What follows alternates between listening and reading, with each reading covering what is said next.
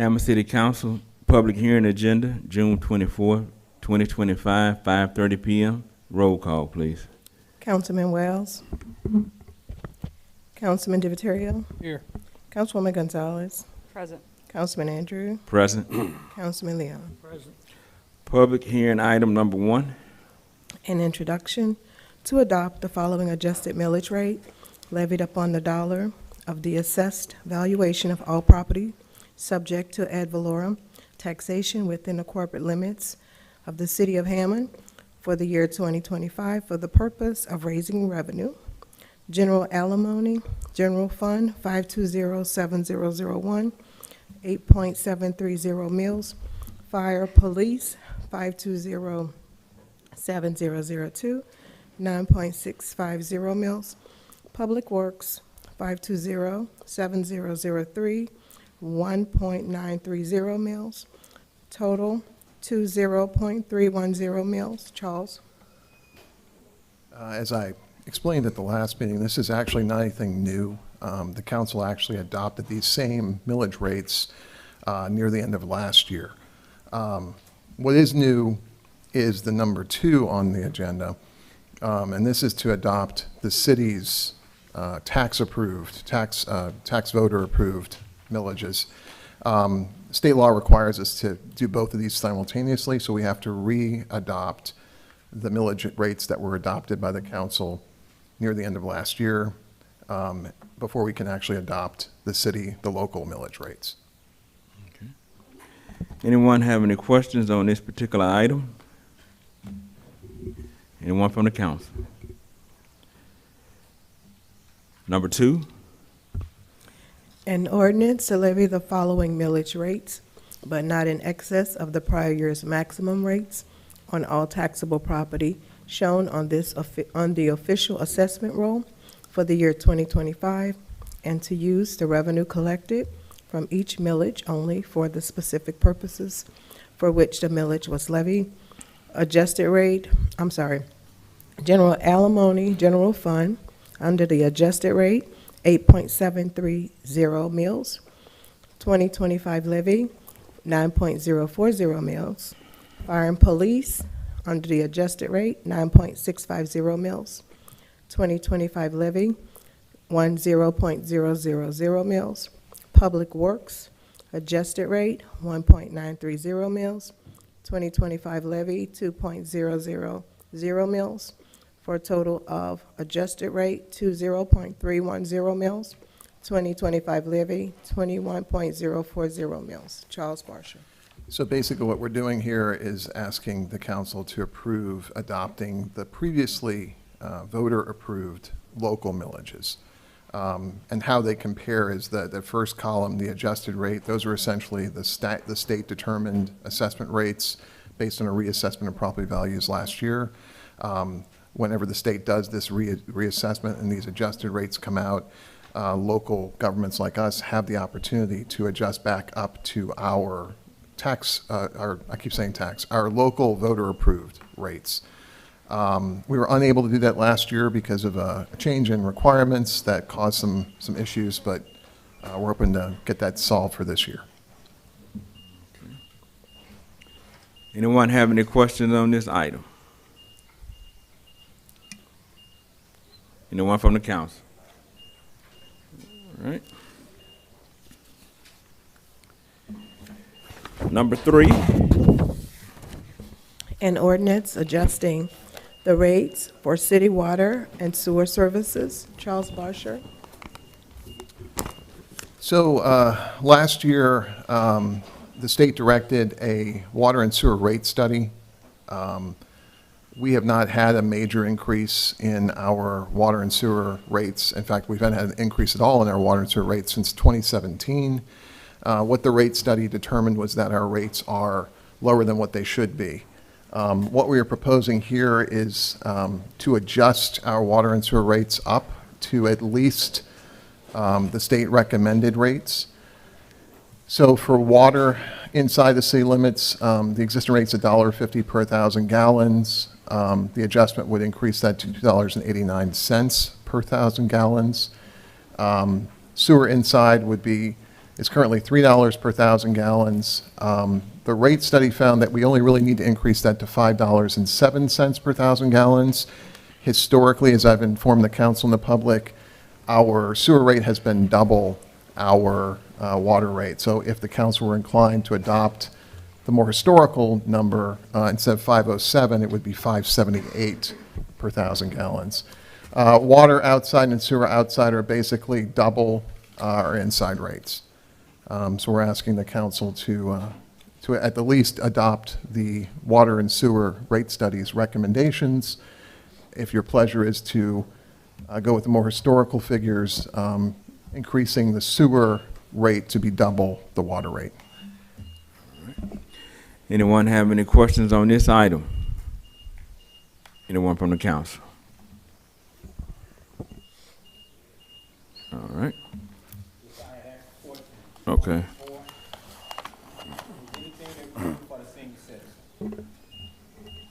So yes, the question was, is there anything we can do for senior citizens? These rates do take into account our lowest paying customers. These would be senior citizens that are on fixed income, lower wage earners in the city. It's based on usage. That is the fairest way to assess water and sewer fees. If we were to go to a flat rate, what would effectively happen is that all of our lower paying customers would actually pay significantly more, while some of our higher paying customers would actually see a reduction. So if we're trying to keep the cost as low as possible, by usage is the fairest way to do that.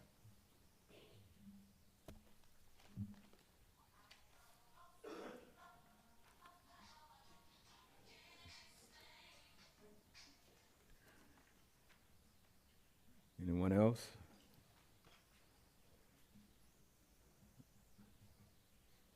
All right. Number 4. An ordinance adjusting the fee for garbage collection in the city of Hammond. Charles Barsher. Currently, our residents are paying $14.08 per month for twice-a-week garbage collection. That is significantly lower than pretty much anywhere else in Tangipahoa Parish. We are currently paying, as a city, our cost for twice-a-week garbage collection per resident is closer to $23. The city's actually been subsidizing the cost for garbage collection for the last almost 3 years. We're asking the council to allow us to adjust the rate up to $23, which is in line with what it actually is costing for that twice-a-week garbage collection for our residents. This will basically put about $800,000 back into the budget that can be used for capital projects, infrastructure work, sidewalks, park improvements, building improvements, et cetera. Anyone from the public on this? Just step to the mic, Ms. Bostic, please. Just give us your name and city. Louise Bostic, Hammond, Louisiana. I just was wondering if you had a comparative cost on our monthly bill to give us. Comparative to other. Well, is this going to cost us $50 a month more? Is it going to cost us 50 cents a month It would more? cost, so currently customers are paying $14.08. The new cost would be $23. So it's an increase of about $9 per customer. That's for twice-a-week garbage collection. If we look at just outside the corporate limits of Hammond, for water, sewer, and garbage collection, once a week, in some places they're paying $116 to $150 for just once a week garbage collection. That's with water and sewer added. So we'd be talking about a total cost for those 3 services in Hammond, if we went with the minimum recommendations of the water and sewer rate study, of $44.92. If we went with the historical sewers twice water, it'd be $46.34, which is still much lower than even some of the local government's flat rates, which is closer to $50 or $60.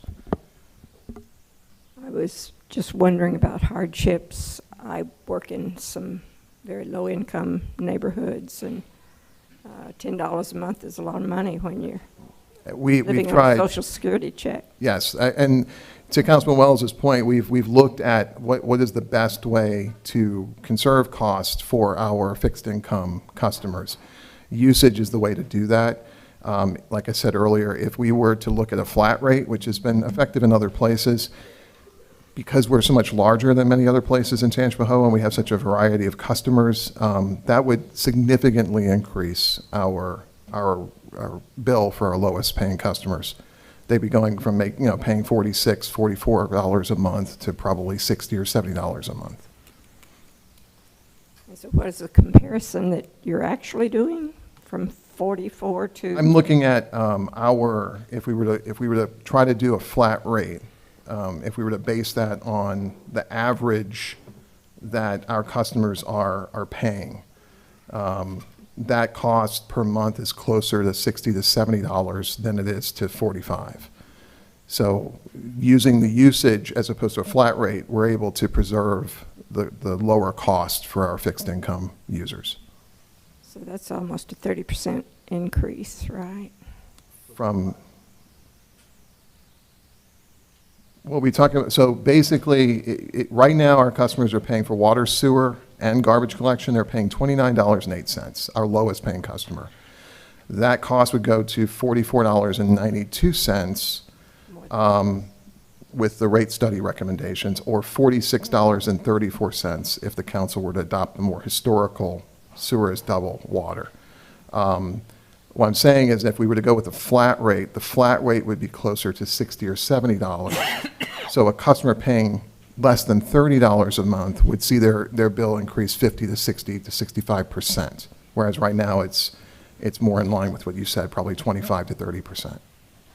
And those that are on fixed incomes, such as Social Security or pensions, they're not going to have an increase. And this is a necessity for them, and it sounds like a considerable amount of money to ask. Is there any way to prorate, or I don't? The best way we can prorate is based on usage. Okay, thank you. So Charles, Yes, as sir. of right now, how much do we pay in garbage? As of right now, you're asking per month, or you're talking about customer, individual customer? Yes. Individual customers, as of, I think, the April billing, they were paying about $22.75 a month. So we're asking for just an even $23. Those rates fluctuate a little bit based on, Okay. No, what I was asking was, how much is the garbage collection by itself? I ain't talking about how much the customer's paying. How much we pay for garbage? you're as a asking city. Yes, as a city, how much we pay? per month. Yes. 1 second. Or you could do it per year. It doesn't matter. I'm going to give you a rough estimate. So if we factor around 7,500 customers at $22.75 was the last billing, that's about $170,000 a month. $170,000 a month. Yes, that's about $2 million, about $2.05 million a year. To what? Two mil what? $2,047,500 if you base it on 7,500 customers a month at $22.75 per customer. That's what it's currently costing the city. Our customers are paying $14.08. So that difference per month, it's $105,600 a month, or $1.267 million per year. So you can see that the city is subsidizing about $800,000 a year, $700,000 to $800,000 a year. And how long is contract supposed to last? The current contract is good through 2027. If we was to break this contract, what would it cost us? You never even thought about it. If we was to break this contract, what would it cost us? I think there is a termination for clause in the contract. If we were just to sever the relationship with the customer, the contractor, I don't have that answer for you.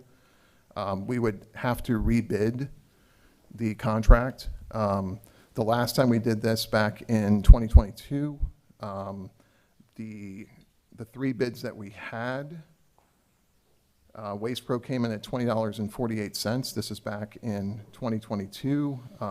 We had a bid from Pelican Waste and Debris, which was $24.05, and Am Waste was at $21.95. That was, again, back in September of 2022, so those rates would all be higher today. I would estimate that Pelican would probably be close to 30. Am Waste would probably be somewhere in the high 20s, $26, $27 per month. Waste Pro currently is around $22.75 or $23 a month. But every year they can go up though, right? There's a CPI adjustment that is factored into these contracts, yes. So it goes up a little bit each month if the CPI adjustment shows that. That's it for right now. Thank you. Good evening, Council, Council President, Mr. Mayor, and everybody in the room. Tracy Wells, Hammond, Louisiana. So to piggyback off of what Ms. Bostic said, when this conversation first started, the narrative to the council was, if you don't raise the water rates, then you're gonna have to pay back a $5 million loan. Is that not correct, Charles? It's a $5 million grant, but $5 million grant. So the narrative was, if you don't raise the rates, we would have to pay back a $5 million grant. Then the narrative changed to what the recommendation of the state is. So we have a large population of seniors that's on fixed income. And I don't think you all did a good job of notifying those seniors that they will have an impact to their water and garbage bill. We receive a bill every month. It would not have been hard to put in that billing a letter stating that you guys are considering this increase. So the minimum right now for water and garbage service is $29.08. After you pass this, if you agree to pass it, it's $44.92, which is an increase of $15.84. That may not seem like a lot, but to someone who's on a fixed income and are afraid right now that they may lose Medicaid, or they may lose any other social net safety program like food stamps, when they receive this new bill, it's going to be a sticker shock because they are not aware. So everyone doesn't get the newspaper, and everyone is not on social media. So just know when they get the new bill and this $15 is added to it, you're going to get some phone calls as to why. How did this happen? I understand that the rates have not changed since 2017, and we do need to increase the water rates, but the garbage to go up from $14 to $23 for a contract that a majority of you were against is something to consider. Thank you.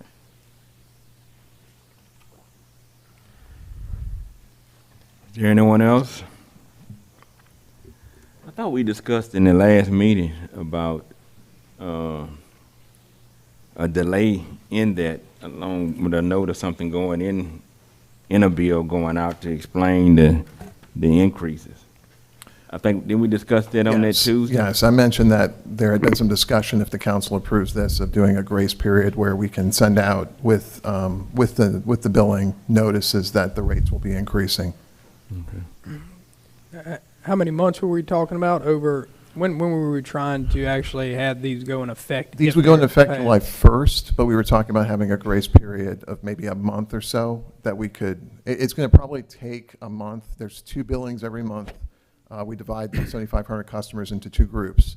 So it'll take a month to notify everybody. So we were thinking anywhere from a month to 2 months. I mean, that's kind of at the discretion of the council as well. But this wouldn't be something that people would see on their bills immediately. It's something that we would hopefully be able to alert them to so they can prepare for it. I think that's something that we need to move forward with to cover everybody. Yes, ma'am. Okay, I'm Lori Henderson, Hammond, Louisiana, and I'm representing my mom and the elderly people in District 3, because my mom, she'll be 92 in July, and the bill is ridiculous, because she was arguing the other day because her bill is $70-some that it went up to. Her neighbor's bill, $80-some. That's ridiculous to be paying that. Why don't you all do like it outside the city limits where people are paying the garbage every 3 months? Instead of just adding it on, every month, why don't you do it like they do it out there? They pay garbage every 3 months. It's an additional bill, but it won't be so much for the senior citizens with low income. Because I think it's just awful. Because you did not tell everybody the bill was going up. You just put it on them at the last minute, and that is ridiculous. Because you got people that's elderly like my mom and other people, and they're saying, how am I going to pay my bill? But what can we tell them? You just just put it on them at one time instead of telling them that your bill is going to be going up. So that's all I have to say. I just think it's just really awful. And things need to be done a better way. And Devon is always fussing about that. So we need to listen to him and do things better. Thank you, Ms. Laura. Charles, one thing that's going on, and Ms. Laura, she's a witness. I think we end up doing 47 people in District 3, 80 years old. The income that they have, and this is her first time telling me about her mother water bill and the neighbor.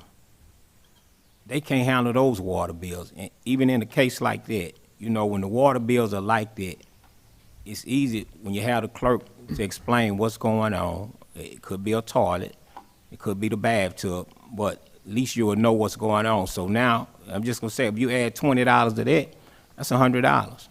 Now, they have to pick. Do I pay my water bill or do I eat?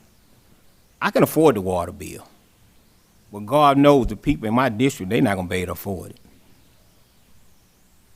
So, the garbage bill, it's a lot on District 3.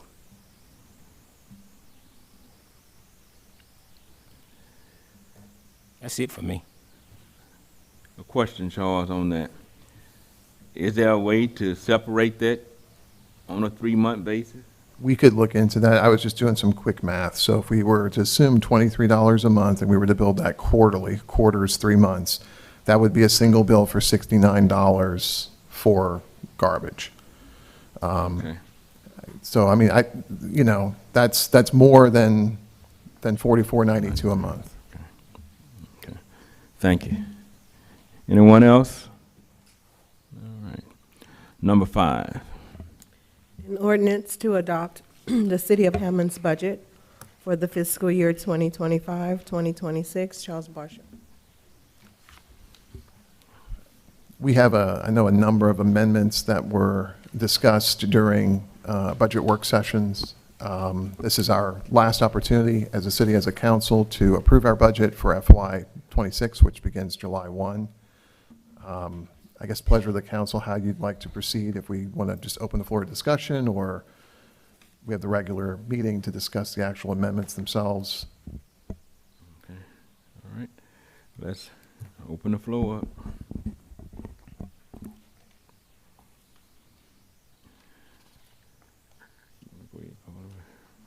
I would just say that after our multiple meetings, I did create, and each of the council members have this, and then the mayor, I believe, has a copy of proposed amendments.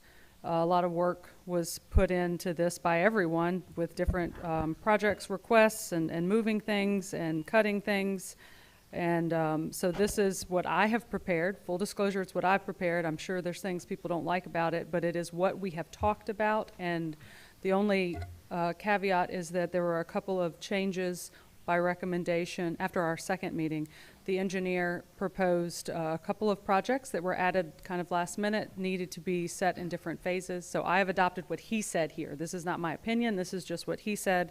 And what you have, this budget amendment with 47 amendments is a balanced budget.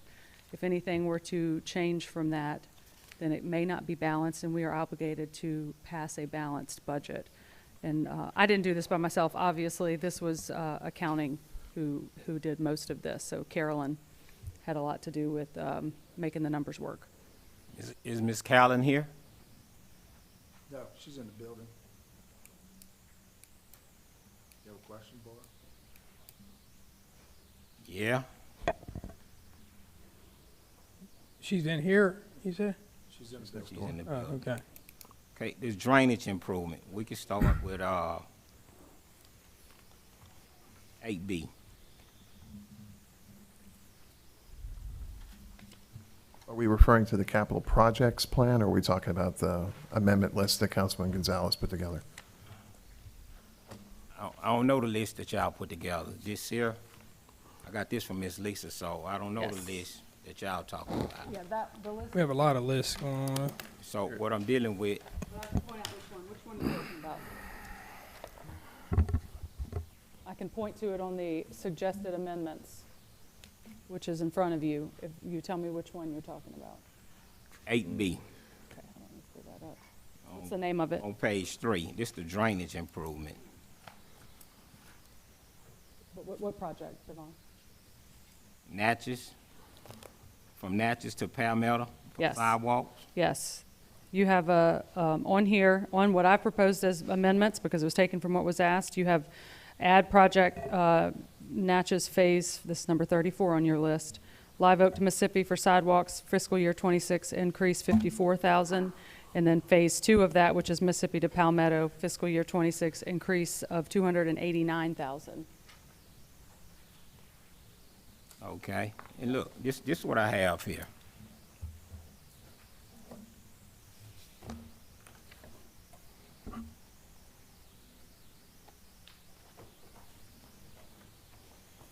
So it's in there as an amendment. Oh, yeah, okay. Look, I'm gonna tear this here off. I want everybody to see,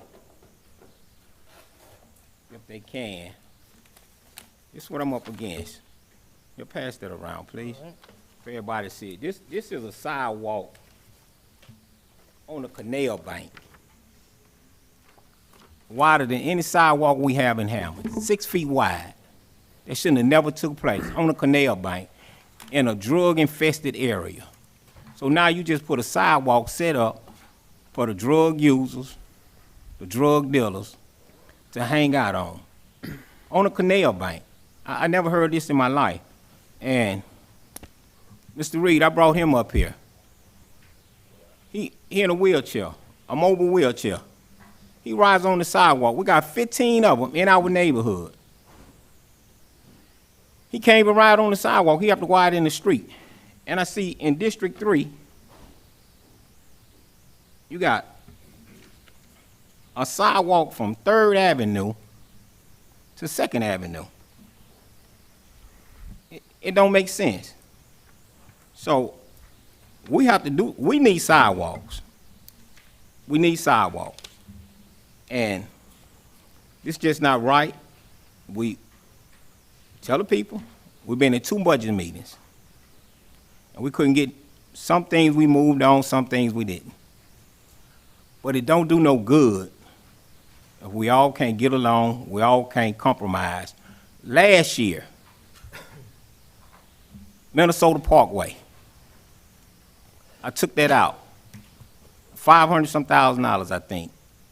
I took it out. All of us shared it. It didn't go just in District 3. It was for all of us. This year, I took out a bridge on Florida Street. President Kip asked me to take that out. I took that out. So I'm started taking out.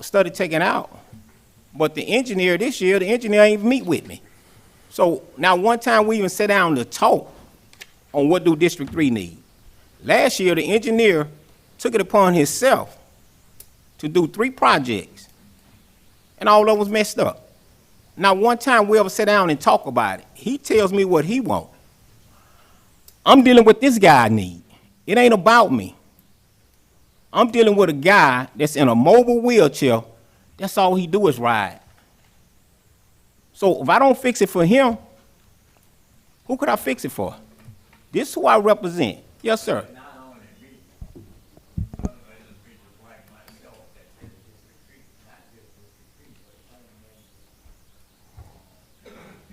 Could we give him a mic, please? Because I want this to be heard, please.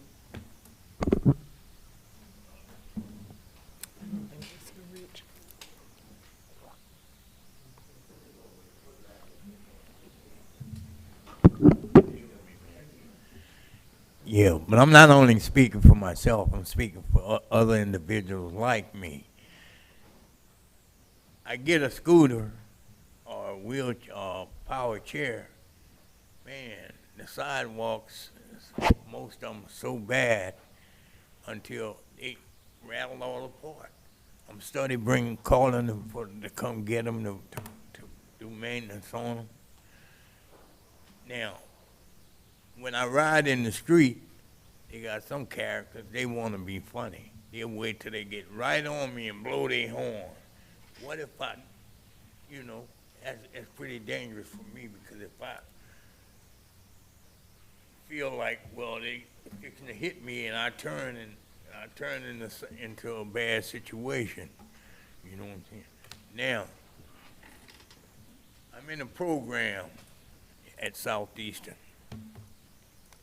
called Veterans Upward Bound. When I ride my scooter from where I live in 3rd District, once I get across Thomas Street, I don't have no problems. Streets is pretty cool, all the sidewalks are cool, everything. When I leave Southeastern, and this is my only means except for my truck, I have to pay somebody to drive it. It has a lift on it, but I have to pay, and not only pay them, but find someone who has the time to take out to drive, take me where I want to go, But that's okay. Even with the streets and the sidewalks the way that they are right now, I manage.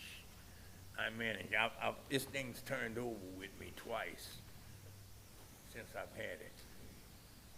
I didn't feel very well. I had to wait for somebody passing to come pick me up and get me back on it.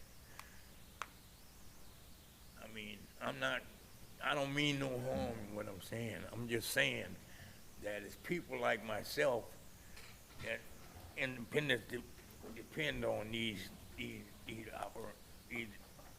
machines, and they need to be safe. We need to travel on a safe. I have them pass me sometime and tell me and holler and yell, "Get on the sidewalk." Well, where is it? Where is the sidewalk? But like I said, I don't mean no harm, but somebody has to speak out for us.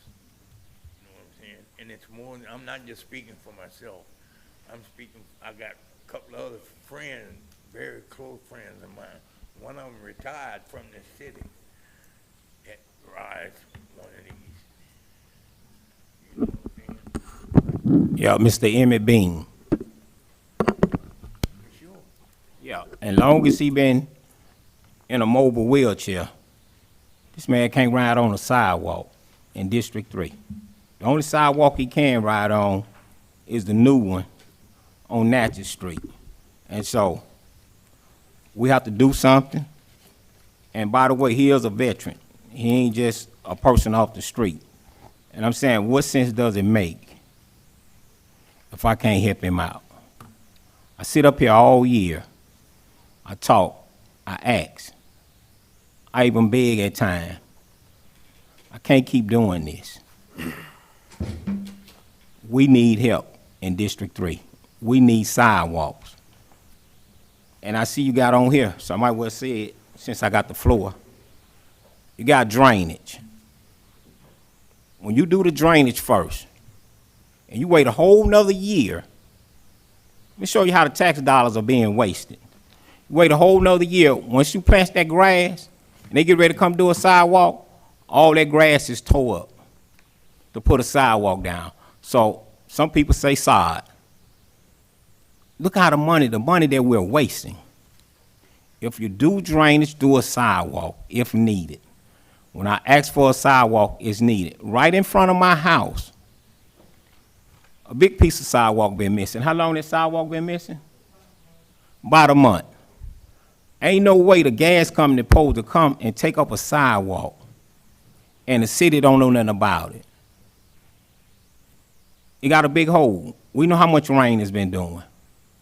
Any one of those kids come and hurt themselves, he can't even ride on the sidewalk by my house.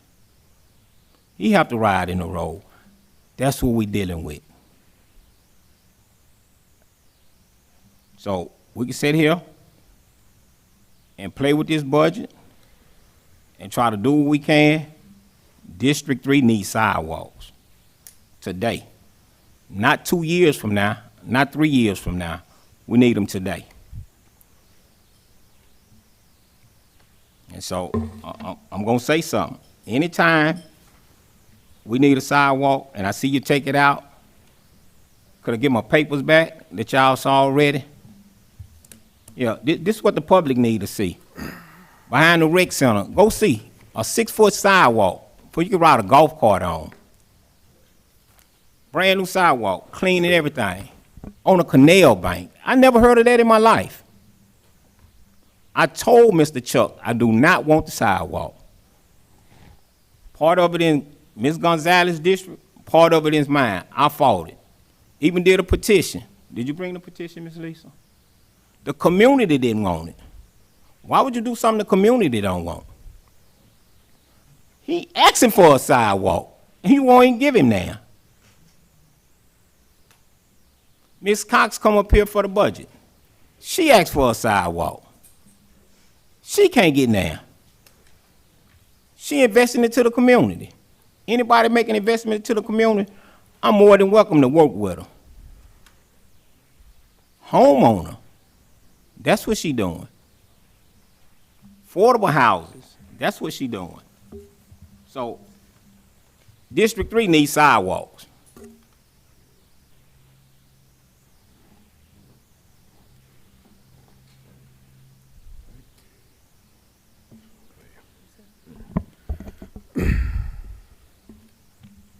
Is it Devon, anything? Yeah, that's it for right now. Okay.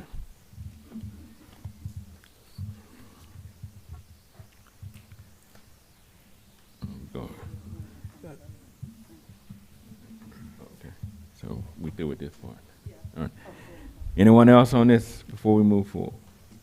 All right. Number 6. Excuse me, an ordinance to amend the Code of Ordinances regarding prohibition on persons under the age of 21 and standalone bars and nightclubs. Councilman Andrew. All right. I will say this.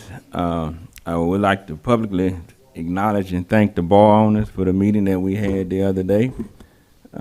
I took away some good information from that I've been thinking about, took up under consideration. However, with that being stated, there was some additional information and things that was added, but I'm not going to say added, that some law enforcement officers reached out to me about to also consider, along with some other citizens. So at this time, I'm going to table this item without public comment. Second.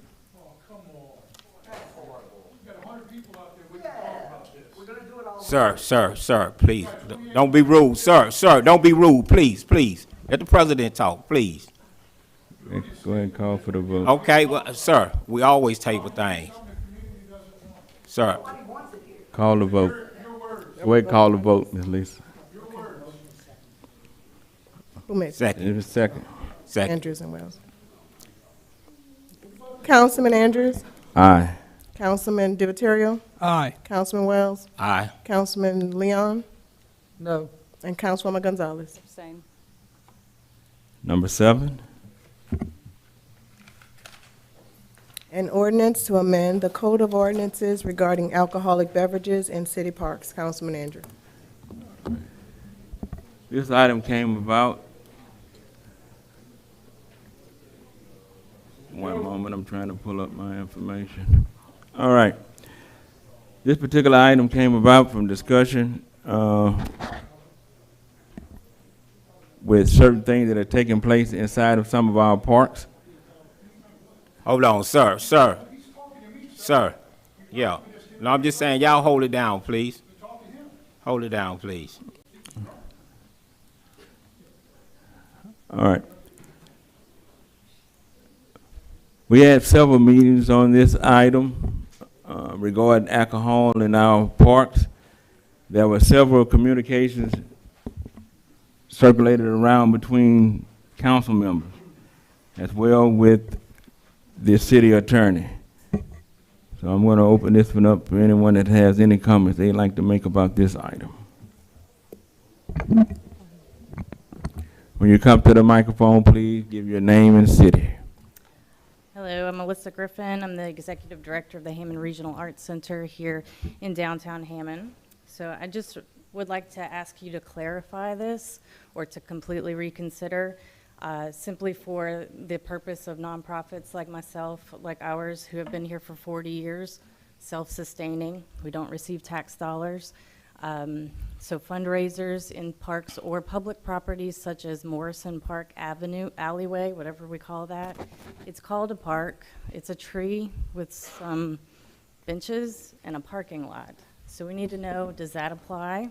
Does this ordinance apply to that space? Does it apply to the pavilion that's being built? No, it doesn't apply to that space. It wouldn't apply to the pavilion that's being built, and it wouldn't be applied to Railroad Park either. It's just called a park, but it's not. Right. So it wouldn't affect those areas. So does that need to be written into this ordinance so that it's very, very clear? We can revise. That's a part of what's going on right now. Yes. So The issue, some of the issues that were brought up when we initially started looking at this is the fact that not in all parks, but some, we do have issues. So when people come up and request to do certain things at the park, they are denied. So if this goes forward, then you open up the gate for all of the parks. And again, like I'm stating, some are worse than, I'm not gonna say worse than others, but some have more issues than other parks. But those areas there would definitely not be included in that. The pavilion, Minnesota, or Railroad.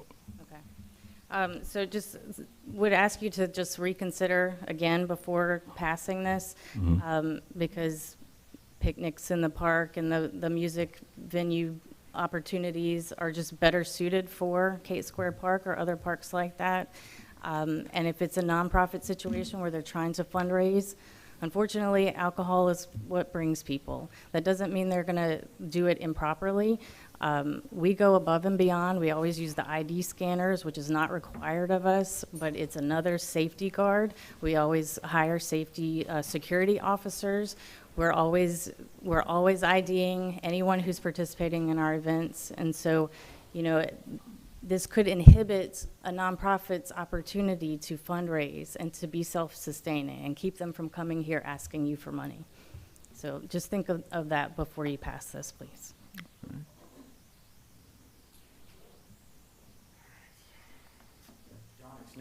I'm the current chairman of the Downtown Development District. Currently, our stance basically is how this is written, that it will affect our ability to hold community events and cultural events that are the center of our community. So we are asking that all of the parks that are within the Downtown Development District boundaries to be exempt from this ordinance in the event that this does pass. Because, you know, this is where people from all over Hammond come to enjoy, and this is where we are having a lot of our community events, and it really creates an issue. So that's our stance, and we hope that y'all consider that when passing. Thank you. Anyone else? I'll just note that I proposed a change to what get put forward, which is prohibition is temporary way. So it keeps that Part C. The prohibition may be temporarily waived for parks located within the boundaries of the Hammond Downtown Development District for civic and nonprofit functions.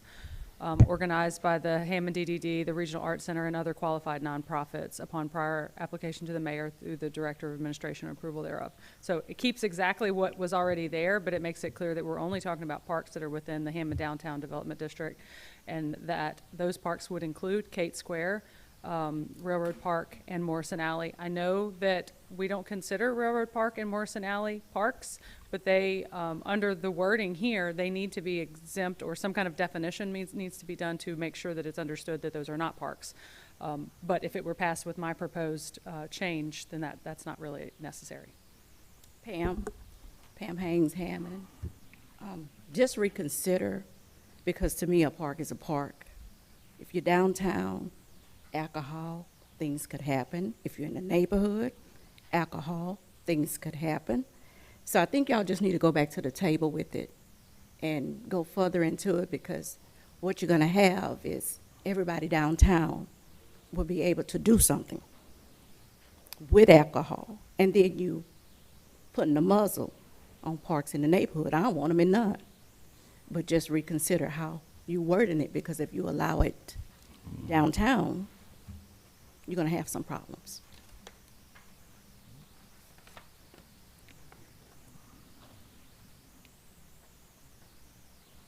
Hello, Tina Latino, lifelong citizen, born and raised here, business owner, Hammond, Benny's Place downtown. My understanding was that after speaking with a few councilmen, that it was brought to my attention that this wasn't an issue until the DDD wanted to sell alcohol themselves. And I was unaware of that whenever I was bringing up the licensing issue. And I would like to specifically say that my emphasis is on responsible vending, that each of us must go through a specialized training certification to sell, serve, and handle alcoholic beverages. I know that Councilman Andrews had said that there were certain parks that might have certain issues, and I would just like to ask that either we make downtown parks either exempt, or maybe consider that with certain parks, or these events that are in parks, that you get a licensed vendor, because we have been trained specifically for these matters. Through the trainings that we have, the main topics are recognizing intoxicated individuals, preventing sales of minors, and handling difficult situations. I've invited each of you to attend the last Planet in the Park event to see that it was very family friendly. We take it seriously. Anything that involves my business, which has my father's name on it, I promise you, take it very seriously. And I know that, a park's a park, and we want to separate that from children, and I get that, but there's only so many events that occur in the park that we actually come out and sell for. And it's not hard liquor, it's beer and wine, which goes along with music for these specific events. With that being said, that is part of our culture. We regulate it. We have adjusted the time for Hot August Night. And I just would like that we ask to work together for a solution rather than just, going ahead and voting it out. Even Chuck E. Cheese sells beer and wine. It's not all that bad.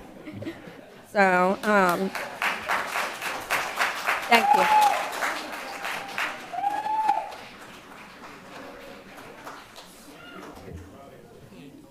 I know.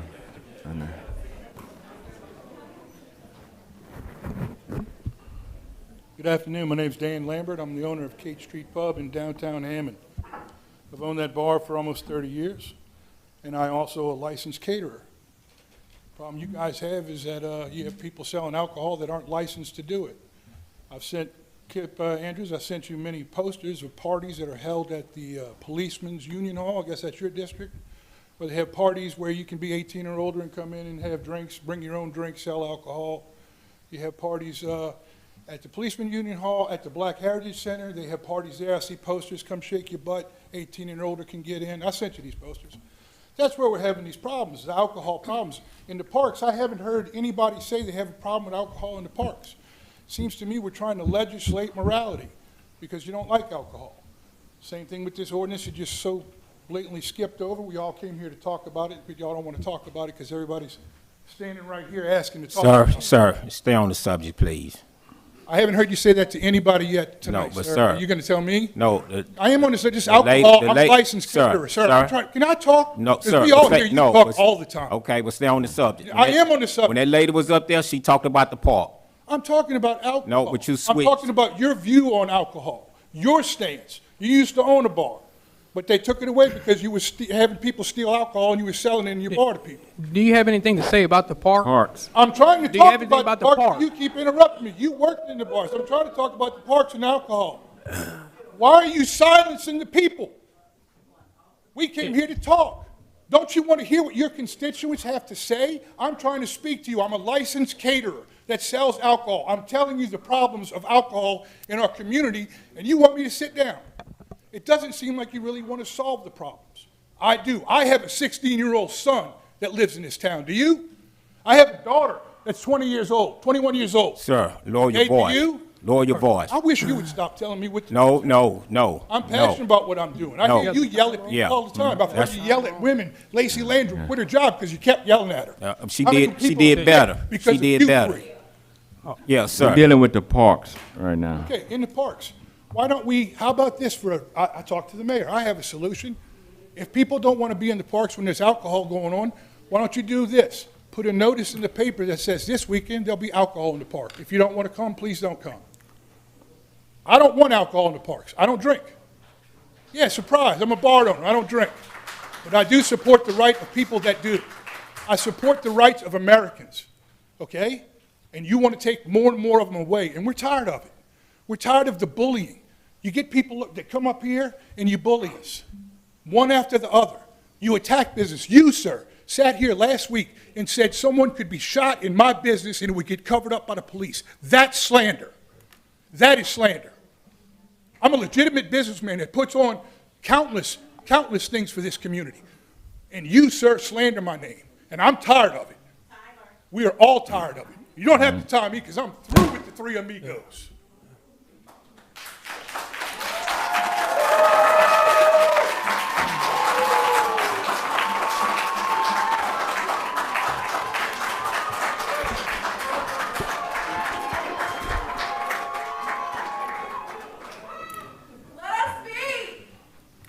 My name is Matthew Hughes. I live at 210 West Robert Street, directly across from Kate Street Park. And my mother, that's 79 years old, that lives with me, and we enjoy everything in the park.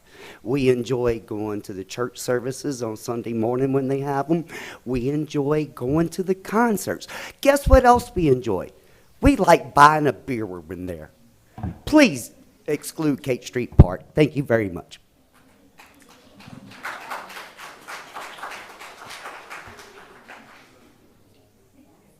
This pertains to alcohol and drug use in the park. Any park? Any park. You can say it. Yeah, The go ahead. state park, that pertains to the same alcohol and drug use that I see people doing alcohol, drugs every day, that I know people pass by and see every day because they're loitering in the park. There's a sign on there that says no loitering in the skate park. So what do we have to do? Yell at people to tell them to get out and put the community at harm because now we got to talk to people who could be irate, which I've done I don't know how many times. Call the cops. We call the cops. They say you got to wait for a crime. Are they going to smoke meth while the cop is around? Probably not. They're a little smarter than that. They look around when the cops pull up. Just going to say that. So they're not going to see the crime. I've watched them go up to the people and talk about the crime. They say, there's no problem here. They walk away, walk straight up to the car that called the cops and said, we fixed the problem, there was no problem. You caused the problem because when they left, the people got yelled at. They said, you called the cops, you're a rat. I'm just trying to say, if it's really about drug and alcohol in the parks, there's drugs being done every day in a park that doesn't get no eye on it. And I know you can see it. I see it, people see it. Some of the kids don't like going. They got parents with moms that go there. They don't want to go by themselves because they're not feeling like they are safe in the skate park. That's not the skate park community that does that at all. So go further on that. If you build something with the community, where any good community gets built, there's going to be bad things. That's just called a community. We monitor those things and we fix them. Monitor and fix them as they happen. That's how that happens. You monitor and fix. You don't destroy and take away.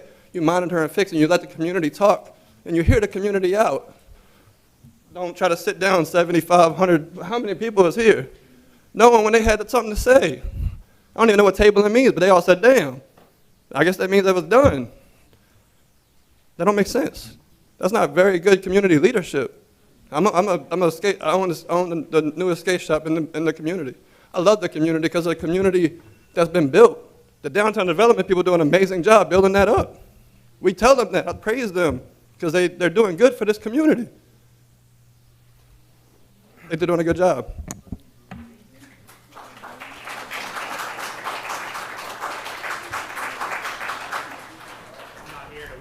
Either way, I'm just curious, what's the penalty, Andre, for alcohol in the park if this ordinance passes? The same general penalty. It's up to the judge in 1.8. It looks like under the 1.8, and correct me if I'm wrong, because a misdemeanor is up to a year in jail. 1.8 says 2,000 fine up to 2 years in jail. It's 1.8. That would make this a felony? It's whatever 1.8. That's how the ordinance is written. I mean, you can smoke weed and get a ticket. So I think we ought to consider the penalty on the law enforcement side if we're going to make it a felony to have alcohol in the park. I don't know if that was the intention or not, but. Address the fact, if you would, of what the gentleman just said about how you monitor and get into the parks to when people are smoking weed or smoking meth. How do y'all slip up on? Because Well, obviously when the car drives up, it's going to do what the gentleman said. We're always trying to address things. As we all know, we're pretty busy in City of Hammond Police Department. We're always looking to attempt to deter things. And if we hear somebody reports something going on, we can either send in our narcotics unit, which is a plainclothes unit, or our street crimes unit. That being said, one thing, this council allocated the money for us to try to have one person in the park every Saturday and Sunday in every park throughout the city. Can't guarantee that happens every time because it is an overtime thing, so it's hard to mandate people to work that. But it is covered a long time, so, or most of the time, I should say. And it has been going well since we implemented that. I think y'all, 2 years ago, implemented the overtime budget for that. So we do everything we can to try to get into parks. Yeah, as far as the alcohol in the park goes, I definitely understand where you're coming from, Councilman Andrews. I'm not sure. We've had some complaints from, I guess, the park rangers of certain parks. I don't necessarily think it's a citywide problem, but we have had some complaints, and potentially enforcing open containers may be able to deter some of that. But my bigger concern, I think, more of this was the penalty phase of it. And that's not changed. That's the penalty today, and that would be the penalty the same if this doesn't pass. Well, that wasn't open container, was it? That ordinance right there that's proposed, that's the same penalty today. That would be. Well, there isn't an ordinance about alcohol in a park currently, is there? That's it. That's it. Except for section C. Okay. Yeah, that's it. I mean, look, y'all do what y'all want to do. I just think we need to probably discuss that with the district attorney if we're going to make it a felony to have alcohol in a park, to see if they would prosecute that kind of case. That's just, city judge is different. If it's a misdemeanor, it goes in front of Judge Sledge. If it's going to be a felony that we're trying to put in place. Again, that's not changing. That's the same as it is. And that's probably something we probably should look at too. That may be something to be looked at. I mean, because that's, in today's day, like I said, nowadays, and you can walk down the street smoking a joint and you get a ticket. So and that's a misdemeanor. You can't even arrest for that offense, compared to if we catch somebody with an open container in the park, we're going to arrest them for a felony. That could be a little bit challenging for us as law enforcement. Thank you. So, Andre, with that being said, do you think we need to contact the district attorney's office on this? Or? I mean, traditionally, those are all prosecuted in city court. It's within the discretion of the prosecutor. I'm not aware of any of those type of violations being prosecuted as a felony. That's the discretion of the city prosecutor.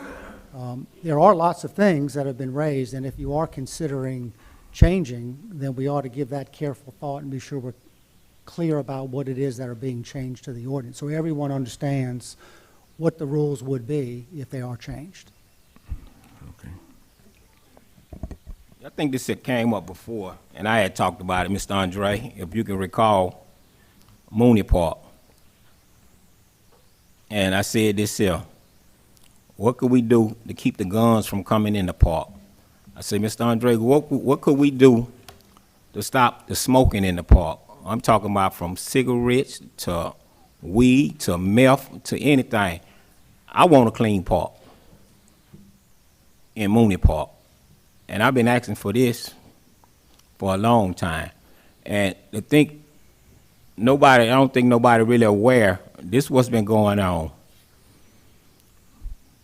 When people come up, try to do events in Mooney Park, dealing with alcohol, they being told no. I hear about it later on.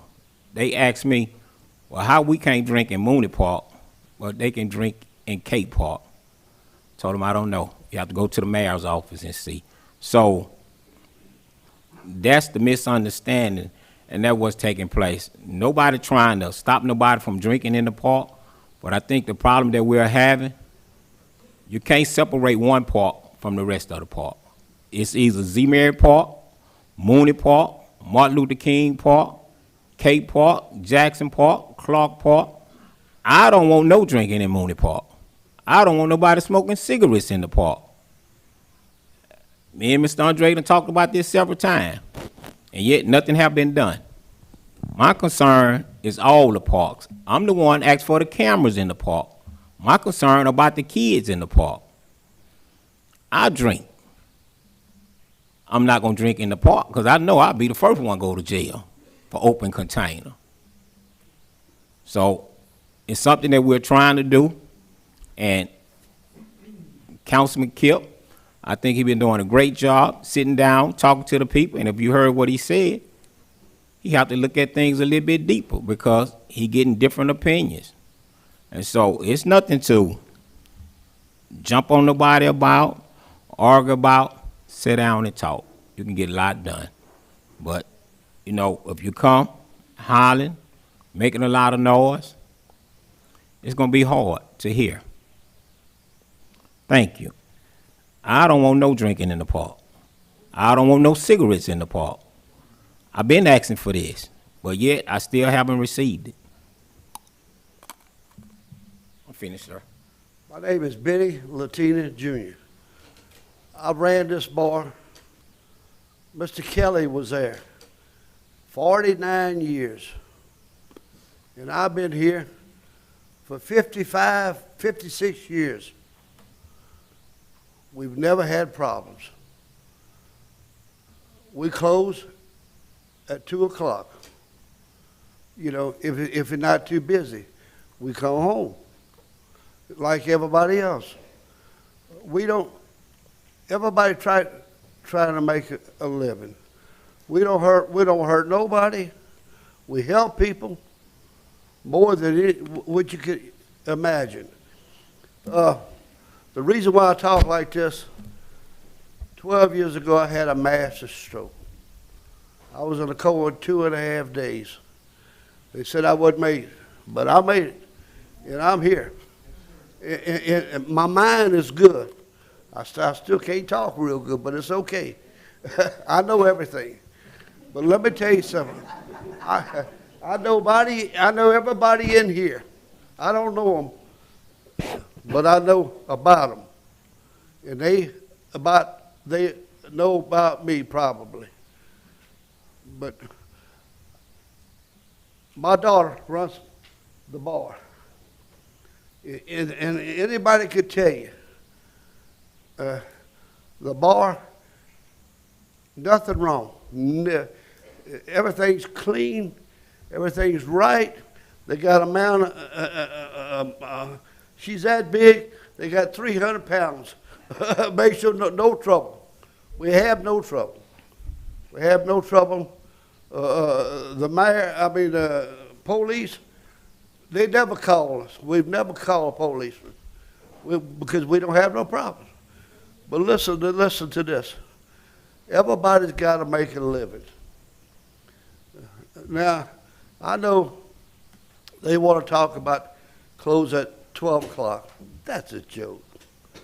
Anybody thinks about that, you know, it don't get dark till 8 o'clock. at night. So you got a couple of days, couple hours, you know. Just think, if you was in business like this, you know what you want. You know, I know people. Everybody liked somebody mad with this and all that kind of stuff. I'm talking about business, money, business. You know, you close here at 2 o'clock, Ponchatoula will be wide open. They be coming at 8 o'clock, 10 o'clock, 10 o'clock, 9 o'clock, instead of come over here. It don't make sense. They take advantage of what you do is going to happen. Listen, whatever you do, people, we got enough policemen to take care of everything, you know. But we were very lucky. We would have no problems. But anybody that gets closing at 2 o'clock, that don't make sense. Everybody's got to make a living. Thank you.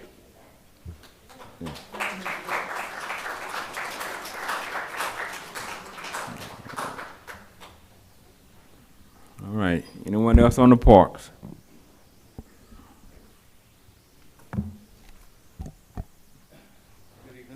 Good evening. Landon Pets, East Robert Street. So, Councilman Andrews, I heard you say at least once, as I was going back and reviewing all of it, that the park is for children. Do you still stand on that?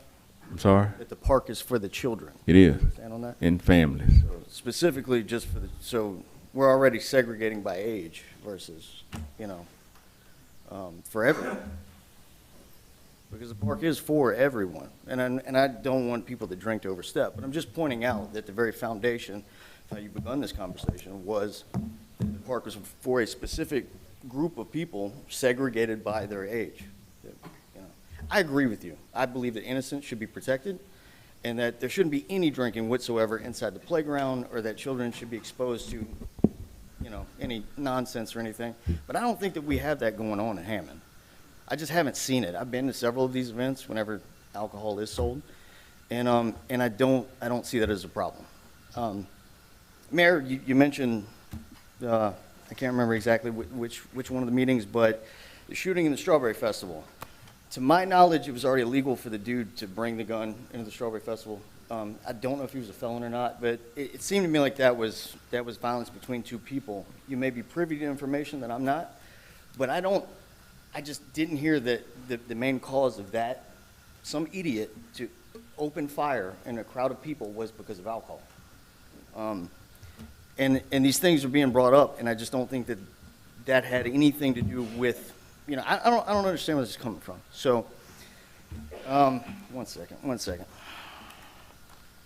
So the reality is, I also haven't seen, and correct me if you have, and the chief's here, I haven't seen any public drunkenness or vomiting or violence in these parks whenever that's going on. We already have existing laws where people don't generally they're just drinking at the park. You know, it wouldn't even bother me if someone wants to eat crawfish and, you know, they just wanted a beer.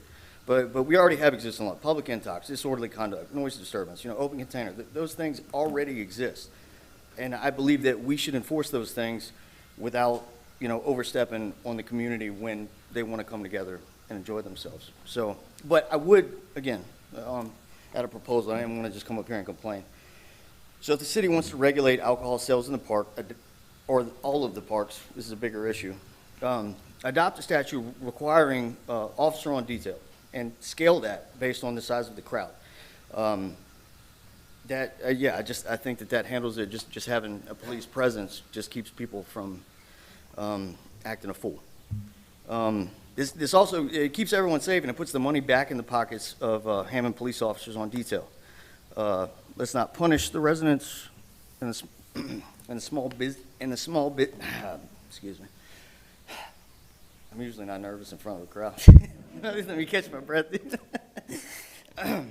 Let's not punish the responsible residents and small businesses trying to host safe, permitted events. We're a family community, but that also includes adults who know how to behave. So let's support public safety without overreach. Thank you.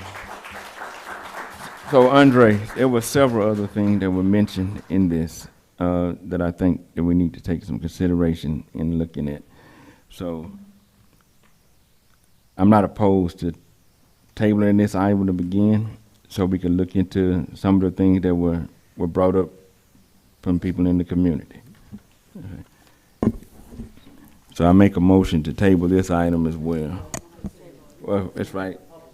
Okay. We've had the public hearing, you should do that at final. At the final adoption, all right.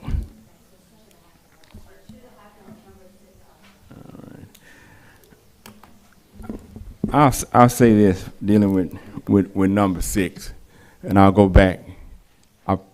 I think that if let me put this on the table like I'm doing right now, and I think we'll have a good solution toward the end of this.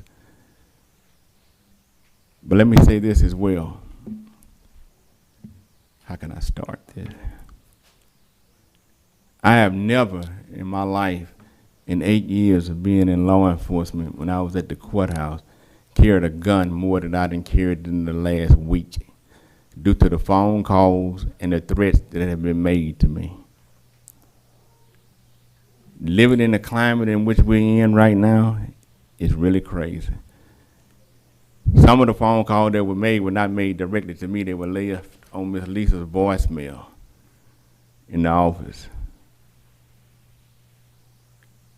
So when I left that meeting with the bar owners that day, I took into consideration everything that was said to me. The next morning I got up and I started thinking about some things that we could do to try to resolve this. But the threats started getting worse and worse. So I decided at that point to just take a walk away from it. What I mean by a walk away from it, not to even think about any of this stuff. But the next day, I got another phone call from some other folks, other people in the community saying, do this, do that.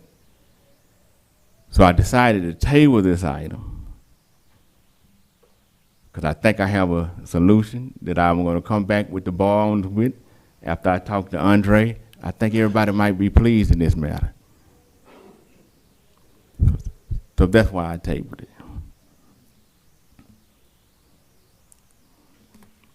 But again, I've never in 8 years carried a gun as much as I've carried in the last week. And I've never publicly humiliated anyone or down-talked anyone. I've never threatened anyone's life.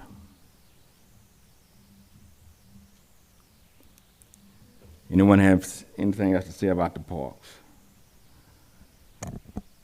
Hammond City Council, regular session agenda, June 24, 2025, 6:43 p.m. Roll call, please. Councilman Leon? Present. Councilman Wells? Present. Councilman Divatario? Present. Councilwoman Gonzalez? Present. Councilman Andrews? Present. Let's have our prayer, please.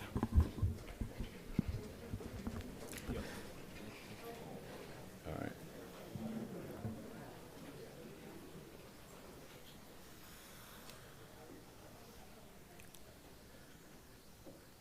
Father, in Jesus' name, we thank you on this evening. We come giving you glory, honor, and praise, and thanks just for who you are.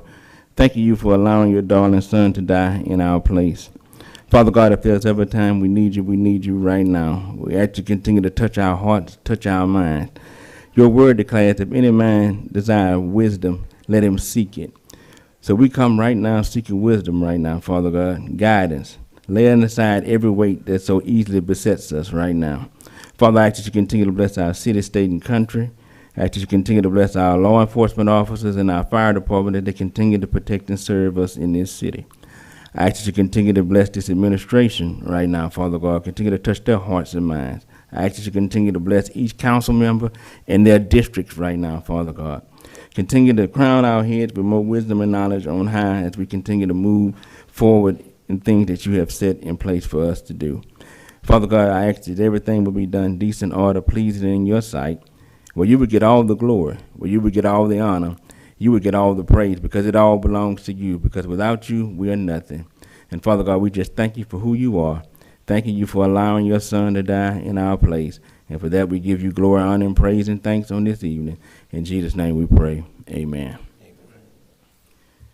For the Pledge of Allegiance, I ask that all veterans and active military please render the proper salute. I pledge allegiance to the flag of the United States of America and to the republic for which it stands, one nation, under God, indivisible, with liberty and justice for all.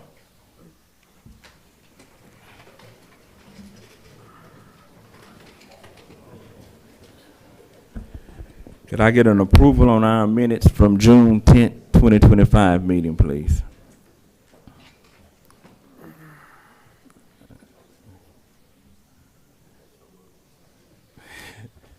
Could I get? So moved.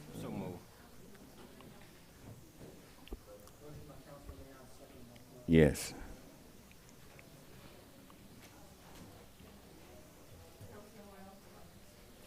Aye.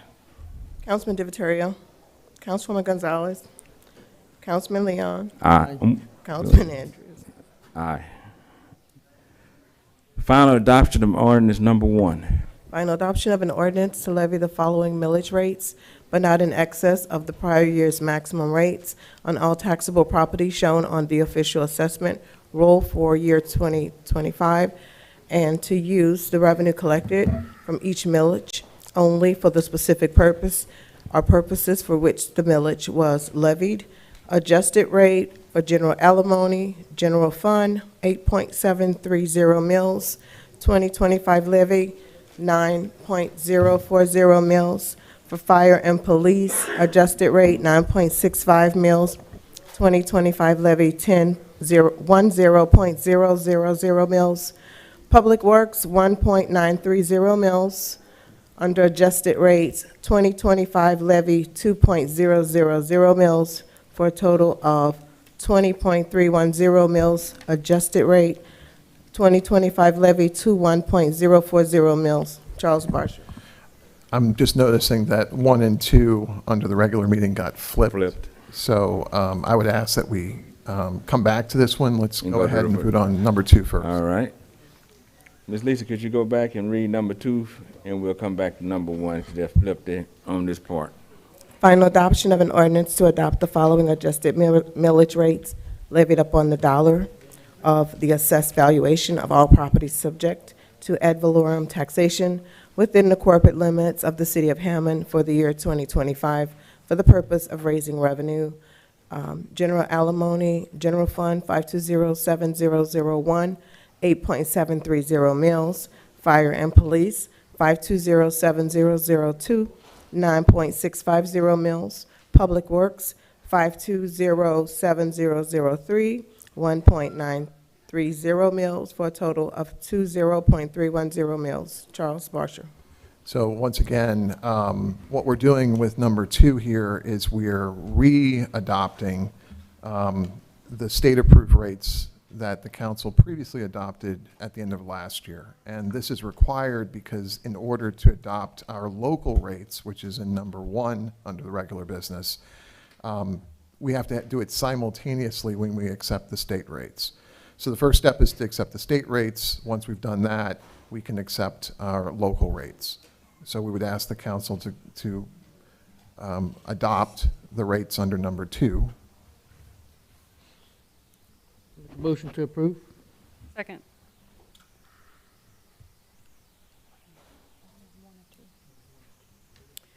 Councilwoman Gonzalez. Aye. Councilman Leon. Aye. Councilman Andrews. Aye. Councilman Wells. Aye. Councilman DiViterio. Aye.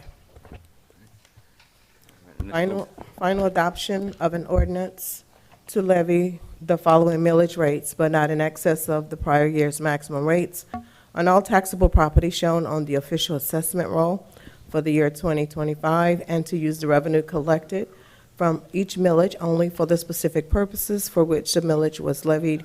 Adjustable rate for general alimony and general fund, 8.730 mils. 2025 levy, 9.040 mils.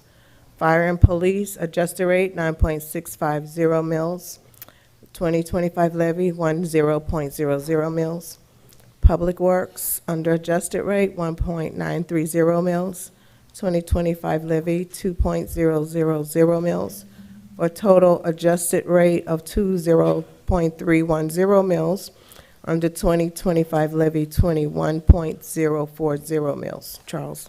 And the council's adoption of these rates would essentially adopt the voter-approved rates to levy on top of the state-approved rates.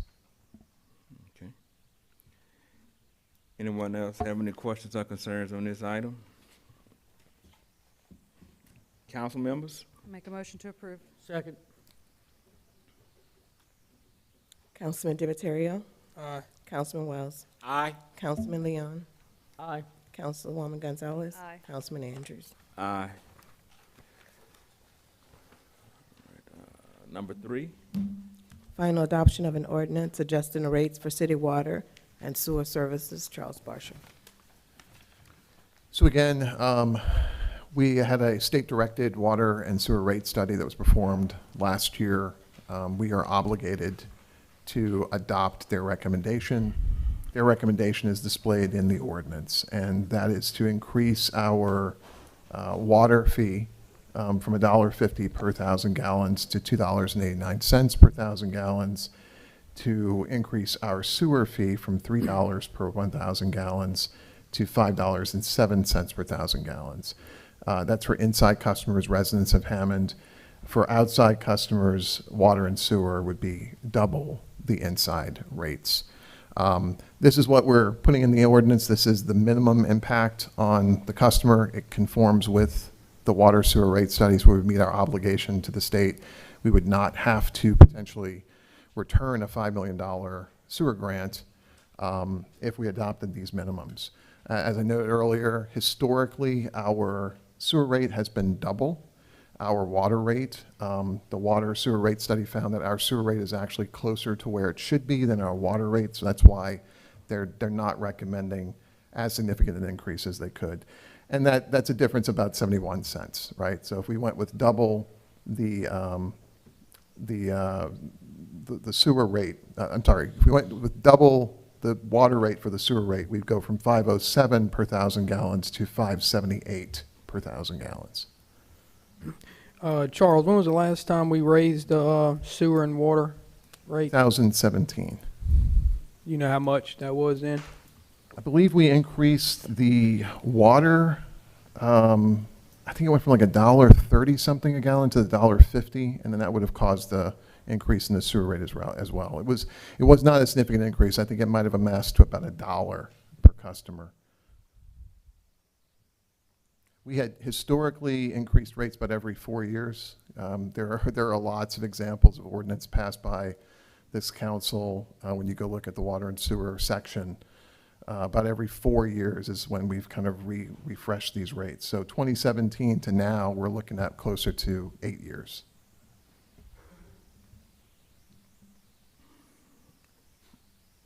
Okay. Anyone else have any questions on this item from the public? Okay, Charles, so if this item, moves forward, I would just ask that we give at least a 60-day grace period in this process to inform people about what's about to happen. I do understand what's going on in our society and everything, with the price of everything changing. You used to get a dozen of eggs for 99 cents, now it's almost $6. And I understand that. And just like, Councilman Will was stating, for some of us, it wouldn't affect some of us, but some people that it will. And at least, I'm asking for at least a 60-day grace period in here so we can get this information out. It can be ran in the publication, also placed inside of the bill, and also placed on the city website and the Facebook page as well. Are you gonna add that to the, To be part of the motion. That would be, yes. part of the motion, or? Okay, or yes, that yeah, we can could- Put it somewhere to it won't get done. Okay, well, I would like to add that inside of, So whoever makes a motion would have the motion with the effective date, 60 days. okay, so 60 days from, The ordinance is signed. from Yeah, when it's the- signed? It's still, because it's still got to go to the Okay. mayor, he has to sign it, so 60 days from the Okay, date of signing of the ordinance. Well, the effective date of the ordinance as written is July 1st, so 60 days. Days from July Okay. 1st, yeah. Yeah, would be from that date. so I'll make a oh, I'm sorry. Is there anyone else that has anything they want to add to this?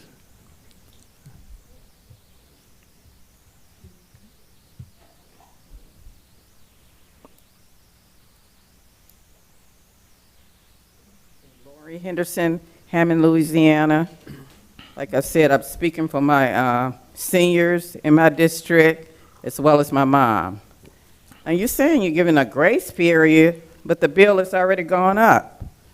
I don't, if your bill's going up, ma'am, it might My be. mom's bill yeah, went up. It might be an issue with like a reread or something. A lot of times they read the meters wrong, or, so you might need to call the water department, No, come out, it went up reread. substantially. But it shouldn't have been up. It I should know not that. have It gone should up. not have Yeah. been up. Yeah. Have you called them? No, I won't city? call them, but can you make sure that you look at 109 Wells Drive? 109 Wells Drive. Yes, Absolutely. because the bill went up too much. When did that start? It just started. Okay. And her neighbor's bill also went up, so that's why I'm saying. What is that, what is that address, ma'am? Your neighbors? All on the same It may be street? 106? The same street on Wells Drive. Right, okay. 'Cause all of their bills went up high. So what the grace period have to do with the bill going up this time? Well, that's probably something separately. 'Cause it This right shouldn't here. be- The this- whole street bill shouldn't have went up. No, I mean, that might be something else. This right here has to do with just the normal rates, Yeah, I know. going up, and when it does, it'll go up, in 60 days from now. But what you're talking about, I think it's something else that's going on over there on that street. I don't Well, we'll know. look into it. It could be a rating, it could be a misread, and the meter was misread. It could be a leak. A leak will often cause increased No, it's usage. no leak. But we'll have it looked at. Okay, thank you. Ms. Laura, what we'll do, come by the house tomorrow, Okay. and bring your mom bill and the neighbor bill too. Okay, just let me know what time you're coming. Okay. Okay, thanks. Okay. No, thank you.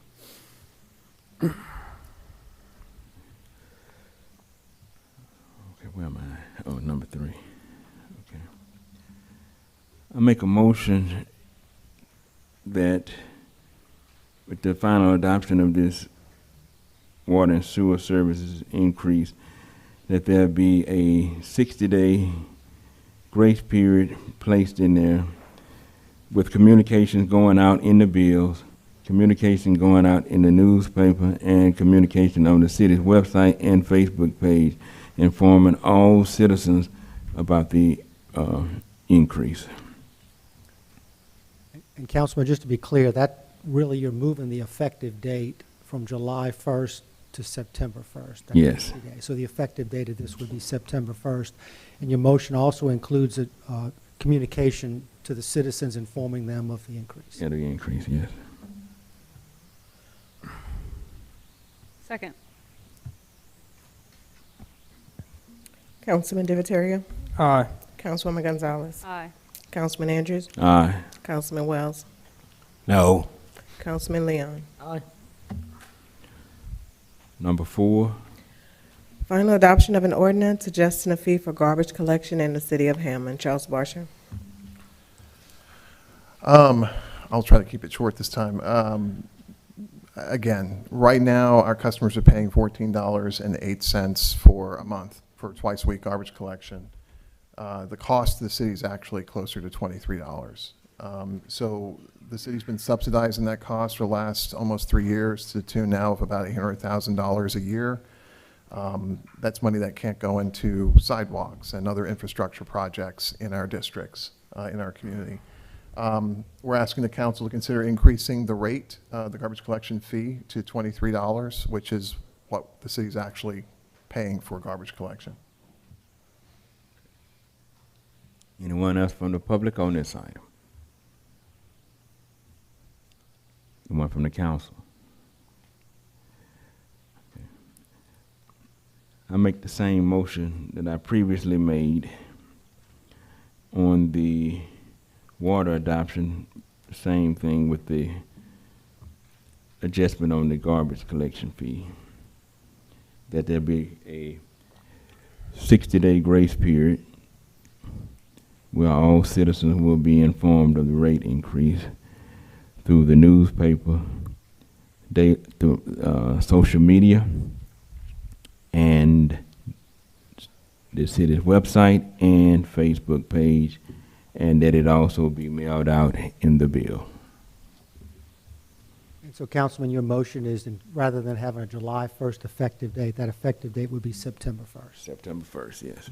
Second.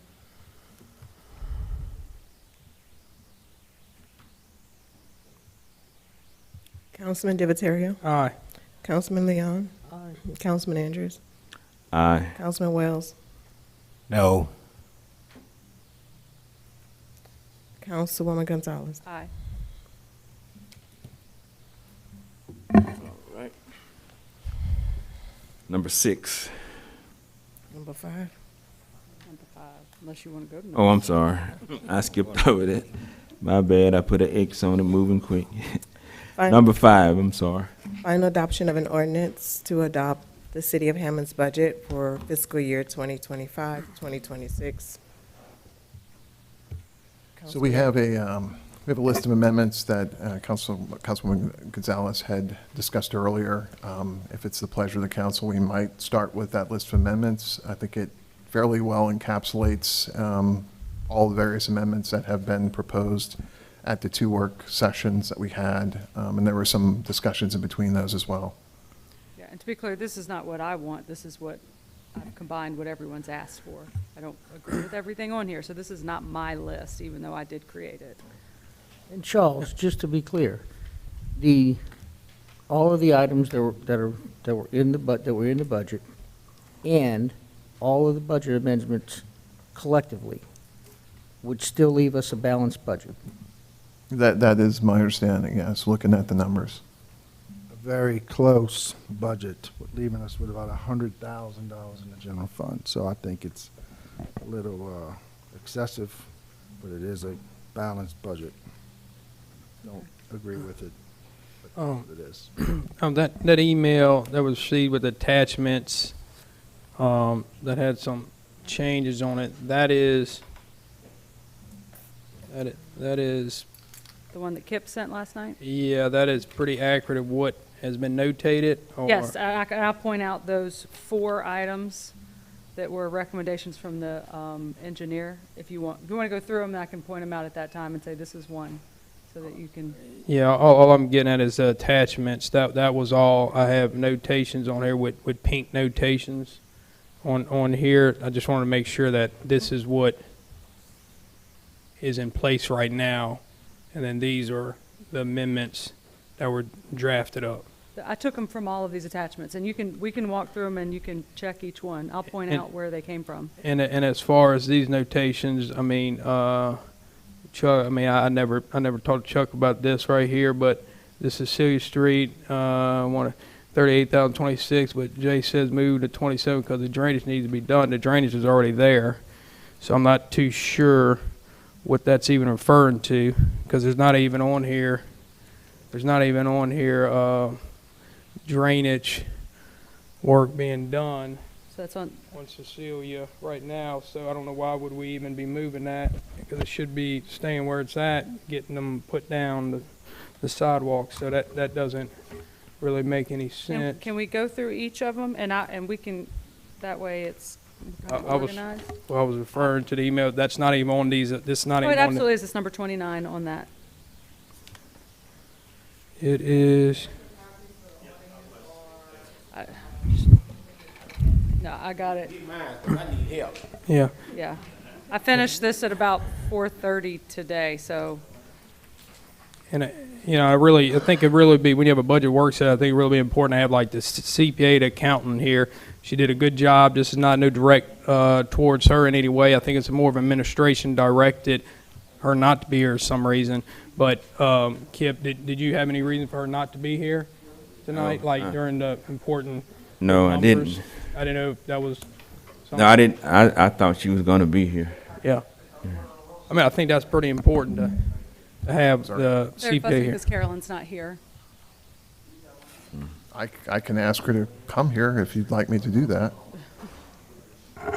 I mean, it should have, I mean, that shouldn't even matter. I mean, it should have been here, I mean, for the meeting. And it's not her, it's not direct towards her, but I mean, it's that we're talking about numbers and accounting and books and the budget, which, you know, she knows better than anyone, so. Come over if y'all want her. She's in that building. I'll ask her to come over. She's literally right next door.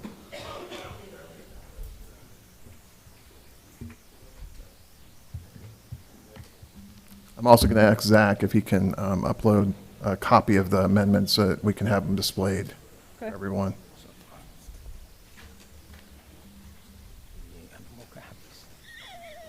I need one. Yeah.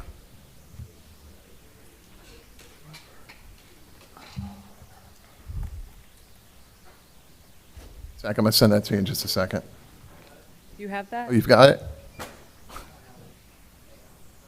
Oh, you heard me.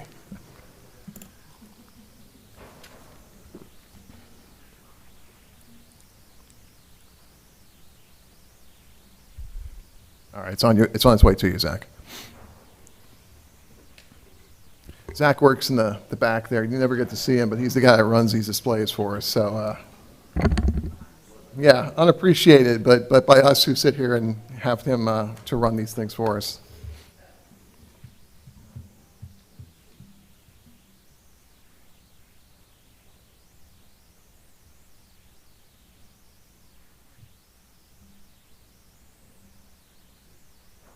Start. Waiting on it to come up.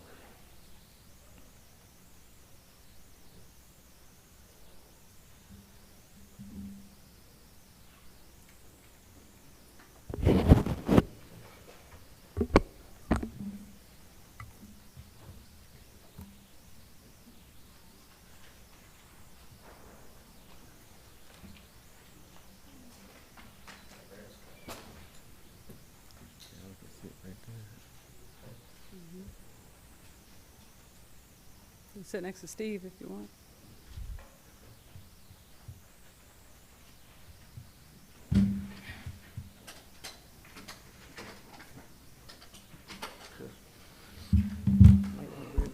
Thank you for inviting me to the fun.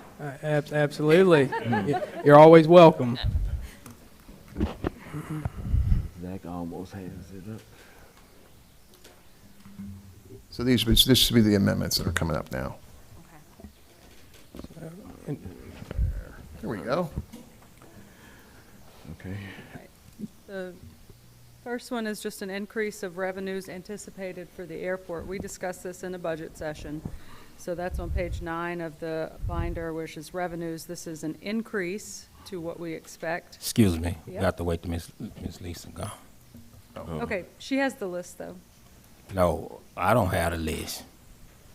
She went to make copies. Yes. Oh, okay, okay.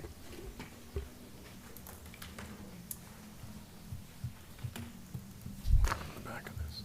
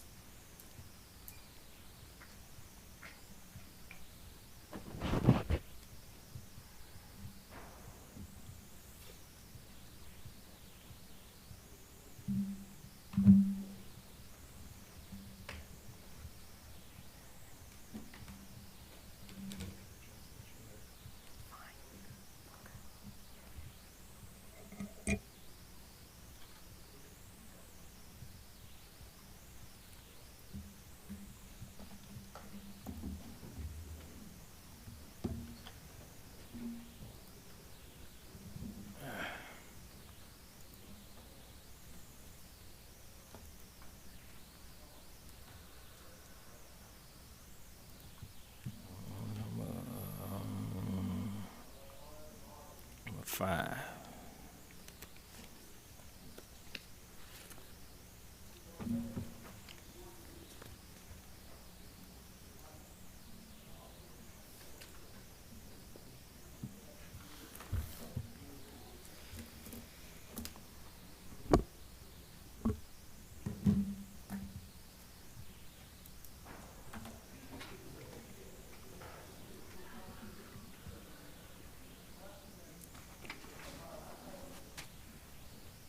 Guess we take about a 5-minute break, huh?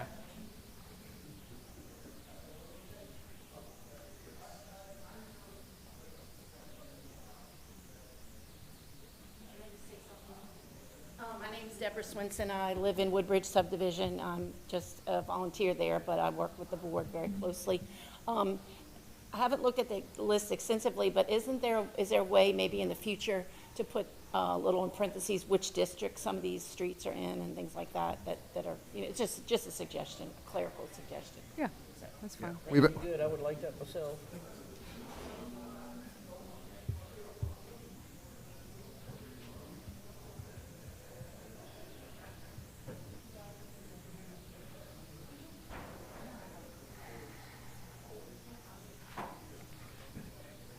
You don't have anywhere to be tonight, do you?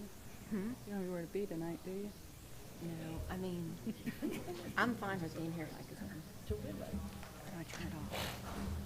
How do you turn it off? Oh, it doesn't turn off.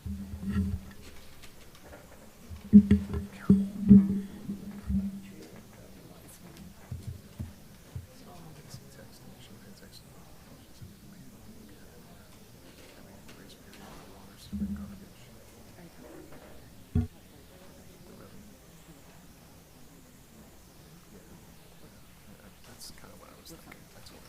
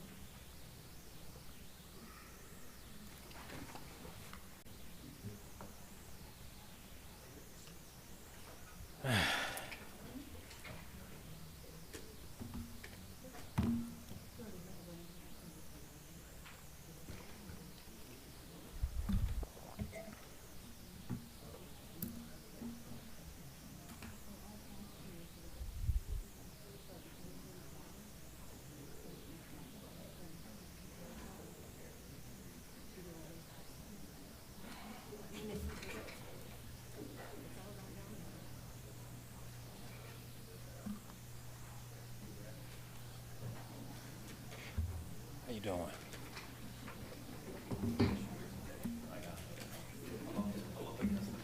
I hope I don't think I'm presenting.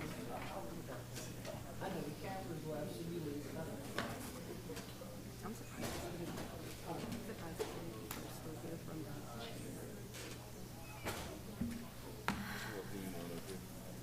What you got? Let the amendment sheet.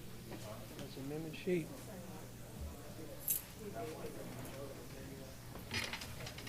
You got one, you just gave it to Tracy. No, mine did. I need help with it. Okay. All right.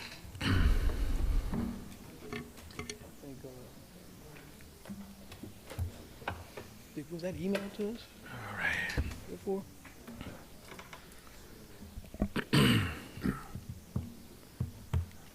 And this a budget amendment sheet, was this emailed to us before? No, or I did this at like literally 4:45 today because no one had proposed any amendments and we needed something to go off of. We went over it in the meeting. I thought they were being worked on when we had 2 work session meetings. I thought they were going to be prepared and worked on. Well, she had sent amendments in a spreadsheet to all of us. Yeah. At one point, and then things changed multiple times. And so this is just put it together. I mean, I realize Well, I mean, I know- don't trust that I did this the right way, but if we could go through it, you could see Well, I mean, I see. if I missed something or if it's right. Yeah. I mean, let's just go No, through it. I see one change on here on 7 that wasn't even talked about in any meetings. What, the that we had. firefighters? No, not the firefighters, West Charles to West Robert. Okay. But That one right there, I mean, that was something that we had 2 meetings, never, but I think it was in your district, that just pops up. yes, that was The last minute when we have 2 added. meetings. The mayor asked to move that Yeah. up. So that, Good. and it's time to talk about it. It is number 33 under the amendment. Yeah. So if we could go through them, y'all can criticize what I've done or what haven't No, it's done. not criticized, it's just that, I think the administration needs to make them, and also, you know, But I it's think. our I think when- budget and I our think- Can I amendment. finish talking? Did I cut you off? And then when we have 2 meetings and on tight budget, I don't even understand even how something gets added like that would even, and then sitting the day of. I mean, that's just, it happens every year. And then everything in certain districts gets pushed back and somehow moved around several times, and it continues to happen every year.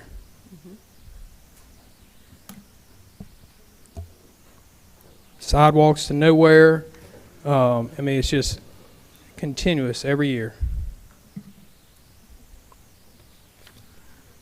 All right. Let's go ahead and start number 1 here. Yep. Number 1 is just an increase to airport rent and royalties.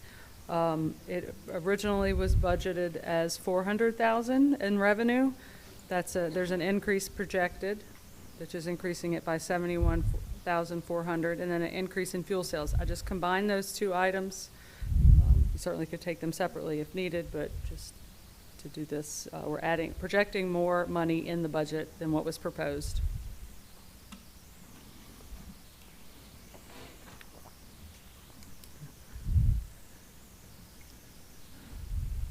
We just want to talk about each one of them and then vote on them the second time? You want to go through all of them first? Yeah, no, let's go through all of them first, Okay. and then we'll talk about it. Okay. The next one was an increase to the council clerk salary to 45,000 plus benefits for the increase to the budget of 11,374. That was based on an email. We talked about it and then an email that Kip had sent. All right.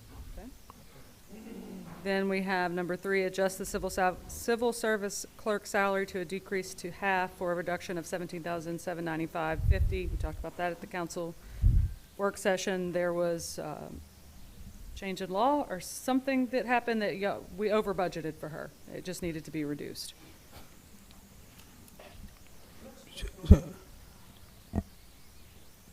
Stanley Campbell, District 1. Was it, you said it was a typo? Was this? No, with so them- she with them- previously was a full-time position, and it was told to us that a civil service clerk can't be a full-time position, so she has to be part-time, and so they had budgeted her as full-time, but she needs to be part-time. Okay, So so that's she- why the decrease in salary. Okay, so she wasn't overpaid for a period of time? No. For the 42,000 that was on the original budget? No. I don't believe so, but budgeted for a full salary, now you're just reducing the budget to half a salary. Got it. So she was being paid 17,795 range? Yes, I think she gets a cell phone allowance. I think that's correct. I think her salary, it's $1,250 per month. I think that works out to around $16,250 a year. And I believe she has a cell phone allowance. So that gets her to his.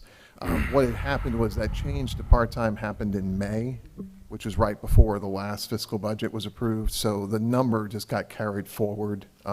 When the question came up, I think during the first work session, I went back and looked and confirmed that, no, she is part-time. She is being paid $1,250 per month. Her salary is not the $34,000 that was listed, $34,000 and change was listed in the budget. So ask a question on this. Is it any way, before these raises be given out, that it come before the city councils and we'll know who getting what?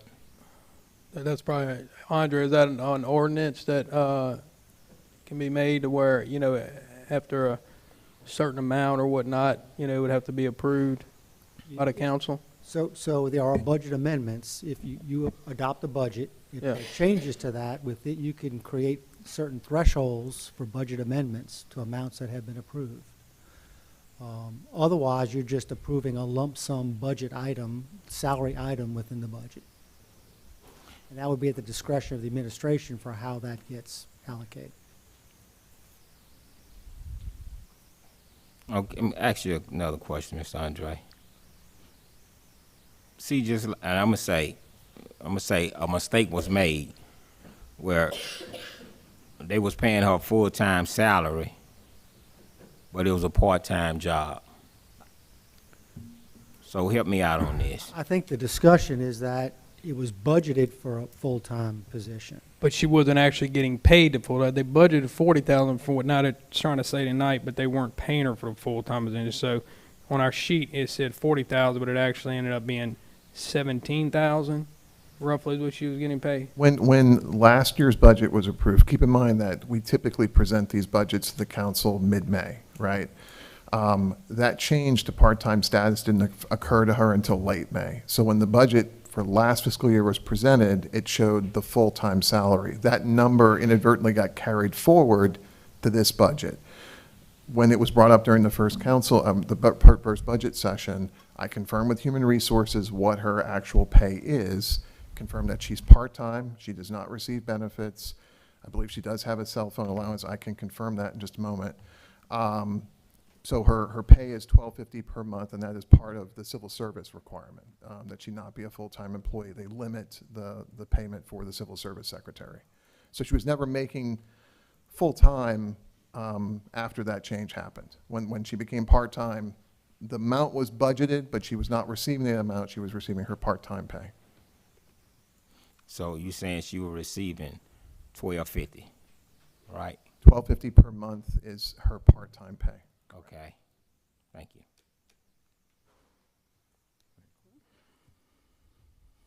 All right, number 4 is an increase in HR consulting services to add 5,000. This was on the sheet, as if we discussed it, so I don't know anything other than that. I included it. Okay. Number 5, increase HR salary for Jacqueline Browder due to her not retiring until fiscal year 26, end of fiscal year 26. So that would add 48,500. Again, not my change, it was just on the sheet. And then number 6, remove $101,072 from the police patrol salaries and wages. That would be to remove the 2 new patrol officers that were included in this budget. All right. 7 is to remove $178,569 from firefighter salaries and wages to remove 3 of the 6 new firefighter positions. Basically cut that in half. I don't know. You have a question?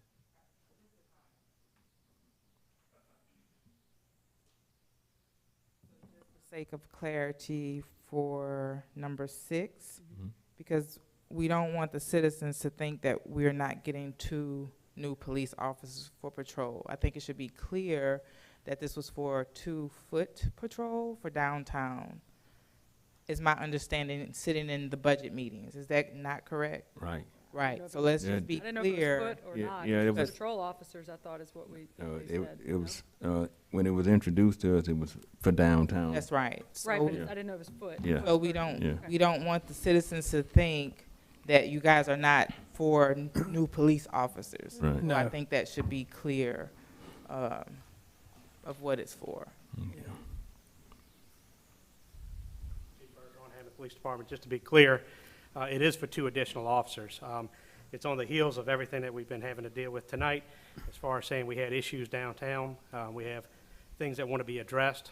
Some of the ways we can address that is by increasing a law enforcement presence in the downtown area. We do have a lot of things going on in downtown. Our downtown has a booming, a vibrant economy, a booming, vibrant area.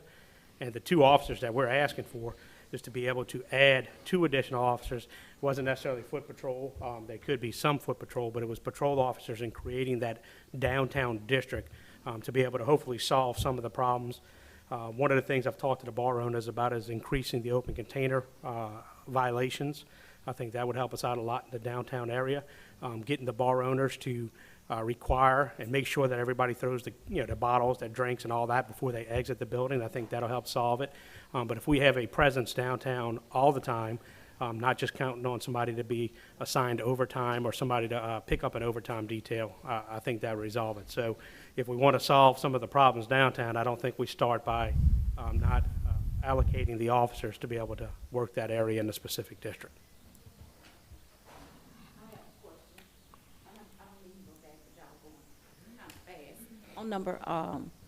On number 5, is it her choice not to retire? Yes. And you added an additional 48,000 to what she makes already? No. No, that's the salary, that's the salary right It there. says to add. They had removed it out up under the thinking that she was going to retire. Okay. But they had to add it back. That's exactly what her salary is now. Okay. Yes. Or 8, okay.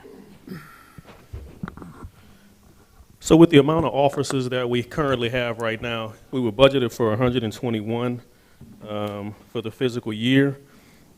If this is passed, with the reduction of the 2 foot patrol officers, that would put us at 119.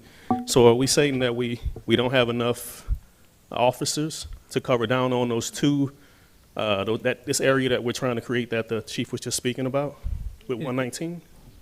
Well, it's not reducing, that was adding to it. So we wouldn't take it away, it would be just not accepting the additional 2 officers. Right, so the 119 should suffice, right? Based on what the police chief just said. Yeah. I think 119 police officers, if you give 2 to the downtown district for this situation that we're talking about, I think it's still plenty of officers.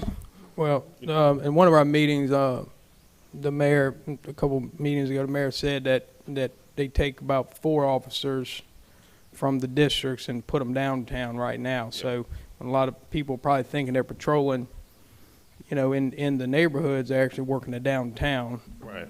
And that's what we were told by the mayor, yeah. And just for clarification, Yeah. it's not 119 officers, that's 119 total employees. Okay. Yeah, they got dispatchers, 12 corrections officers, 4 records positions. So it's not 119 officers. But according to what Councilman Vittori, you're correct. What happens is we have 2 overtime spots that we try to get covered every Thursday, Friday, Saturday night. Those aren't guaranteed to be covered because it's mandatory spots, because eventually, people get time for some overtime. But we do mandate that we take 2 people from the shift, so that takes 2 people from our patrol areas and assign them specifically to that downtown area. So it's not 119 total, it's 119 minus 40, 44, 49, 48. So Okay, would you say you're full staffed right now? I am not fully staffed right now. What percentage you think you're at right now? Pretty high, I'm short 2 right now. Okay. Short So about 98% then? I'm not sure what that actual percentage is, but Okay. I'm down 2 officers right now. We are in the hiring process, and one good thing is we have an academy starting in July, so if we were to get this approved, we would potentially be able to get 2 people hired and get them into the academy. If not, it would take until the next academy, which will be January, I think it is. So Chief, since you up here, look, so how many hours are the officers are working downtown as of right now, per week? As far as specifically assigned downtown, Yes. we offer overtime hours for 2 officers from 10 p.m. to 3 a.m., I believe it is. Yeah, 10 p.m. to 3 a.m., Thursday, Friday, Saturday. We also add 2 officers that are on a patrol shift that we specifically assign. So that's not additional hours, that's just taking them from the patrol areas, taking them from your neighborhoods and having to put them downtown to try to resolve problems. Okay. Well, actually, this here, have you ever considered, because I used to own a bar. Let me say this. I used to own a bar. And by me owning a bar, I had to pay for security every time a police officer came by my bar. I paid from Hammond Police Department to the sheriff department, I actually paid for security. So are they patrolling downtown or are they patrolling the bars? They're patrolling downtown, and look, I'm definitely familiar with when you owned the bar, and yes, you did have a security detail, and a lot of the downtown bars have hired security details to be out there also. But when they're hired to a specific detail, they sit there. Many a nights, I wasn't on the detail because I think Lieutenant Lindsay probably worked yours a lot back in the day. But even though it was from the sheriff's department, we all still participated or came by your bar and were over there when there was large crowds. So if they hire somebody specifically, yes, they will sit out in front of the bar, but that's specifically for that. My downtown officers, they work the whole downtown area. They work all up and down Kate Street. They may cover around behind Chena, the Chena area, all the way down to Kieran Sushi also. The goal is to have that continual roaming police officers in that district for the 40 hours a week, or I guess you would say 84 hours of pay period because there'd be patrol shifts. Yeah, that's my concern, you know, and I guess that's something we have to look into, where the bar owners help paying some of this here, instead of coming from the taxpayers actually footing a bill that don't own the bar rooms. Well, it's not specifically for the bars. Yeah, I mean, it's for the whole downtown area. Okay. Yeah, patrolling for the whole downtown area. And the bar owners, as I did say, they have had details there in the past and continually to book details, or continuously book details. Okay, and I've been keeping up with this for about 2 months now. And actually, every time I ride through there, I'm looking at 4 units, 2 on one side of the street, 2 on the other side. So I'm actually not seeing that patrolling you saying downtown. I'm just seeing them being stationary. So help me out on that. Well, they're going to be where the majority of the crowd is for the majority of the time. We get them to park their units close to Kate Street. Sometimes they'll park right on Charles. Sometimes they'll park down towards, I guess you would say, Thomas. Sometimes they'll park down towards Robert, and they'll get out. We don't really let them just sit in their car. We make them get out and walk around and show an officer presence.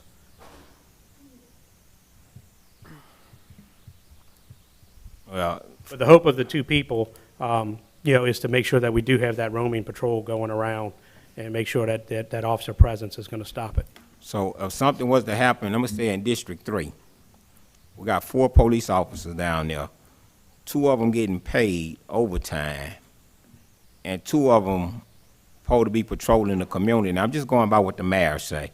2 of them supposed to be patrolling the community, but he said that he took them out the community and let 2 of them sit downtown.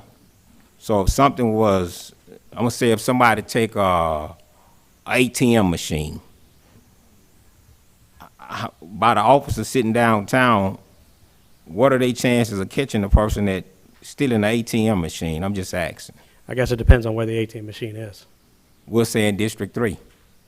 I mean, well, first off, you still will have 1 officer assigned in that area at a minimum, okay? We never leave a district uncovered, but it's always better to have multiple officers in that district, okay? So your district is never uncovered. At a minimum, you're going to have 1 to 2 officers in that district. Okay, our city police department breaks our city down into 4 current districts. This is an attempt to try to get those extra 2 to create that 5th district during the hot times of downtown to be able to add to it. So even though we pull those 2 people out, we're not going to pull both from District 3. We may pull 1 from District 3. We may pull 1 from District 4, or vice versa, or 1 and 2. It depends on the assignments that night, and just depends on how many people are working, vacation, sick leave, and all the other things that we balance and juggle every single shift. Okay. Yeah, because what I was looking for, and I was hoping somebody would tell me, I look for a patrol officer, make blocks in the community and, just let their presence be known. And I think that'll help make the community much safer too. Oh, I definitely agree. And part of our program, there is a patrol request button where our officers, as they ride through different neighborhoods, can click on that patrol request to show that, hey, they did patrol that area when they rode through. So part of this additional 2 people that I was requesting was to be able to keep those people from being assigned from the shift to that area to where those continuous patrols through your districts with additional people are covered. Okay, I heard you say something. How you know they actually in the area? Well, they click on the patrol button, they're in communication with our dispatch. So what the patrol button say? I'm just asking, do it It say? gives the location and where it is. Okay. That's it. Thank you. Quick housekeeping. Make sure your mics are on, that you're speaking in the mic. We're getting some feedback from people watching at home that it's been difficult to hear some of the speakers. Okay. We're on number 8? Yeah. All right. So number 8 is to remove 56,831 from the building department for a vacant code enforcement officer. That was proposed at some point, so they had 2 in the, no, I'm sorry, they had only 1. Okay? All right. Then we have number 9, remove 120,166 from the building official payroll due to Robert Morgan being a contract labor.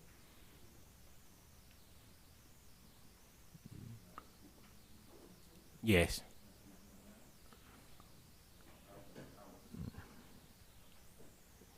Okay.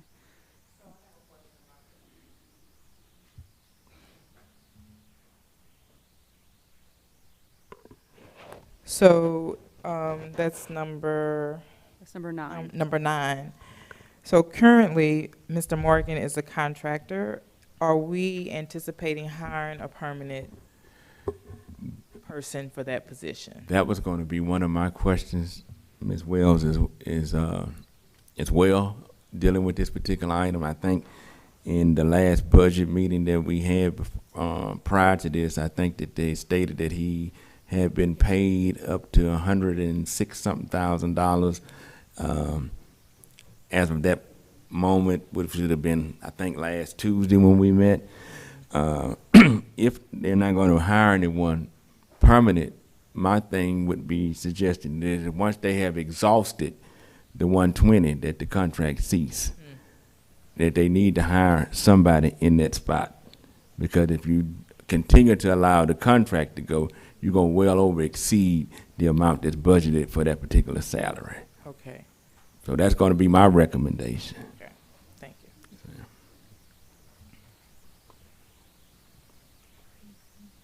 Ms. Gonzalez. Yeah, thank you. 10 is to increase the salary for the garage to add a vacant mechanic position, which is an increase of $54,533. If you recall, in our budget session, Carolyn had handed us a page because it was missed. And so since it wasn't in the original budget, that's what this is. And I think I had stated on this one here that let's take it out for right now.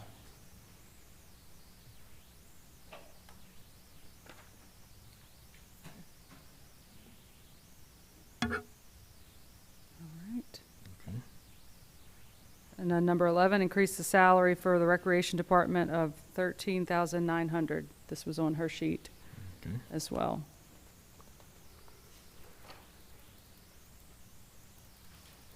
Good. Okay. Then number 12 is increase sales tax revenue by $1 million.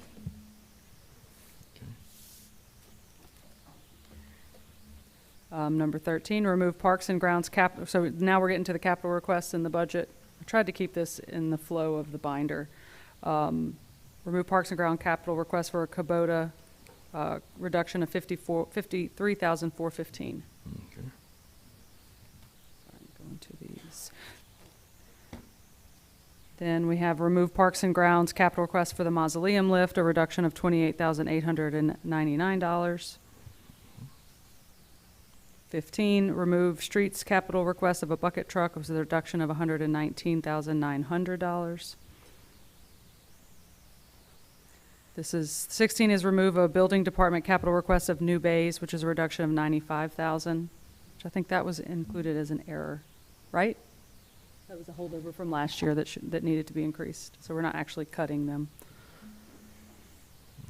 All right. Then add 17. Add to the building department capital request a fence to Blackburn Road lot, which is an increase of $22,000. 18 is to add a airport capital request for infrastructure improvements, which is an increase of $270,000. Is there one line missing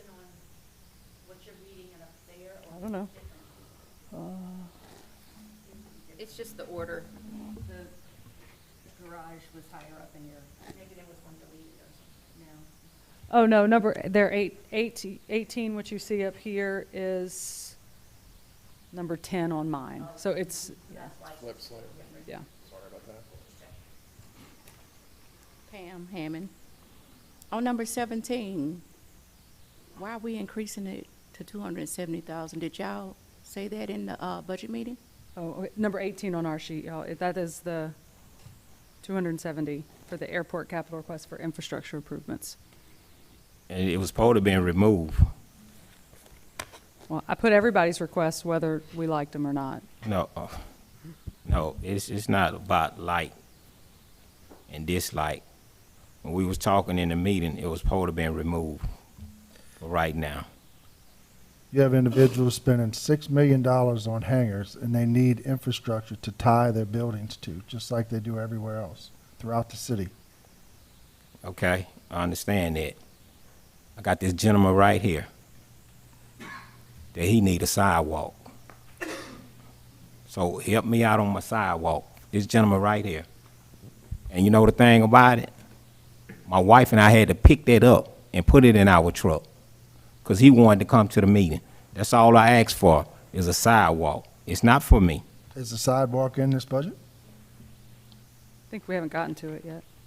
Your engineer didn't meet with me at all. I asked Councilman Andrew, did Chuck meet with him? He said yes. The engineer didn't meet with me. I say, Mr. Chuck. That's why I like for him to be here. This the problem I be. I said, Mr. Chuck, what's going on? We didn't meet this year. We didn't have to. All it takes is a phone call. But see, the sidewalk thing about them phone calls, you only hear the conversation. So when we start doing these phone calls, put it on the speakerphone. Put it on speaker where everybody can hear what's going on. Some things get left off as well whenever those phone calls and those I'm asking meetings if happen. the sidewalk's on the budget. I don't know which one he's talking to. I don't know. About. Yeah, sidewalk, I can tell you what sidewalks. On Natchez Street. Yeah. Is that on there? Yeah, let's- Is that on there though already? Sidewalk from Natchez Street to Palmetto Street. From sidewalk from Louisa West to White Street. Sidewalk from sidewalk from Palmetto Street to Natchez Street. And let it be known, in District 3, this is what I asked for last year, we do not have a complete block where somebody can walk on the sidewalk or even ride on the sidewalk. That's all I asked for, a complete block where somebody can ride or walk. In District 3, we have a lot of walking people. We have a lot of walking people in District 3, and I done said this several times, so you can't sit here, expect me to look at this budget and see what everybody asking for, and I approve of this, but yet in District 3, and this is what take place. District 3 been asking for stuff for the longest, but yet it be pushed back. Councilman Kip know about this here because he even brought it up. You keep pushing it back. Next thing you know, it's off the book. So that's what scares me when it comes to the budget, because if I don't watch it, and you see my wife out to help me, if I don't watch it, it'll be pushed off the book and it won't take place. So I'm asking for sidewalks. Everybody got requests. No one talked to me about the sidewalks, but yet, if you look, and I hope all y'all get a chance to ride behind Z-Mary Park and see a 6-foot sidewalk that you can use a golf cart to ride on. So if you can put a sidewalk behind Z-Mary Park where you got a wall that you can't even see the kids if they use the sidewalk, or if you can put a sidewalk back there in a hidden spot, I shouldn't even be talking about a sidewalk. You know what you should be saying? Let's get this young man a sidewalk. Let's, whatever y'all call me, you know y'all call me everything. Give him a sidewalk before he can be quiet. We need sidewalks. So it sounds like the sidewalk he's talking about is in the budget. Oh, thank you. All right. 19. All right, now we're going to the capital projects. So to truly, there's multiple spreadsheets we've been given. The one, like Sam, you have in front of you and that have been circulated, that is not what we have to go off. We have to go off what was introduced. So in your binder, you have the actual 5-year capital outlay. And so these amendments, because some of them are brand-new projects, right? That sheet you have right there, they got brand-new projects that are not even proposed, so we have to do it this way. But if I missed something, I'm sure y'all will let me know. Number 19, under water and sewer, we have move up Monastery Lane sewer improvements from fiscal year 28 to fiscal year 26. That's an increase of $450,000.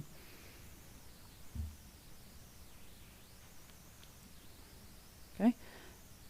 Then under 20, under sidewalks, now we're going to the sidewalks page under the original budget.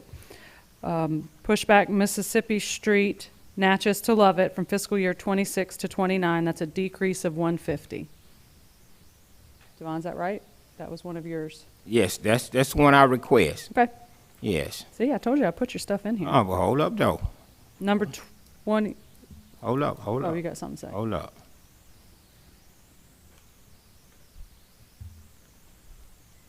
So let me say this. This another sidewalk was picked by the engineer to do from Natchez to Lovett. Leads to nowhere. In District 3, we have sidewalks lead to nowhere. That would need to be said. This one was picked by the engineer. We didn't sit here and discuss this. So I pushed this sidewalk back to get a sidewalk somewhere else where to connect. So that would need to be said. I pushed it back. It's not even needed. Well, a sidewalk can be connected to another sidewalk. That's what I asked for. So that's why I pushed it back. All right. Number 21 is under sidewalks. This is a new project, so it's adding a project for Natchez. And so people had asked about what district this is. This is Devon's district. Add project for Natchez, Phase 1, Live Oak to Mississippi for fiscal year 26. That's an increase to the budget of $45,000. Okay.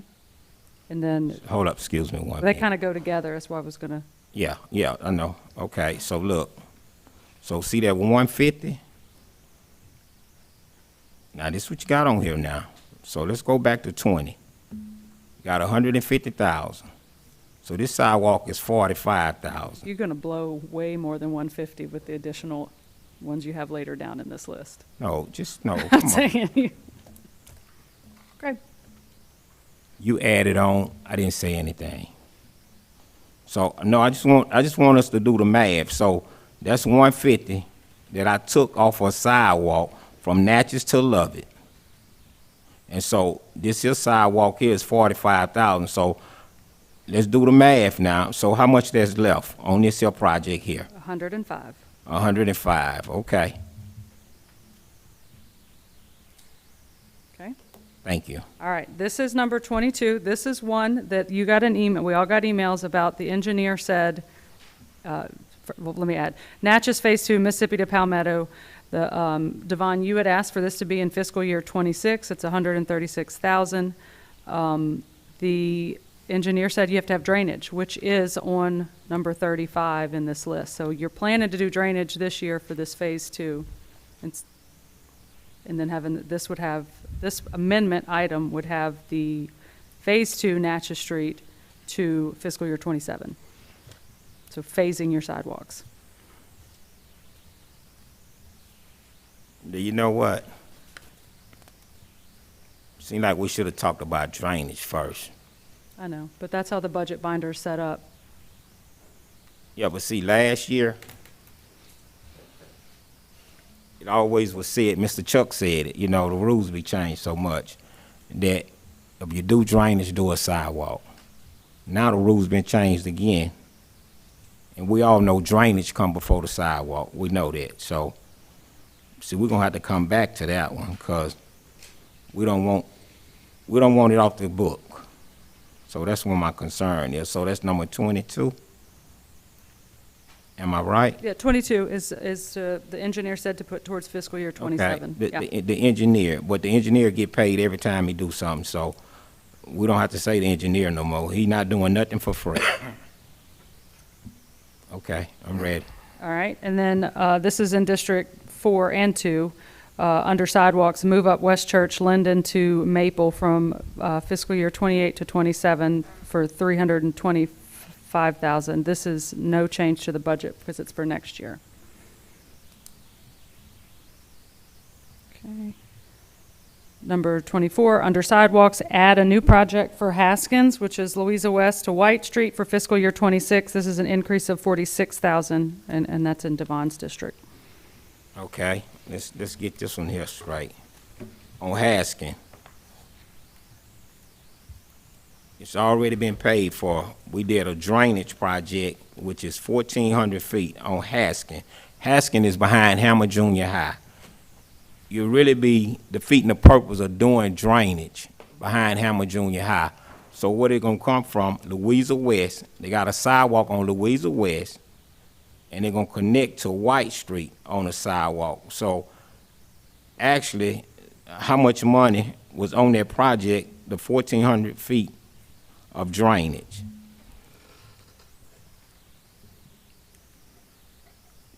This is what we had talked about. So, do anyone know how much was on that project?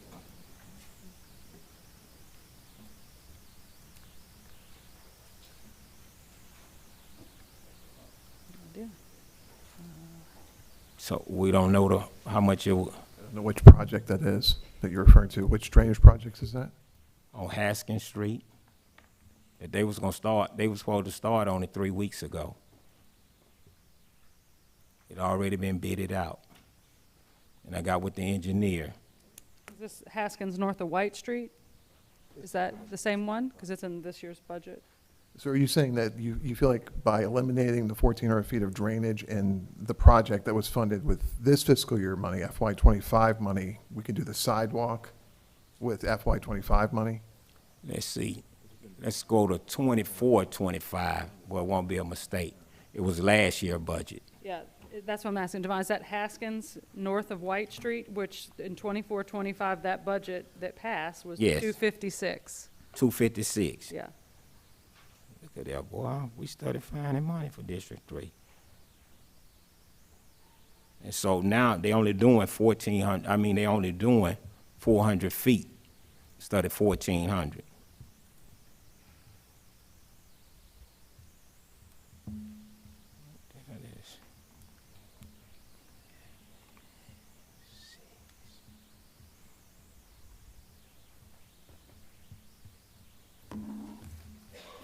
So that's $361,000, am I right? I don't know.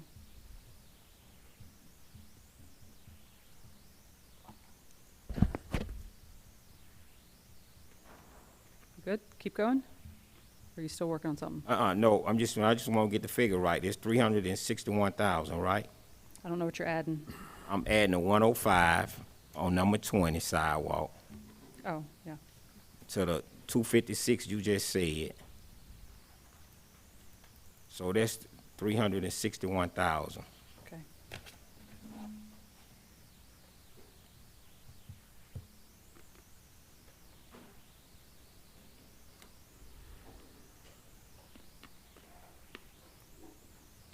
All right, ready for going to the next one? Yes, please. All right, this is Devon's as well. Under sidewalks, add a new project of South Magnolia Street, east side of Phoenix Square for fiscal year 27 for $111,000. That's no change to this budget because it's for next year. Okay. Okay. All right, number 26, under sidewalks, add a new project for South Pine Street, east side of north of 3rd Avenue to this fiscal year for an increase of $68,000. That's your district, right, Devon? Yes. Okay. Okay. Good. So we're gonna take that 68,000 off of that sidewalk project What's from that? 3rd Avenue to 2nd Avenue. So add that 68,000 to the 361.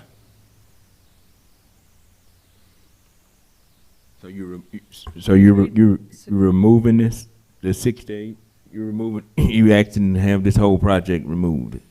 Yes, but I still need the money on another project. Okay, so you're saying to not have this amendment? I'm just confused. Right. Okay, let me say it again.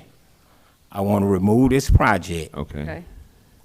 and I'm gonna put this project somewhere else, so. All Gotcha. right, you Okay. keep those notes. Yeah. Oh, I got it. So I just don't want the money to disappear. All right, so That's 20, all. 26, you're saying not to include in our amendments. Okay. All right, I will cross it out. All right, number 27, also Devon's district under sidewalks. This is revised Palmetto, which previously had all the way, oh yeah, it said Mooney to Morrison, and you want it to say Mooney to Natchez. This is for fiscal year 27 for 143,000. This is no increase. This is one that the engineer said you have to do drainage before sidewalk. So that's why it's on 27, but I think you wanted it on 26. Yes. But So let's go back and look at it. So this one here, and you have drainage in the budget under these other amendments under number 37 when we get to it.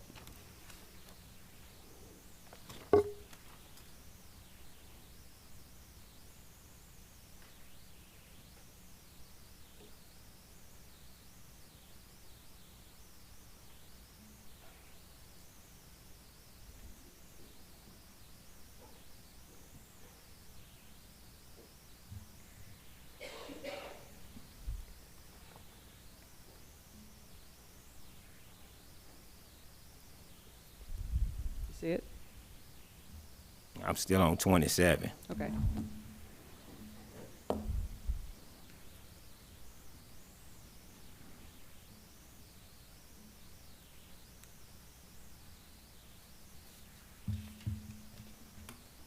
So on number 27, sidewalk from Mooney Avenue, take away South Morrison. I want the sidewalk from on Mooney Avenue from Palmetto Street to Natchez Street. Yeah, that's what that says. Okay. So it's a revision to the wording for the project. Instead of Okay. to Morrison, it now says to Natchez. Yeah, and that say 143. Yes, for next year. Uh-uh. Hold on, because he says you need drainage, which is under 37. So you can see, now you can do what you want, but I'm just pointing out that it is in a planned phase. Okay, let me say this here. From me doing my math, I got $429,000. That's what I got. So if I got $429,000, so, and we taking 143, so what I need to do is do a deduction from the 429 to the 143.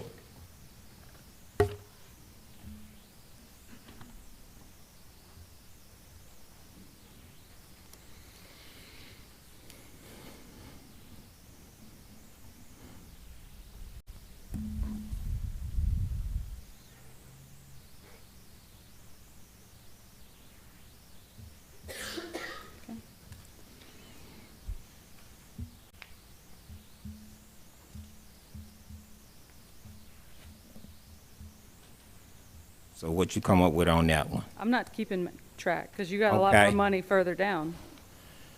Oh, I'm just trying to get through all the amendments. oh, well, we know it's gonna take a minute.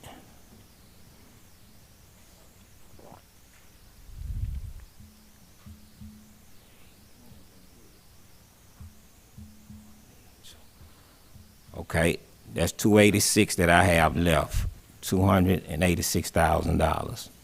If we put that into this year, and it still won't affect nobody. Okay, go to the next one. All right. This one is in Sam's district under sidewalks. Add a project for Old Baton Rouge Highway, Celia to Lakewood Phase 1. Celia, is this a typo? No, Celia to Live Oak. I think I might have a typo here. For 212 for fiscal year 27, and Live Oak to Lakewood at 187 for fiscal year 28. So this is just adding the project, Sam, that you wanted, but it doesn't affect the budget for 27 and 28. Okay?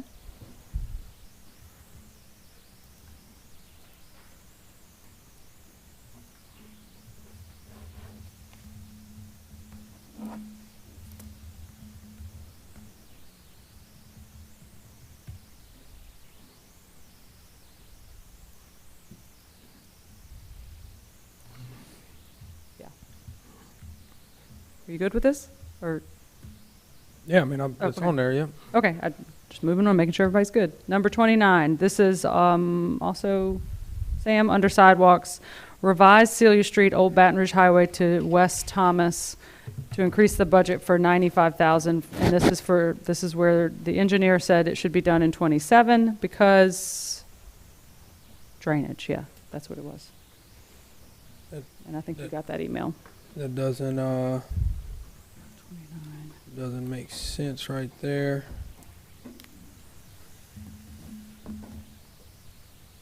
Right, drainage is already there, so I'd like to, let's see. It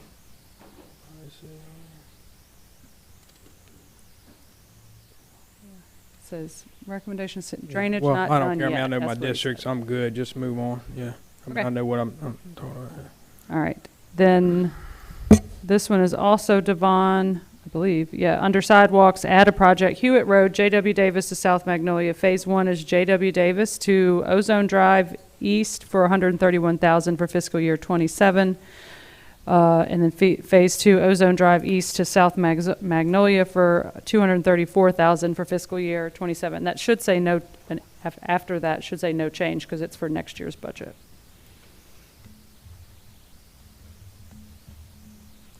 Okay? Okay. That was a new project you added. And then this is, number 31 is under sidewalks, add a project for Blackburn, Marley to Pecan. For fiscal year 26, it's an increase of 45,000. This one, the amount was changed based on the railroad. That's what the note said. Okay?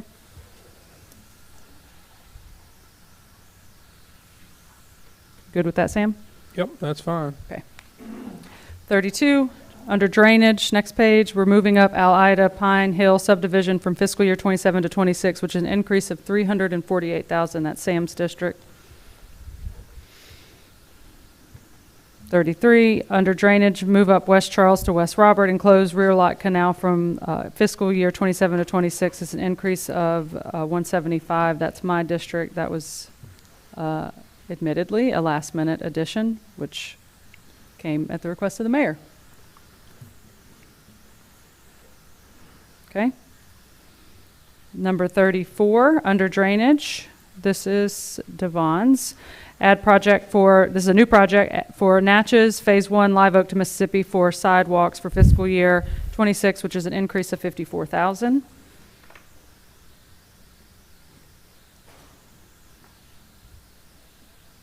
Good.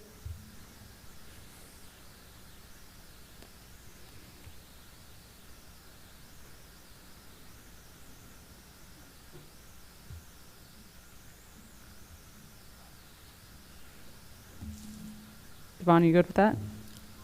1 second, please. Okay, I'm deducting from the 286,000. That's 54,000. And I come up with 232,000 left in that budget. Okay. Yes. All right. 35, this is also your district under drainage. Add a project for Natchez Phase 2, Mississippi to Palmetto to fiscal year 26, which is an increase of 289,000. Okay. Okay. So you used up all that money you were just calculating. Hold up, you said you wasn't counting for me now. Well, you just said the No, number. you said you wasn't counting for me. Don't you count for me now? You're doing a good job keeping Yeah. track. I can't help it. Yeah.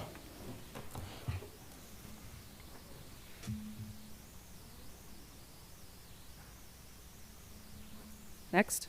You done? Or, sorry. So, from Natchez to Palmetto.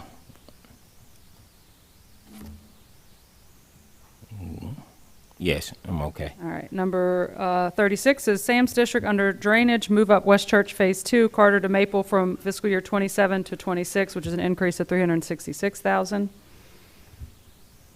Good with that, Sam? Yep. 37, this is Devon drainage. Move up Palmetto, Mooney to Natchez from fiscal year 27 to 26, an increase of 381,000.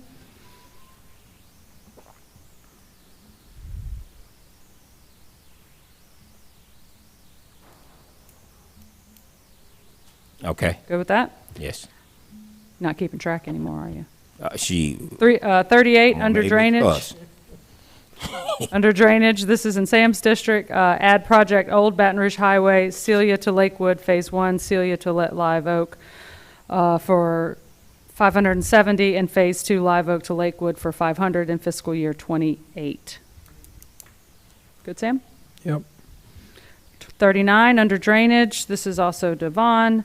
Add a project of J.W. Davis Phase 1, Coleman to Florida East Side to fiscal year '26. That's an increase of 160,000.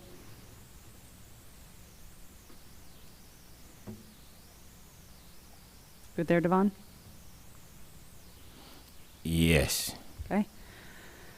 Then 40, under drainage, add a project J.W. Davis Phase 2, this is also Devon, Florida to Smith Square West Side to fiscal year '26, an increase of 488,000. Okay, it was supposed to stop at Kansas Street, so he wasn't supposed to go that far to Smith Square. Let me see if that was my mistake. That's how they wrote it up. It ain't your mistake. That's how they wrote it up. Yeah, they did.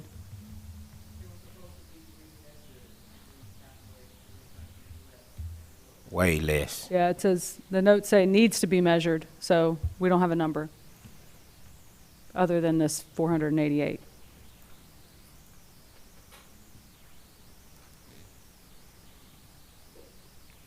Okay? Is there something you want to do with that, or just propose it like it is?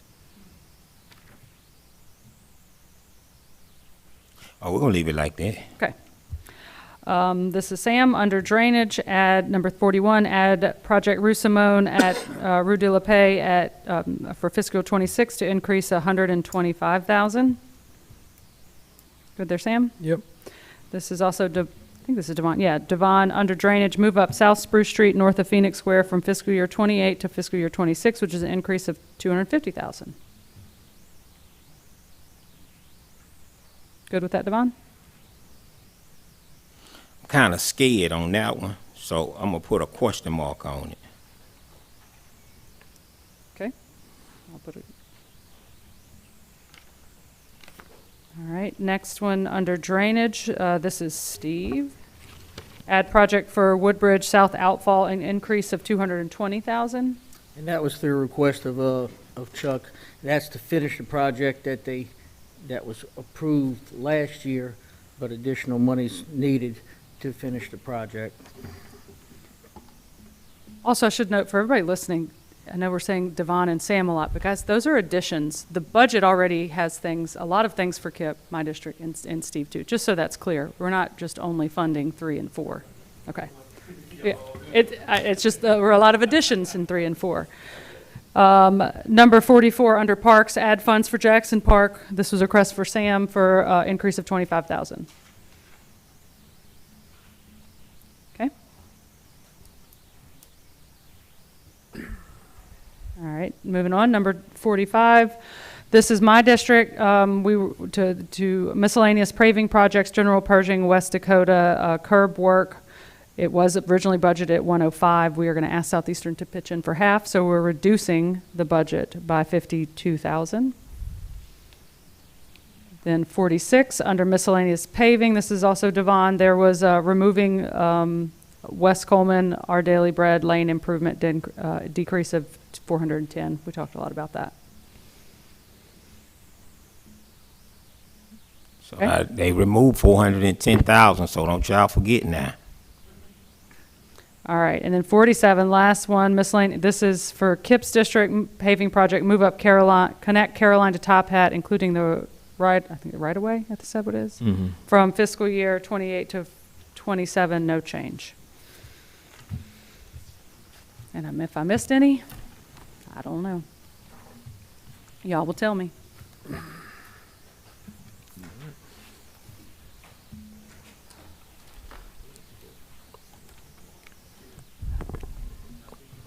Yes, you step to the mic and just give us your name and city, please. How you doing? All right. Carlos Williams and Hammond. So Is that mic on? Is the mic on? There you go. Sorry. Yeah. In 21, the hurricane came through, and it destroyed a lot of the canal behind, West Yellow Water. And what happened is they came through with the drainage and they ripped out a lot of trees. So the back end of my subdivision, it devastated it and it caused a collapse of 30 feet behind my house. So I requested them to come out, drainage to come out and take a look at it. And also on the side, it's a flood that came through and ripped out because the drainage comes through on Dennis Drive all the way through the subdivision. I noticed it's not on here. So, I think that's going to be on grouped together with Woodbridge on something that should have already been on here. It's not, Carlos, it's not an amendment, that's why you didn't yeah. do this now. Okay. It's already in. It's going to be in the budget. See it on there. I was just making sure. It's going to be with the budget. All right, thank you. Yep. You should be good.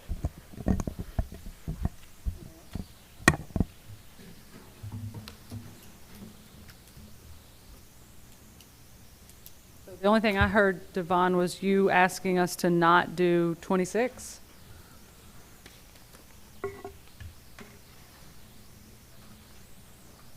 Yes, don't do 26. All right, anybody else have a addition or a change to any of these proposed amendments? And we can go through them and vote on them. And Yeah, unless we have people that want to talk.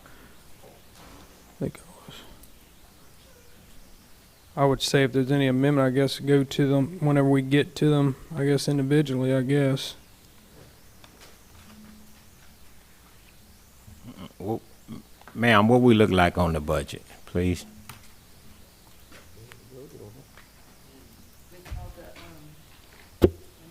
Talk in the mic, please. Talk in your mic.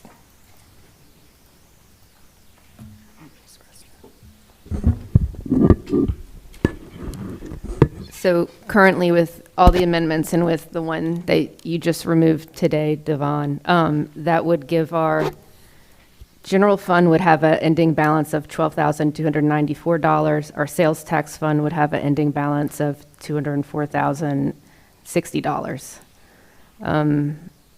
Those would be the only two that were substantially changed with all the amendments. Yes, it would be $12,294.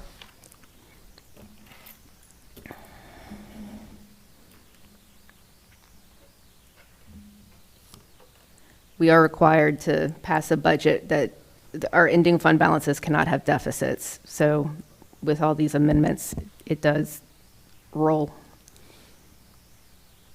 So it's 12,000 over? It would, not, 12,000 left. Yeah, a balance of over, 12,000. yes. Okay. Over zero, yes. Okay, 12,000 left. And historically, it looks like the city of Hammond's always sort of budgeted the general fund to a very small amount. The sales tax fund a lot of times will have a larger balance left in it, but there were a lot more projects added, so. But we also, I think, we've also always, I think, taken money out to put in savings too. So I think our savings has been increased over the years. So that would be another effect to why it might be a little bit lower this year. Because I think we added another $1 million, I think, or so last year, the year before, to the actual reserve. The emergency fund? Yeah. Yeah, that's an entirely different thing. Yeah. But We it did, comes was out we of went that. into this budget adding $3.2 million on top of the original budget. That's why we're at $12,000 in the general fund. But with the amendments, and from the proposed budget, if all the amendments are adopted, even with Devon removing that 68,000, everything balances.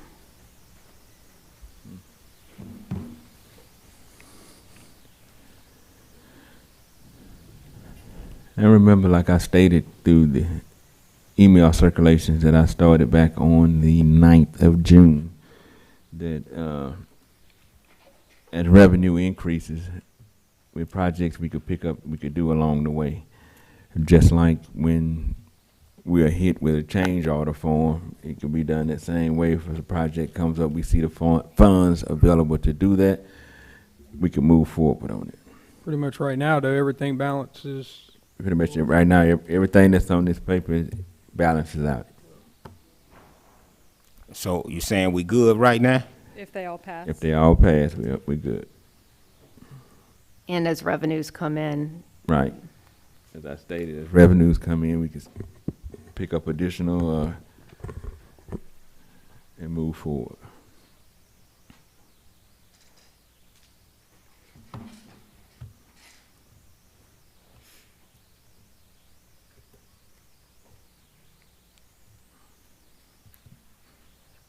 So I'm gonna ask the question one more time. Are we good right now? right now. We have to do each amendment, we have to vote on each one of these 47 things, or 46 things. So I can start if you're ready to go. Hold up.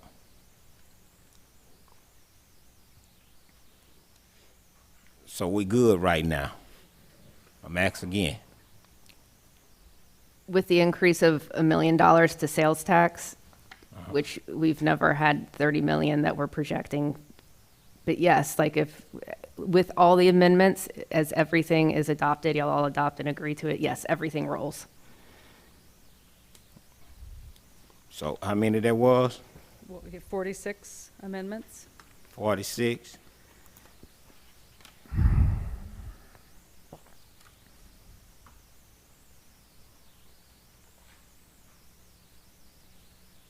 So how we gonna vote on this? Go through each of them again. I'll make a motion for each of them, and then we have a roll call. That's how we've done it every year. No, but this is what I'm scared of. We can sit on here and vote on this like this, then the mayor can always come back and veto it. And if the mayor don't care for you, who you think gonna get vetoed? So we gotta vote on all this together. We can't do it separate. No, we can't do it separate. No, I have opinions on some of these. I think I'm entitled to opinions on some of these. Oh, no, yeah, oh, yes. I can't agree to that either. I know you can't. But what I'm afraid of, the stuff in District 3 gonna get vetoed. It's a lot I don't agree with on here. But guess what? I have to go along with it. And so, President Kip, what you been asking for? I'm saying you asked for unity, we work together. That's correct. And everything he asked me to cut, I cut it. So, what more you want me to cut? And I don't have no problem cutting it, but I'm not gonna sit here and keep taking from District 3. We're not gonna sit here and vote on each item for the mayor can come back and veto it in District 3. I just got one question. I think I'm a little confused. I thought that's what you guys were doing just now. I thought y'all were kind of debating in between the council on each item, yay or nay. I thought that's what you guys were doing. I thought you guys were all agreeing or nodding on these items. That's what I thought y'all were doing. That's why I thought it was taking so long, because you guys were getting to it. So now you guys are actually getting to the debate, so I can understand. Yeah, but see, this the problem, Mr. Stanley. Last time I tried to do something, the mayor didn't agree with me. Okay. Mine was the only one vetoed. And I'm so afraid tonight, if we vote on each one of these items, mine's gonna get vetoed. Okay. That's what I'm afraid of. We've been dealing with this, what, less than a month? And I'm so afraid. So, if we do it individual, now if they loop mines in with Gonzalez, I have no problem. But if mine's not looped in with hers, I'm gonna get the short end of the stick. So that means it's a whole year that I done set up here, and District 3 gets nothing. And if you look on, I don't know if you got one of these sheets or not, but if you look at a lot of this stuff, a lot of it can be compromised through everybody, not just one or two. Right. That's all I was saying. I thought that's what you guys were doing just now. I thought y'all were going line item by line item you guys were debating, and that's what I thought was happening. That's all I was asking. Yeah. I mean, I think this is our 7th budget as a group. We've always voted each amendment separately. Yeah, well, mine's the only one ever been vetoed.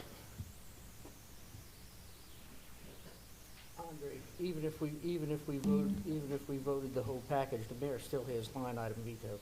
Yes.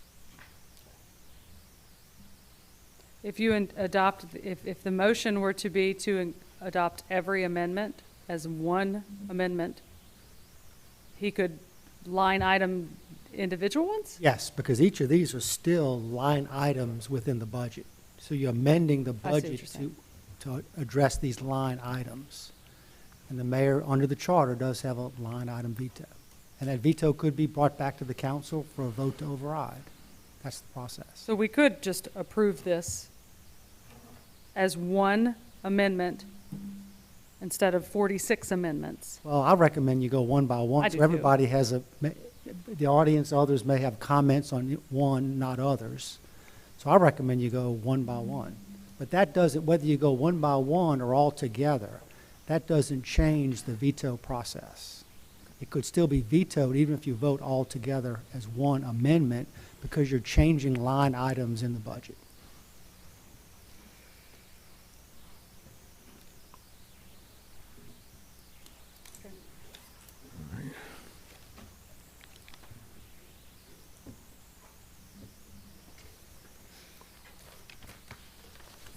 Thanks for the clarification on that, Mr. Coutrain. So how are we gonna proceed? Because if, I would still like to do them individually. I understand if y'all don't. But that's my preference. I like to do them as a group. And I think if the audience has something to say, I'm quite sure they'd have got up and said something, because not one time we stopped nobody from getting up talking.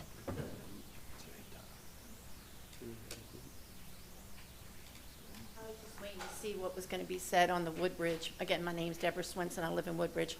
I was just going to basically say that I appreciate the consideration of the drainage projects in our subdivision. Last year, it was approved, and then obviously there were different situations when you get into a project as to which land piece you can go through and which neighbors, want things done as far as, what direction the best way to go in the drainage project is. So I'm just basically wanted to say that I appreciate everything that's considered. All of our neighbors in the subdivision do. We've never flooded. I've never flooded before. Been there since 2010. Flooded for Ida extremely. We are still working on our home because of that. Just a few little things because of contractor issues. But I just want to basically say I appreciate very much the consideration. And I know I can stand here for the rest of the residents in our subdivision and say thank you for the generosity and for considering our neighborhood. Because it is, I've never, like I said, I never flooded before. I could not really relate to people who flooded, and now I can. So just want to say thank y'all so much. Thank you, Darren.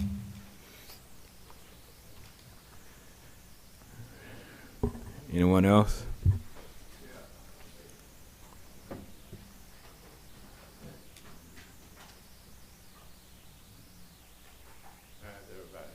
Right. Good afternoon. All these amendments, everything we have here, what we talked about, all the streets in the Vaughn district. When will we know individually, or however you put it, will these be passed? Each one be passed? Say for the next meeting, will he have anything about this on the next agenda? I hope not. So everything over today about this? Right. We have to settle this tonight. So, but for clarification, right now we're funding we are budgeting the project until they go out to bid and we actually approve the contractor. Yeah. So that has to happen as well. Just because we put money in a pot for it doesn't mean it goes until it's bid and all of the work that happens. For this to happen, but it has to be individual with the contract. Correct. A project has to be budgeted before it can be bid out. Okay, that's all right. So as of now, we don't know the whole situation. We'll know in the future. But we will be notified. Right, whenever these, excuse me, whenever these projects go out for bid, it'll come back Yeah, they to will. us to finalize the number on it. Okay, that's fine. Thank you all. Now, on this sheet that you sent here, these were some amendments we talked about. I don't see, like the Ruling, Scanlon, Richardson. They're not on this sheet that was printed out right here to move it to 27. Honestly, Sam, because there were so many changes, it's one that when we propose the 27, you can just make sure it gets on. I want to make sure it's on. See, my problem is, that's what's happened a lot of times while some of my projects piling up now because it gets moved, but it gets dropped off this sheet and it's never seen again, and then 3 years goes by. So that's the problem where while we're moving some into 26 now because it's been on there while I got jumped off. So I want to see those on 27. I want to see the amendments that amendment? on 27 because those aren't on here. Yep. That's on this deal here, and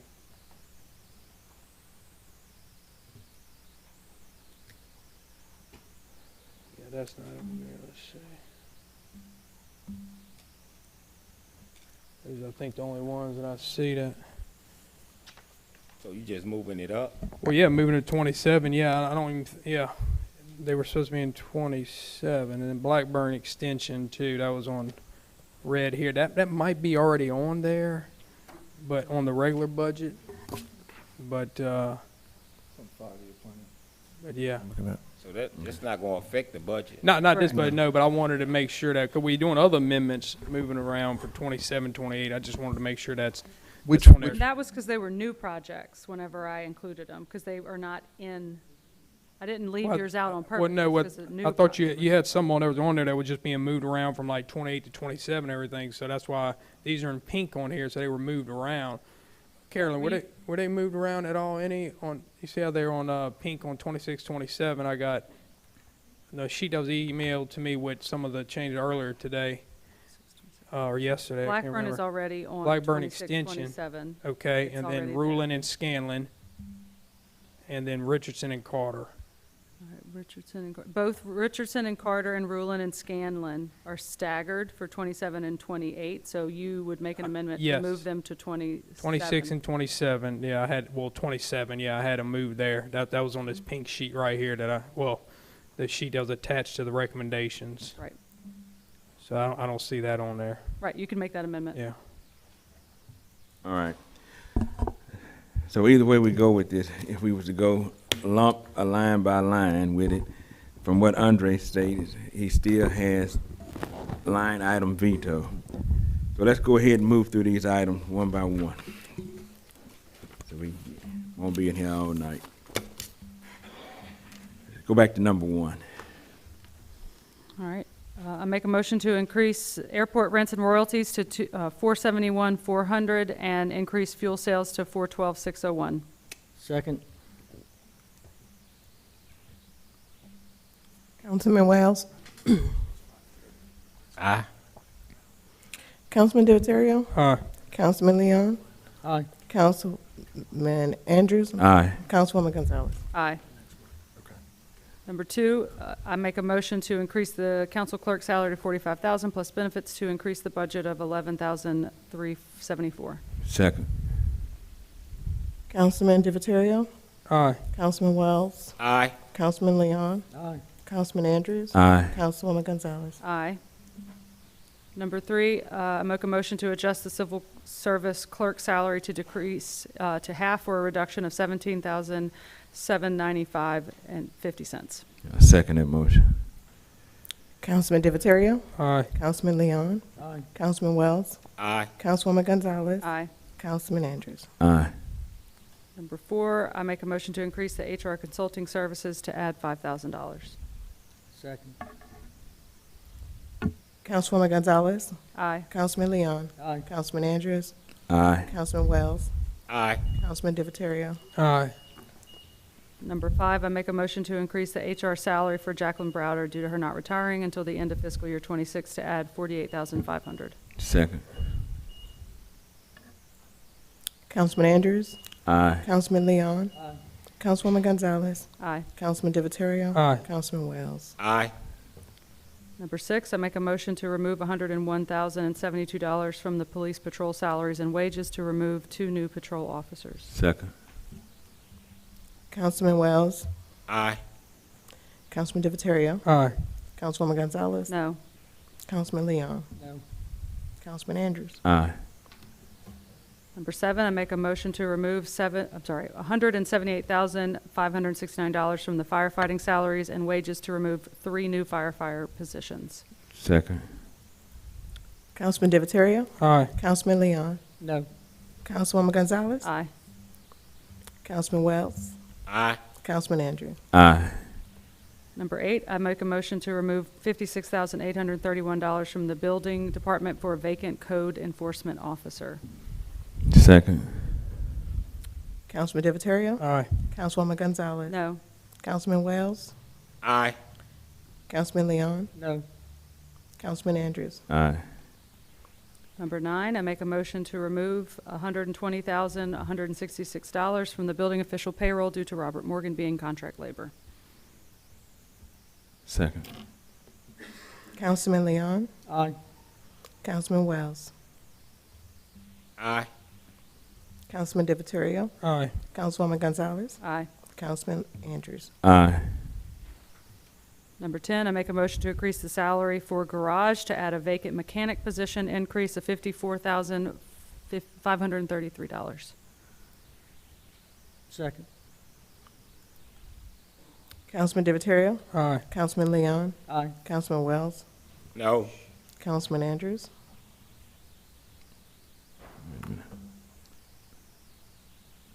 Replacing a position that went vacant. He's not adding a position. Okay.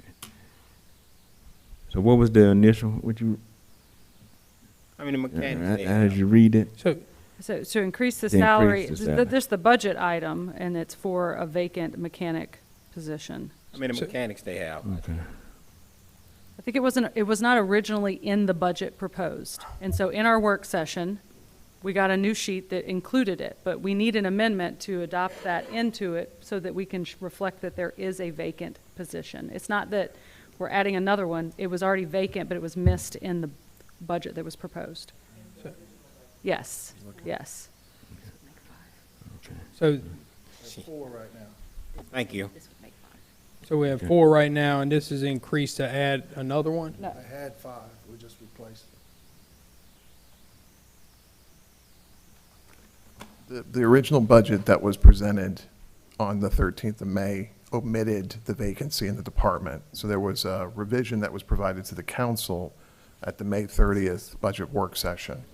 So all we're doing is we're adding the vacant position back to the garages department. So We're not then- adding a new employee, we're restoring the vacancy. Yeah, Kent said he definitely needs that. So it was 4, and then, but now we have 1 vacant, we're trying to add the money back to have a 5th? There should be 5, and there's 1 vacancy. But in the original budget, we only captured the 4 filled positions. There should have been 4 filled positions plus 1 vacancy. Okay. Aye. Councilwoman Gonzalez. Aye. Is that everybody? Yeah, okay. Number 11, I make a motion to increase the salary for the Recreation Department with $13,900. And what is this one for again? It increases salary, is this for an individual, or what are we doing with the 13,000? Is that a vacancy, or what was the? It's for 2 of the recreation employees. It's for Miss Betty Lee and Kiana Malone. I thought we adjusted everybody's salary a while back with on the pay study and all, like we did. I'm just not. So she was part-time? And Ms. Betty do a good job. I have a positive to say about that. I personally have been enjoying the rec center. I had exercised there years ago, forgot about it, and been back within the last several months, and now doing the water aerobics, and they're offering evening ones. Kiana is, I believe, going to do that one for people who do work. So I just wanted to let everyone know that, just kind of put a plug in for the rec center, that it just seems to be booming and booming and growing. Each time I go to exercise or water aerobics, there's more people. We're all individually trying to promote and let people know at what a reasonable fee it is for doing these programs for us, even though it's, you know, a budget item for y'all. We do really appreciate that. So just wanted to let y'all know, appreciate it. Thank you. You know, doing a great job, and so are all others. Councilman Wells? Aye. Councilman Divatario? Aye. Councilwoman Gonzalez? Aye. Councilman Leon? Aye. Councilman Andrews? Aye. Make a motion to increase the sales tax revenue by 1 million. Second. Councilman Wells? Aye. Councilman Leon? Aye. Councilman Andrews? Aye. Councilwoman Gonzalez? No. Councilman Divatario? Aye. Number 13, I make a motion to remove the Parks and Grounds capital request of a Kubota, which it was a reduction of $53,415. Second. Councilman Divatario? Aye. Councilman Wells? Aye. Councilwoman Gonzalez? Aye. Councilman Andrews? Aye. Councilman Leon? Aye.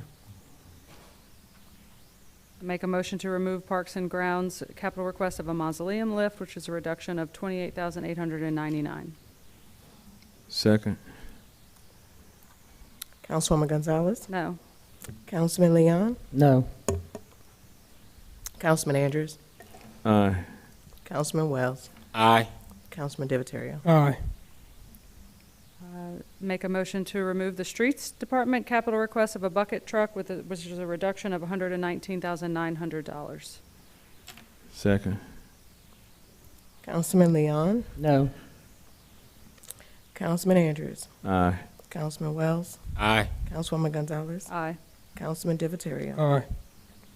16, make a motion to remove the Building Department capital request of new bays, which is a reduction of $95,000. This is an error. They didn't really ask for this. Okay. Second. Councilman Wells? Aye. Councilman Divatario? Aye. Councilwoman Gonzalez? Aye. Councilman Leon? No. Councilman Andrews? Aye. I make a motion to add a Building Department capital request of a fence for Blackburn Road lot, which is an increase of $22,000. Second. Councilman Leon? Aye. Councilman Wells? Aye. Councilman Divatario? Aye. Councilwoman Gonzalez? Aye. Councilman Andrews? Aye. I make a motion to add an airport capital request for infrastructure improvements, an increase of $270,000. Second.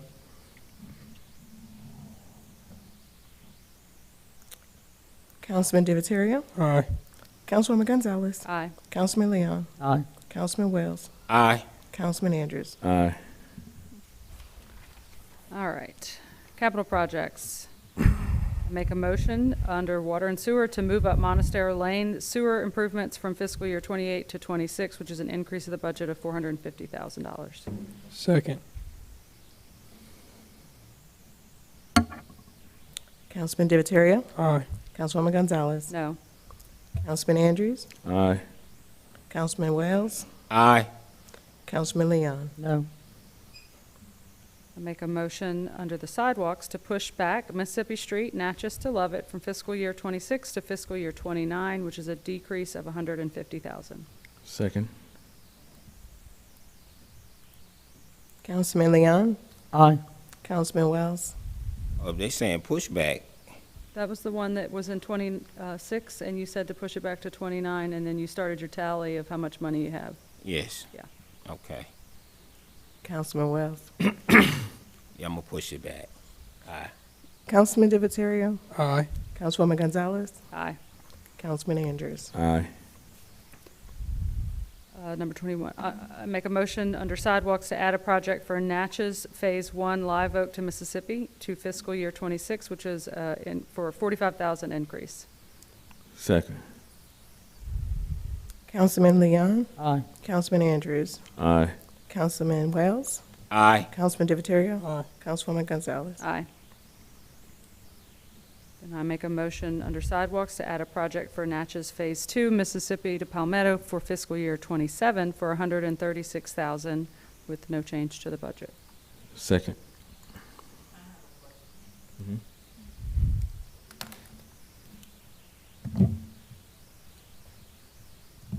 So,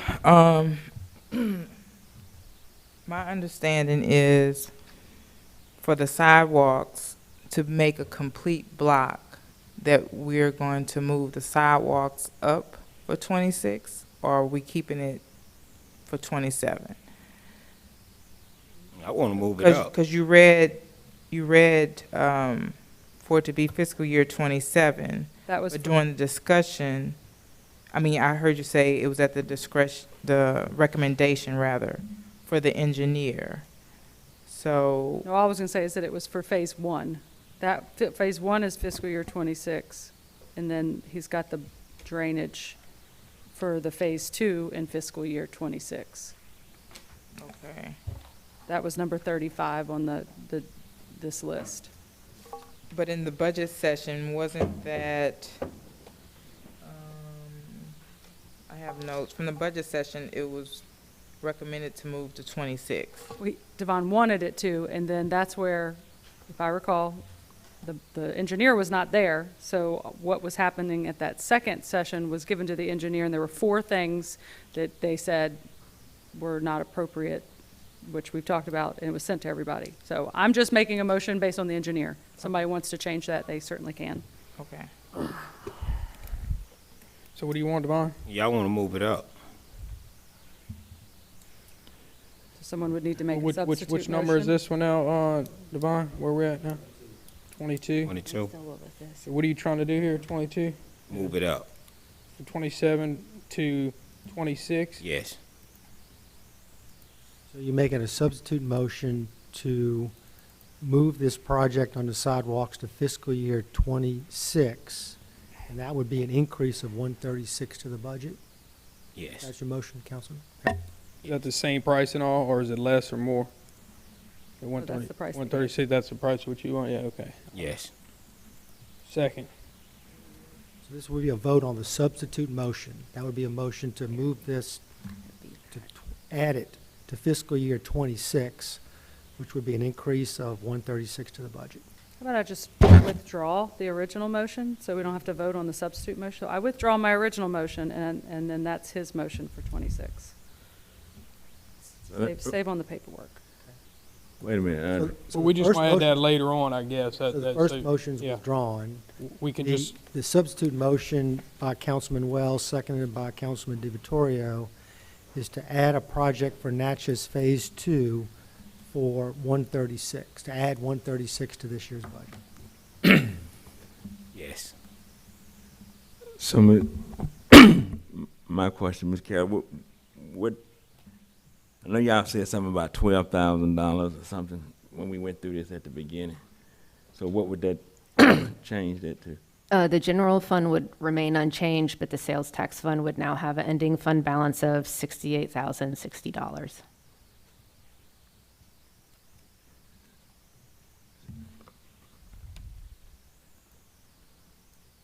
If this item is moved up.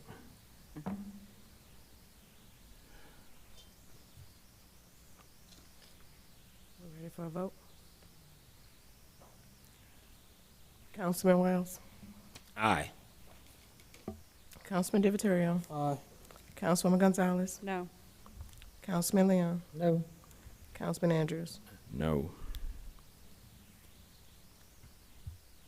Number 23, under sidewalks, I make a motion to move up West Church Linden to Maple from fiscal year '28 to '27 for $325,000, which is no change. second. Councilman Leon? Aye.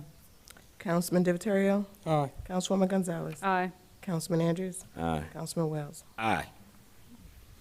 I make a motion under sidewalks to add a project for Haskins, Louisa West to White Street for fiscal year '26, which is an increase of $46,000. Second. Councilman Andrew? Aye. Councilman Leon? Aye. Councilman DiVittorio? Aye. Councilman Wells? Aye. Councilwoman Gonzalez? Aye. Make a motion under sidewalks to add South Magnolia Street, east side of Phoenix Square to fiscal year '27 for $111,000, which is no change to the budget. Second. Councilman Leon? Aye. Councilman Wells? Aye. Councilman Andrews? Aye. Councilman Divatario? Aye. Councilwoman Gonzalez? Aye. For those following along, I'm skipping 26 per Devon's instructions, right? Do we have to motion to remove it? Because it's not skip it? introduced. Okay, all right. Hold up. Yeah. We skipping it now, but you just took a sidewalk away from it. So, Not under the balanced budget, because it was proposed for '27. So they didn't take it away under this balanced budget.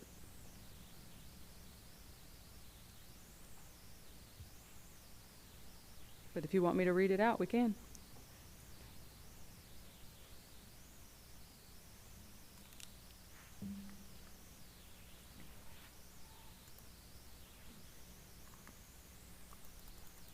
so look, this is what I wanted.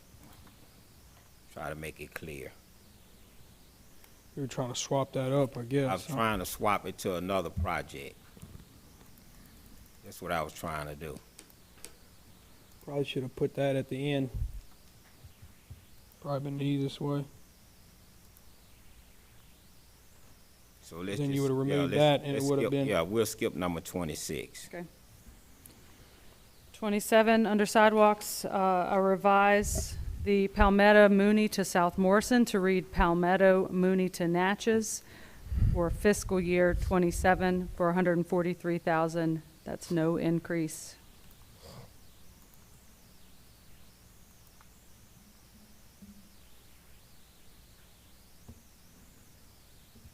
Second.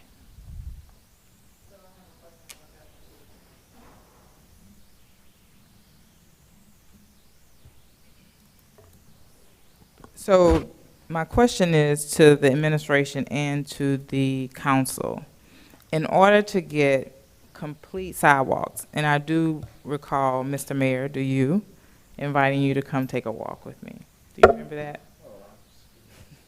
So, in order to get complete sidewalks, can we request, we being the citizens, that drainage be put on hold for a project for sidewalks to be completed? Is that possible? No, drainage for a different project. So if you have a project that's requiring drainage, in order for us to get a complete block of a sidewalk, can the drainage be moved to a further fiscal year? And then that allocation of funds be used for sidewalks instead?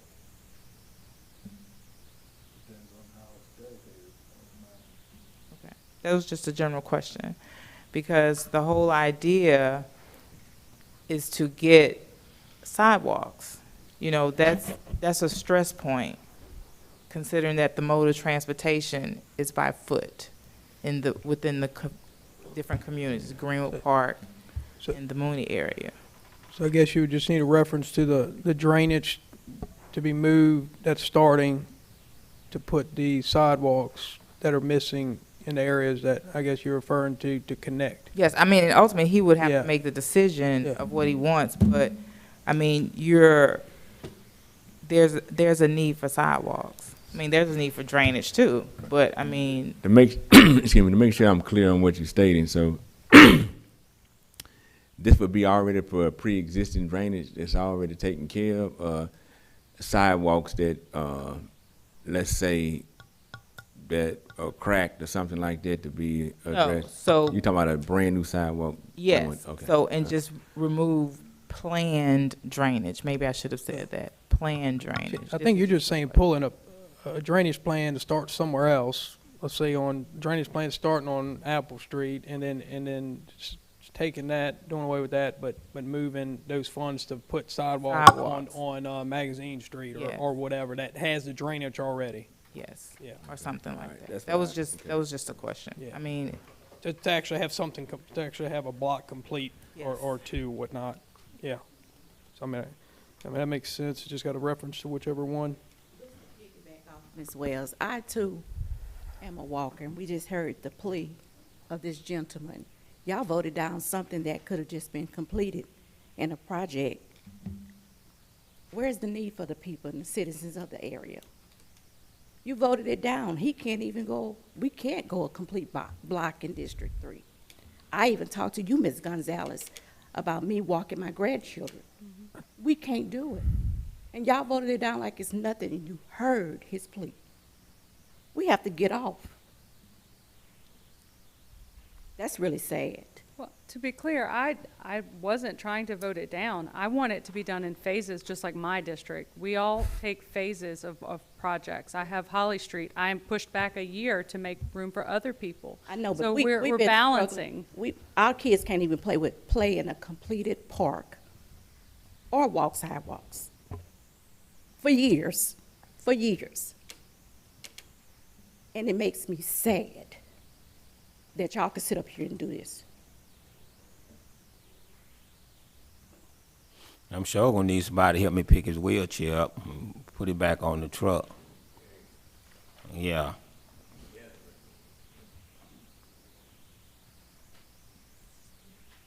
I think we shouldn't take this stuff so personal. You know, everything I ask for, it's never for me. It's for people in the community. And be honest and truthfully, my wife and I, we can go walk anywhere. We don't even have to walk in Hammond. So it's not about us. It's about this gentleman. It's about 13, 14 other ones that use the sidewalk, that need a sidewalk. Get him out the street. That's what I've been asking for. The neighborhood, we never had sidewalks before. Now we're getting a few sidewalks, the neighborhood looking better. So, but we're gonna come back to number 22.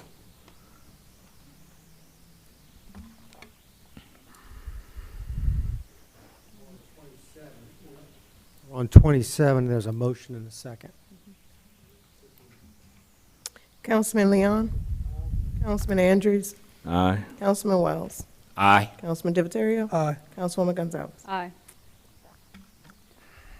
Make a motion under sidewalks to add project for Old Baton Rouge Highway, Celia to Lakewood, Phase 1, Celia to Live Oak Drive for $212,000 for fiscal year 27, and Phase 2 Live Oak Drive to Lakewood for $187,000 for fiscal year 28. No change to this budget. Councilman Wells? Aye. Councilman Divatario? Aye. Councilwoman Gonzalez? Aye. Councilman Leon? Councilman Andrews? Aye. Under sidewalks, I make a motion to revise Celia Street, Old Baton Rouge Highway to West Thomas to increase the budget to $95,000 for fiscal year 27, which is no change to the budget. Second. Councilman Divatario? Aye. Councilwoman Gonzalez? Aye. Councilman Wells? Aye. Councilman Leon? Councilman Andrews? Aye. Under sidewalks, I make a motion to add project Hewitt Drive, J.W. Davis to South Magnolia Phase 1, J.W. Davis to Ozone Drive East for $131,000 for fiscal year 27, and Phase 2 Ozone Drive East to South Magnolia for $234,000 for fiscal year 27. No change. Thank you. Second. Second. Councilman Leon? Aye. Councilman Andrews? Aye. Councilman Wells? Aye. Councilman Divatario? Aye. Councilwoman Gonzalez? Aye. Under sidewalks, I make a motion to add a project for Blackburn, Marley to Pecan for fiscal year 26, which is an increase of $45,000. Second. Councilman Divatario? Aye. Councilman Andrews? Aye. Councilman Wells? Aye. Councilman Leon? No. Councilwoman Gonzalez? Aye. Moving on to drainage. Yes. All right. Under the drainage, I make a motion to move Al-Ida Pine Hill subdivision from fiscal year 27 to 26, an increase of $348,000. Second. Councilman Leon? No. Councilman Andrews? Aye. Councilwoman Gonzalez? Aye. Councilman Divatario? Aye. Councilman Wells? Aye. Under the drainage, I make a motion to move up West Charles to West Robert, enclosed rear lot canal from fiscal year 27 to 26, which is an increase of 175,000. Second.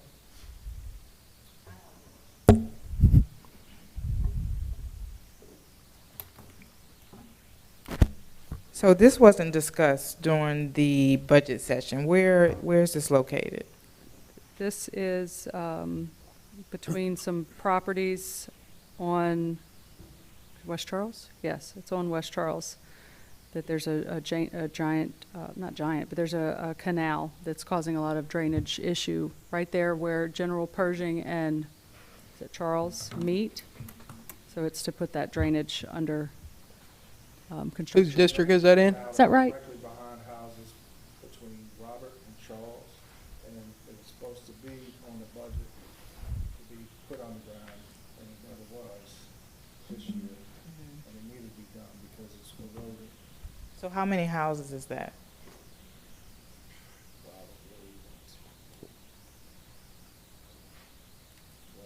So we're closing it in, or we're cementing it? Putting it underground, right. So a cover and then close it in with concrete. Okay, so, and you describe where it is, and what I did was after the budget work session, I went and took a ride to see all of these projects, because I wanted to be aware, and I have some questions once y'all get to the regular budget. So to add this on tonight, that wasn't discussed in the budget work session, and we're asking for sidewalks, and you're saying that it needs to be pushed back, I think it should have been up to the citizens to have a further discussion about it. I could have went and seen the project to make a recommendation to my council person, per se. So, I mean, I don't think anything should be added if it wasn't discussed at the budget work session. 2 meetings. Two meetings, yes.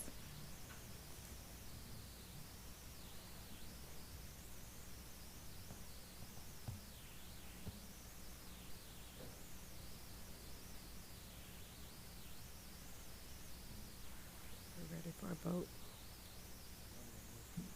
Where's Kip at?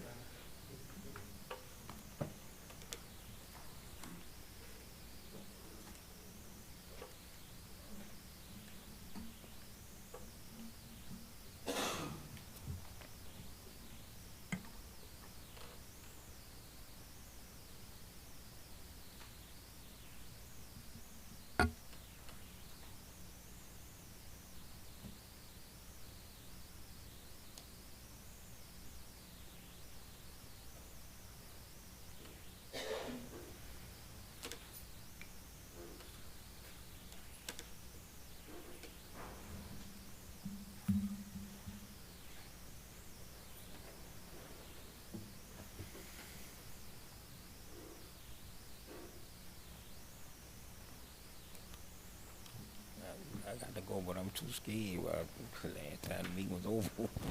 I'm scared to move. We're going to call for a vote on number 33. There's a motion and second. All right. Councilman Wells. No. Councilman Divatario. No. Councilman Leon. Aye. Councilwoman Gonzalez. Aye. Councilman Andrews. 33. Okay. No. Number 34, under drainage, I make a motion to add a project for Natchez Phase 1 Live Oak to Mississippi for sidewalks under fiscal year 26, increase of 54,000. Second. Councilman Leon. No. Councilman Andrews.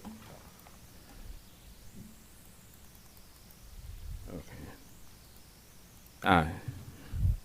Councilman Divatario. Aye. Councilman Wells. Aye. Councilwoman Gonzalez. Aye.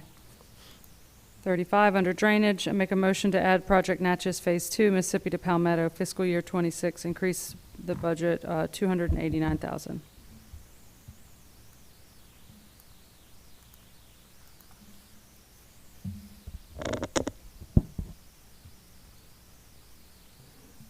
Second.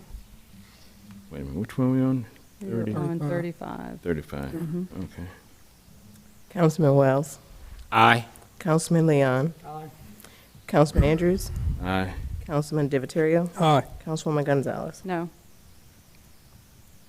Number 36, I make a motion to move up West Church Phase 2, Carter to Maple from fiscal year 27 to 26, which is an increase of $366,000.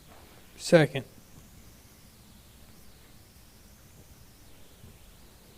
Councilman Leon. Aye. Councilman Andrews. Aye. Councilman Wells. Aye. Councilman Divatario. Aye. Councilwoman Gonzalez. No. Number 37, under drainage, I make a motion to move up Palmetto Mooney to Natchez from fiscal year 27 to 26, an increase of $381,000. Second. Councilman Andrews. All right, 37.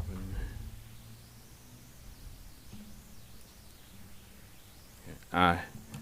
Councilman Wells. Aye. Councilman Leon. No. Councilman Divatario. Aye. Councilwoman Gonzalez. Aye.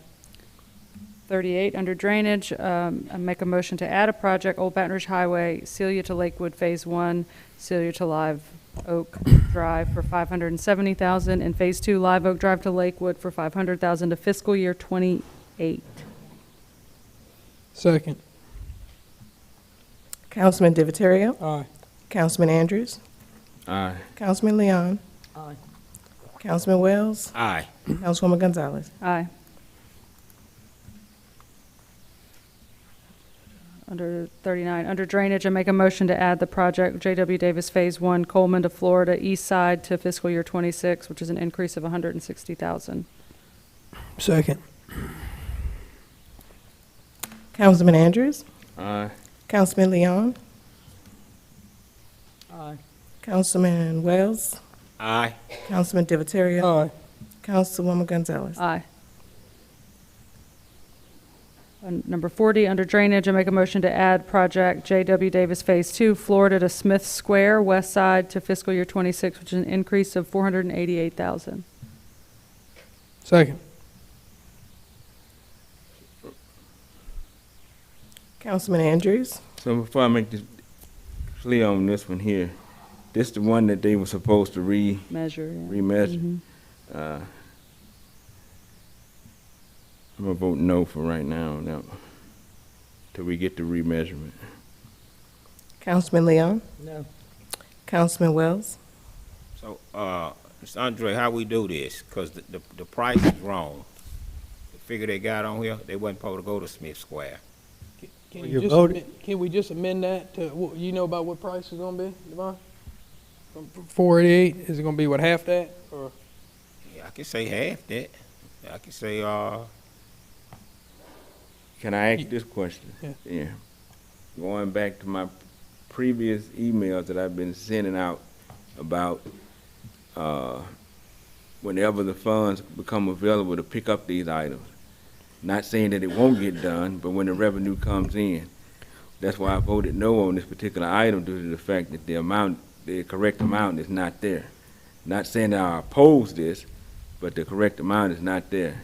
I've been honest and frank from the very beginning about when the revenue comes in, even with some of these other items that were placed on here with these departments that I talked with them when we made cuts. We were previously up here in the upper part of this document that we've been going through. That there's also been some items that I pushed back as well to make sure that this budget goes through with the same understanding that these items that will get funded when the revenue comes through.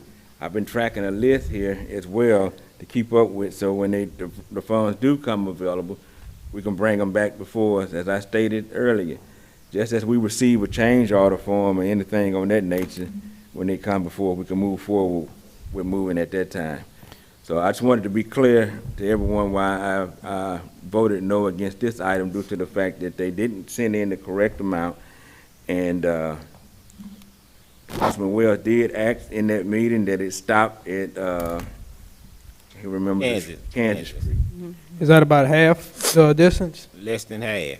So that's what I'm saying. I mean, that's a good problem to have, cutting that in half. So that should have more money left over. So that's what. But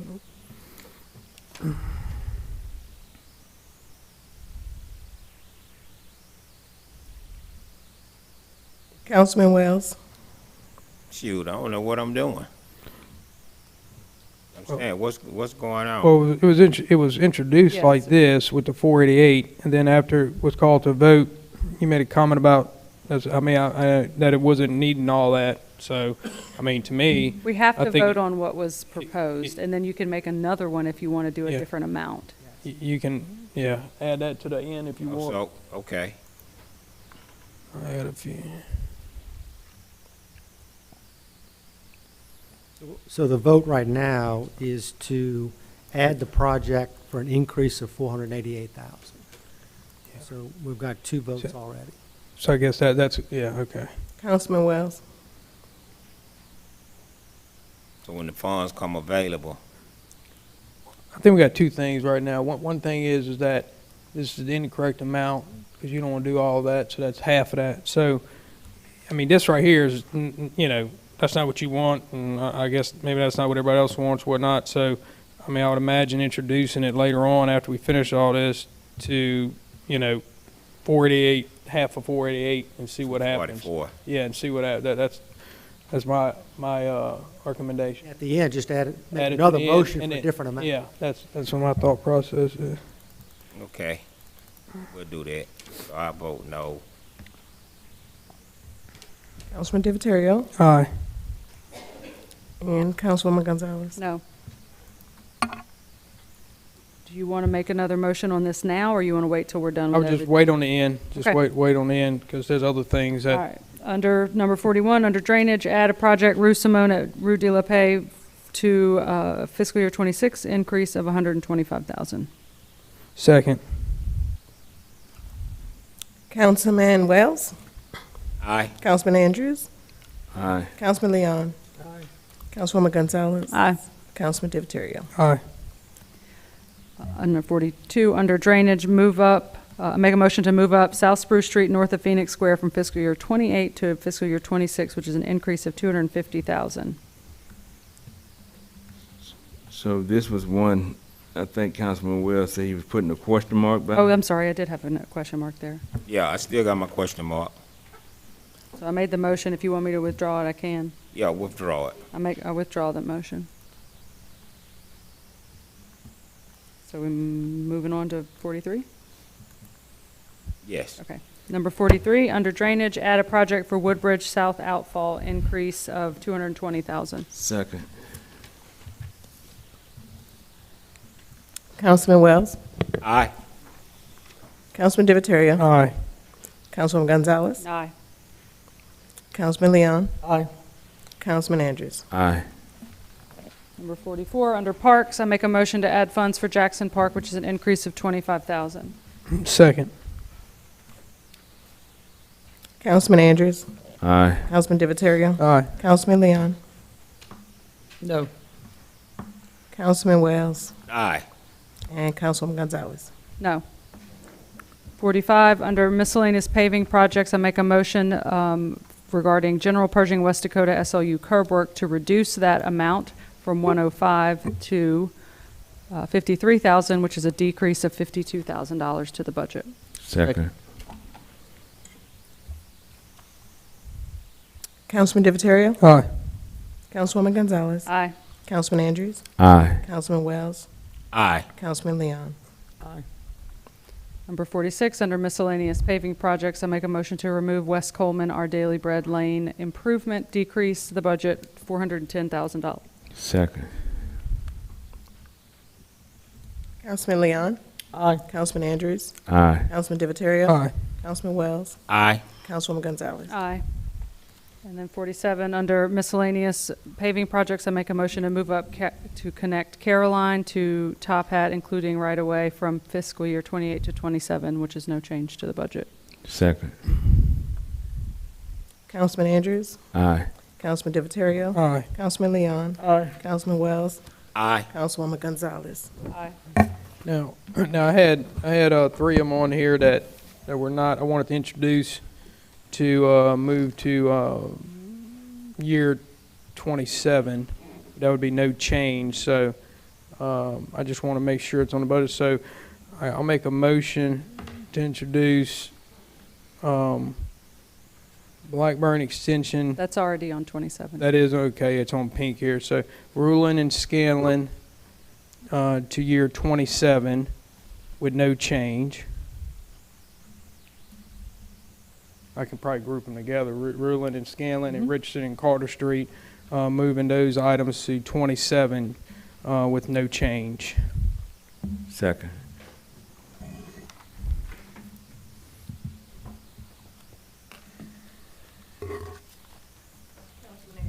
Aye. Councilman Divatario. Aye. Councilman Wells. Aye. Councilwoman Gonzalez. Aye. Councilman Leon.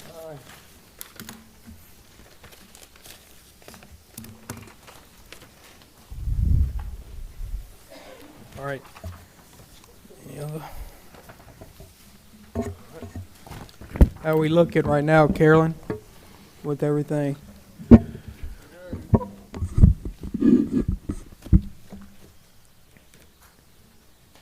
With the changes,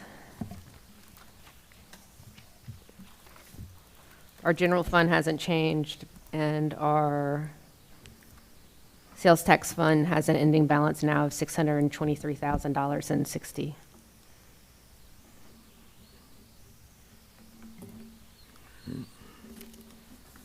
What's the ending balance? $623,000.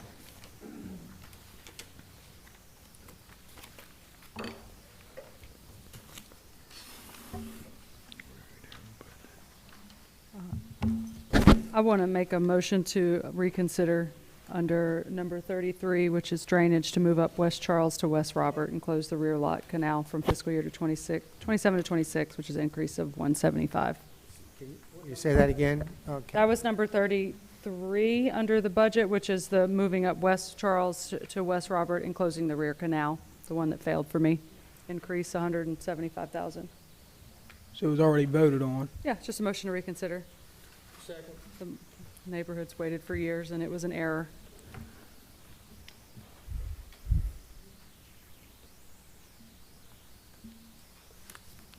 Councilman Leon. Aye. Councilman Andrews. No. Councilman Divatario. No. Councilman Wells. No. Councilwoman Gonzalez. Aye.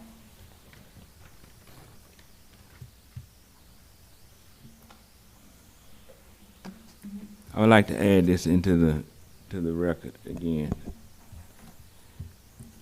The following items that we put on the list as the revenue comes through to address. Number 33, number 22, number 41.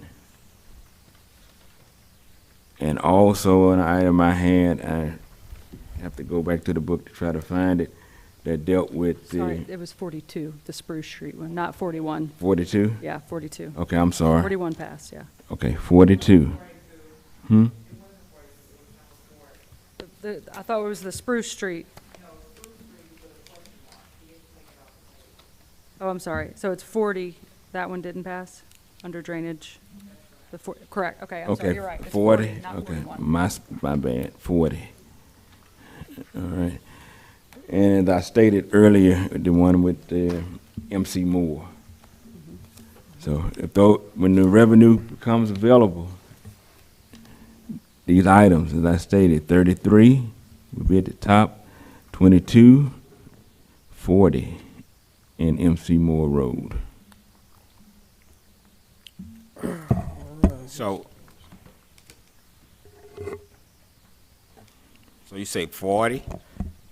Yeah, 33, 22, 40 and MC Moore Road.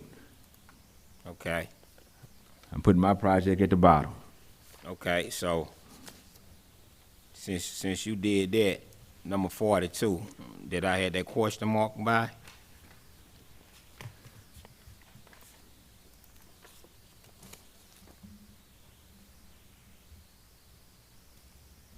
I can put that on hold.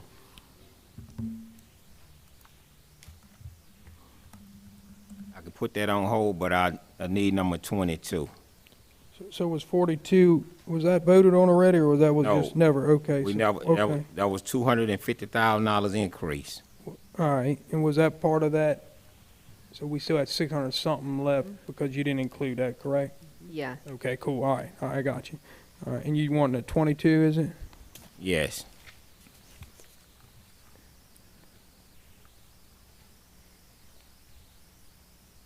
I'm trying to get a sidewalk. That's what I'm working on. And so I'd rather put that on hold to get the sidewalk completed on Natchez Street. To Natchez to Palmetto. So we're swapping, in other words, make sure that I'm correct, 22 for 42. 42 didn't pass. We didn't even vote on 40. Right. We didn't even vote on 42 at all. So he's going from 250 to 133, pretty much, $1,000. Projects. He's swapping the 250 out for 133, right? For 136. 136, I mean, yeah. And I cut other sidewalks also in that area.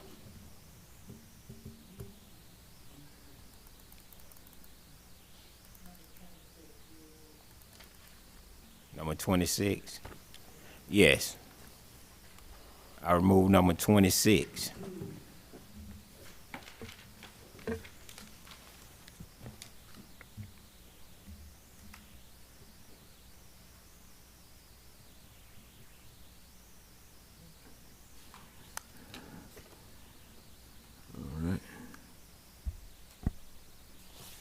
All right, so we're,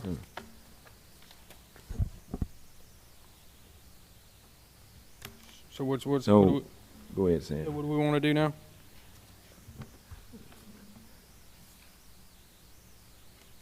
So 26 was never addressed at all. Yeah. It was removed, right? So that was 68,000 not touched. Okay. To help do a sidewalk. And number 42 was not touched at all either, right? Right.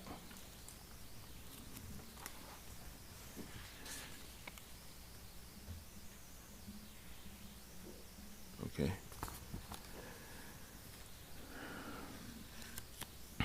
So Ms. Joy's gonna be mad at me. But they still got some construction going on over there on Spruce Street. So that was Spruce Street, number 42. And I removed the sidewalk on number 26 to another project.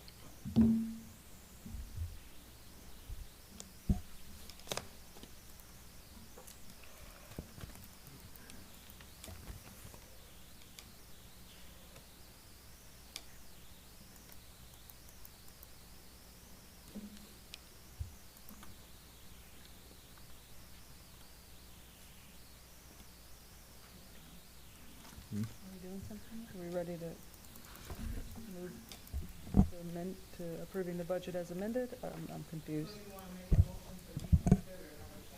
Yes. Second.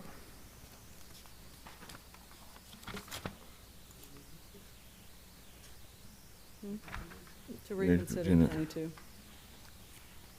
The one that the phase 2 of Natchez. So this will connect a full block? Yes. Devon, it doesn't matter that the drainage needs to go in first? I'm just curious. No, the drainage gonna go in first. Yeah, we already approved that. But what it is, now we got 1,000 feet of drainage that we already got the money for. So we looking at 1,000 feet can go somewhere in the district. I'm telling you, this money it's already on the book. So we don't have to, so 1,000 feet of drainage already been approved of. The guy's just waiting to do the work. So we can put the 1,000 feet anywhere in the district.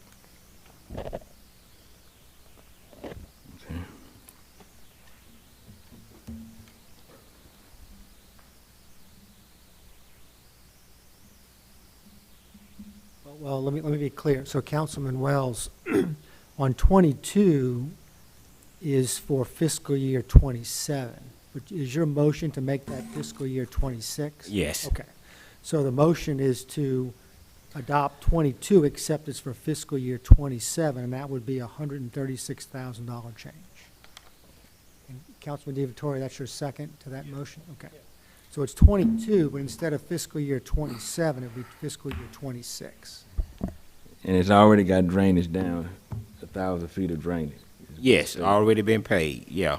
But isn't, not to push back, no, we had just No. approved it in this budget No. for 488,000.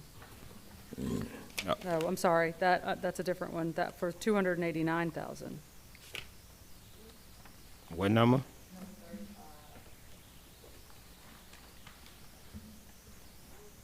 Yeah, but what I'm saying is, I have 1,000 feet of drainage. I'm saying the money's already on the book, on, oh,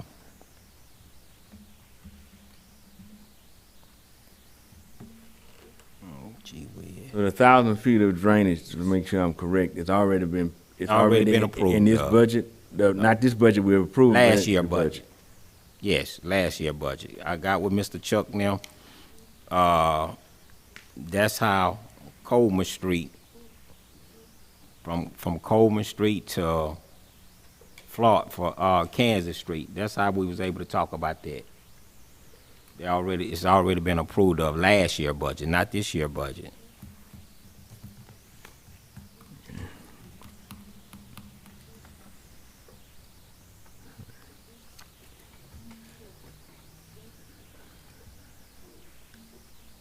We have a motion and a second, and that's to reconsider, or not to reconsider, to adopt what would be 22, but that's for fiscal year 26.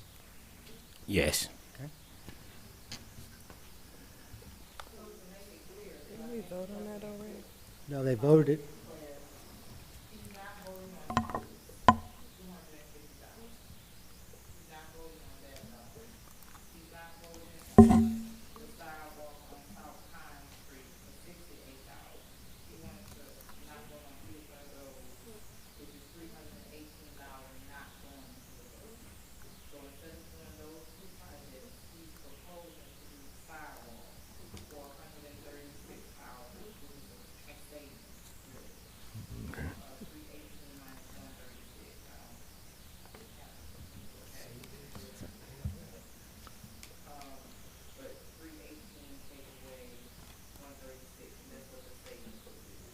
I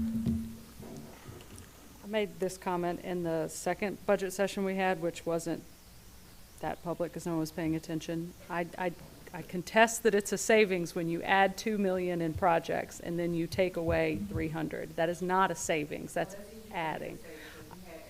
It's not true. I have amendments here, and I've reduced things. That we do things in phases for a reason, and the only reason I'm against this one is because it's proposed, right, and it failed, and I'm fine with that. But we do things in phases, and I think that has worked well for us, and we are lumping $2 million of things that could be phased so that we can do work all over the city. That's my point, and I think But we've consistently done it this way, and this year we're adding a lot and then pretending to cut. No, but I think what we add. No, what took place though, and I done said it several times. The engineer never did meet with me. I didn't meet with him either. You don't have to meet with him. He stay in your district. The mayor stay in your district. Nick Musarella stay in your district. You got nothing but good representatives in your district. So y'all really don't have to ask for nothing. Y'all gonna get it anyway. But in my district, it's a poor district. And so I go by what the people tell me they need in the district. That's all I'm doing. So we're gonna sit here and go back and forth over 136,000.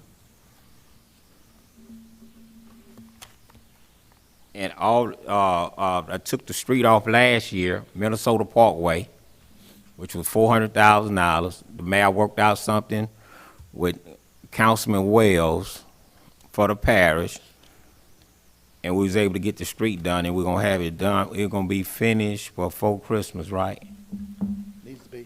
Huh? Needs to be. I think they was over there working today, huh? Yeah, they've been taking materials over there. There's a motion and second on the floor, and that's going to be to adopt as an amendment number 22, except it's going to be for fiscal year 26, and that's going to add 136,000 to the budget. So the motion second. Councilman Andrews? Aye. Councilman Divatario? Aye. Councilwoman Gonzalez? No. Councilman Leon? Did I get everybody? Councilman Wells? Wells, I didn't get. Yes. I'm trying, sir. I'm trying. Sorry for the delay. All right. Is there anything else? Any other amendments?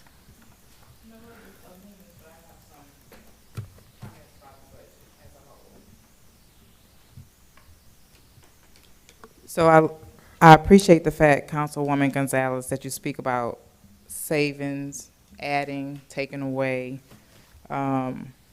So you have on here, under miscellaneous paving projects, C, street improvements, section C, number 2, North Hazel. Yes. So I went and looked at that road, which is now an asphalt road, and you want to turn it into a concrete road. And so the question to the council is, we're going to set a precedent because we're not getting asphalt roads done now through the parish. Nobody has been able to explain how roads are selected, how they're paid for. And if we start converting asphalt roads to concrete roads, then we all should have concrete roads. I went and looked at the road after the budget. What number that was? Section C, street improvements, miscellaneous paving projects, number 2. And how much was that? It's the 100 block of North Hazel, PC concrete, 141,000. And it's an asphalt road as of right now. Asphalt road right now. So why wouldn't we have gone back? Why wouldn't we have gone back with asphalt, like we normally do? Everybody knows. This the street right here. Look, pass it down for everybody can see it. It's an asphalt road, and Mr. Robert Miller, them the ones do the asphalt road. So if we go to a concrete road, and what's the name of this street? Hazel. Hazel. So North Hazel Street. So I got Hazel in my district too. Yeah, So it runs that north mean and south. we're gonna have to do that in concrete. Is it asphalt right now?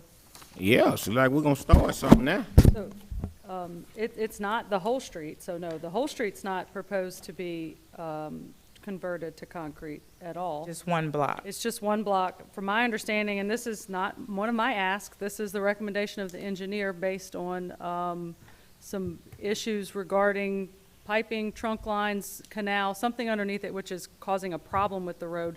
The city, as you can see from the pictures, has tried numerous times to patch the asphalt. They can't get it right. So this was a proposal from the engineer so that this heavily trafficked road can be actually fixed. What I'm saying is you're setting a precedence if you approve this. Well, yeah, I mean, it probably should have went back with asphalt, I guess, if it was asphalt already. I can recall when a road was concrete You go back with and concrete. they wanted to go with asphalt.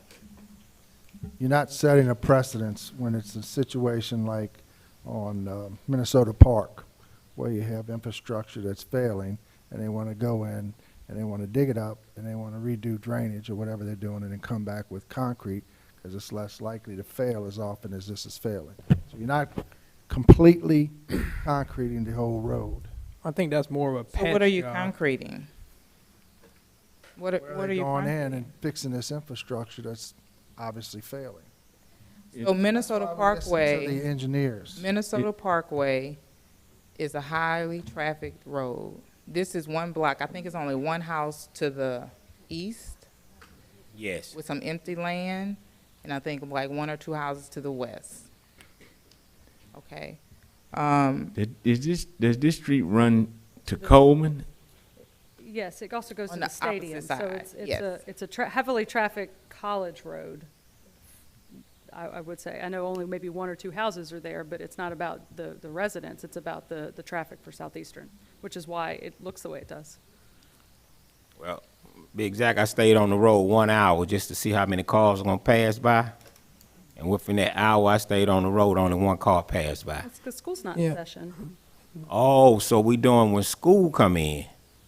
Well, we're doing Minnesota Park because it's heavily trafficked at Christmas. I mean, we have high traffic roads that at different times have more traffic than others. I mean, I think we kind of need to stay probably It's on fine. what If we y'all want to vote normally on, do. change it, let's vote on it. We don't have to keep debating it. In addition to that road, I just have a question for the council for Morrison Park, the parking improvement on Morrison Alley, where they just tore the building down across the street from City Hall. Why can't we do that in asphalt and limestone? Why do we have to do that in concrete? And I guess that'd be a question for the administration. The majority of that alleyway is already concrete. So the idea is to replace what was demoed with concrete. Part of that area that was demoed will be another pocket park, like the one that's on Cypress. And that's per the Historic District Commission. They wanted to preserve the character of that space. Okay, so that project is $250,000. And the reason why I'm bringing this up is because I heard President Kipp say he's putting something back until the revenues come in. And it's your job collectively to look at the budget to see what makes sense cost-wise. Why should you continue to put something back in your district when there's money available, but then we're doing all these projects that could be looked at in a different way, instead of concrete, asphalt, and/or limestone? That's just my opinion, but I wanted to bring that to your attention. And I bring it up again. Because sometimes things just get overlooked. Yeah, I bring it up again. I brought it up at the budget. Is it any way that we can share this project with the DDD? I asked this during the budget. I don't know what the DD's budget, I mean, their budget, their annual budget is, I want to say. It was Carolyn? It's in our budget. Another thing is the park. I mean, I think the need was parking downtown. How big is this park? Is it, you just calling it a park, or are you actually taking away parking spots over there? We will be roughly doubling the number of parking spaces that are currently in Morrison Alley. It is an attempt to create additional downtown parking, both for the businesses along Thomas, Cypress, North Cherry, for City Hall, the court. Anyone who's been here during the day, certain days of the week when court's in session, knows that this street here fills up. For council meetings like tonight, it fills up. This would be additional parking for people who are coming. Well, I to City understand Hall. that. I'm just asking about, I heard a park. That's what I'm saying. There I will thought it be a would just small parking. pocket park, similar to the one that's on Cypress. There'll be a small pocket park on North Cherry Street, which will be at the entrance from North Cherry Street. That is per the Historic District Commission. They wouldn't allow us simply to remove a structure without putting something back that conformed to the remainder of the Historic District. And since there was already a pocket park on the Cypress end, they proposed putting a small pocket park on the North Cherry Street end. Who proposed that? The Historic District Commission. So I'm just asking, we do a lot of partnership. So is there any way that we can get a partnership on this? Because normally what I hear, we normally do things 3 ways when we doing stuff downtown, sidewalks, everything. I hear this a whole lot. We could approach the Downtown Development District about a partnership. I don't know what kind of funds they may have available. When we're talking about sidebar projects, we're typically talking about smaller projects, $30,000 projects, under $100,000 projects. This would be $250,000. Is this in your John, you want to district? speak for the board? Is this in your district? Kid? He can. It's in Gibbs District. We got a DDD president here. Oh, yeah, you got both. No, DDD, they're asking if y'all give us money for this project. Well, we do partner on a lot of different things, but we also have budgets that are already in place. And when this came across, whenever there's a demolition, there's processes that need to go in place. There's laws and rules for the Downtown Development District and the Historic Commission, and this has already been something that has gone through. So to get into, I think the DD is always, open to approaching projects together, but this seems like kind of an afterthought conversation, and I think we need to stick to getting this budget resolved. So tell me this here, sir, since you're up here. Yeah. Who had to pay to get the building tore down? We did. Yes, the city. I'm talking to you, sir. Yeah, who paid to get the city? Who paid to get the building tore down? The city. Yes. Okay, right now the city is asking for help. I mean, either you can help or you can't help. It ain't. I don't think nobody gonna take your sunglasses away if you say no. You want them? No, sir. I'm fine. I'm fine. Look, for a decision, this is already something that has gone through. The city bought that building. They decided to go ahead and tear it down because they found that it would be good use to have, a park and parking, and the building. Something needed to be done with the building. So, I just think we're getting on a tangent here. Where we need to kind of focus to get this night. Yeah, but they called you up here though. Yeah. Yeah, they called you up here. Yeah, I'm just kind of trying to explain to you that, there's limited funds and they're already spoken for at this point. This project has already been something that's passed. Okay. But in the future, there's always an open conversation. Okay, 2 months ago, I passed through there. 2 months ago, I saw cars was parked actually on the dirt pad. I'm talking about, nobody said nothing. They had 13 vehicles, be exact, was parked actually on the dirt before the rain came. So I know it's muddy now. So they had 13 vehicles there. We've put out barricades. People have moved the barricades. We put more barricades out. They moved the barricades. We're trying to keep people off the dirt. Yeah. But I'm saying they had been parked on there. I've noticed, yes. And Yeah. we've had code enforcement go out there, and like I said, they keep parking there. That's why we wanted to get the project done, so that. Yeah, but I'm saying, we in a need for money, and I take my hat off to the president. He actually took his project off first, and his project been going on for 6 years. It ain't just started yesterday. He keep putting it back. So I'm saying if the president doing that, I think we all can do something. So I'm asking, is it any way that we can look into limestone for right now and just 2 years from now do the concrete? I'm just asking a question. No, the short answer is no. The goal is to finish that parking lot, finish the pocket park, finish that space so that we can comply with the directions of the Historic District Commission. They've given us a time frame. I've already requested one extension. There's no guarantee they would give us another extension. So we have to comply just like any business in downtown, any building owner downtown. When we do work downtown, it's in the Historic District, we have to comply with the Historic District guidelines. And I like how you said that. You said no. But yet, when I asked for a sidewalk, not for Devon, for this gentleman here, and I know you don't have nothing to do with it, but see how by the engineer not meeting with me, and it makes it seem like I done asked for so much tonight, but I never met with nobody. So that's why we doing what we doing now. And we had 2 meetings, and I said it in both meetings. The engineer didn't meet with me. The price is on here. It's overpriced. But the engineer told me don't nitpick, so I can't nitpick, but we have a problem. So everybody got projects that they want done. You just said that DDD, y'all got certain deadline. So you got to make sure that you do they need. I got to make sure I take care of his needs. President Andrew, he done put his project back 4 or 5 years. Steve Leon been trying to get help on that bridge for the longest. He asked for what, extra 230,000 or 20? For the Woodbridge. Yeah, and so guess what? Not one time I ever said no, because you know what? This man been asking for this for the longest, and it keep being pushed back. So when he asks for the additional money, hey, give it to him. They need it.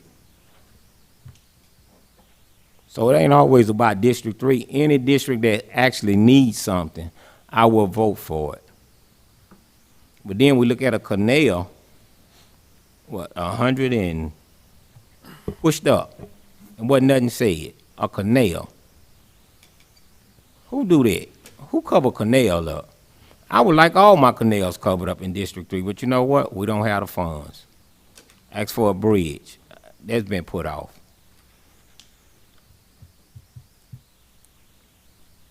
Did we ever vote on 22? All right, we There's nothing else.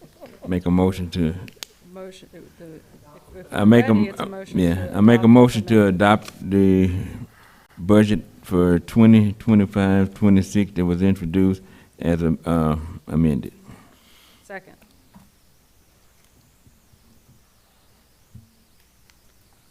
Councilman Wells? Aye. Councilman Divatario? Aye. Councilman Andrews? Aye. Councilwoman Gonzalez? Aye. And Councilman Leon? Number 6, All right. Oh, Lord, we ain't through?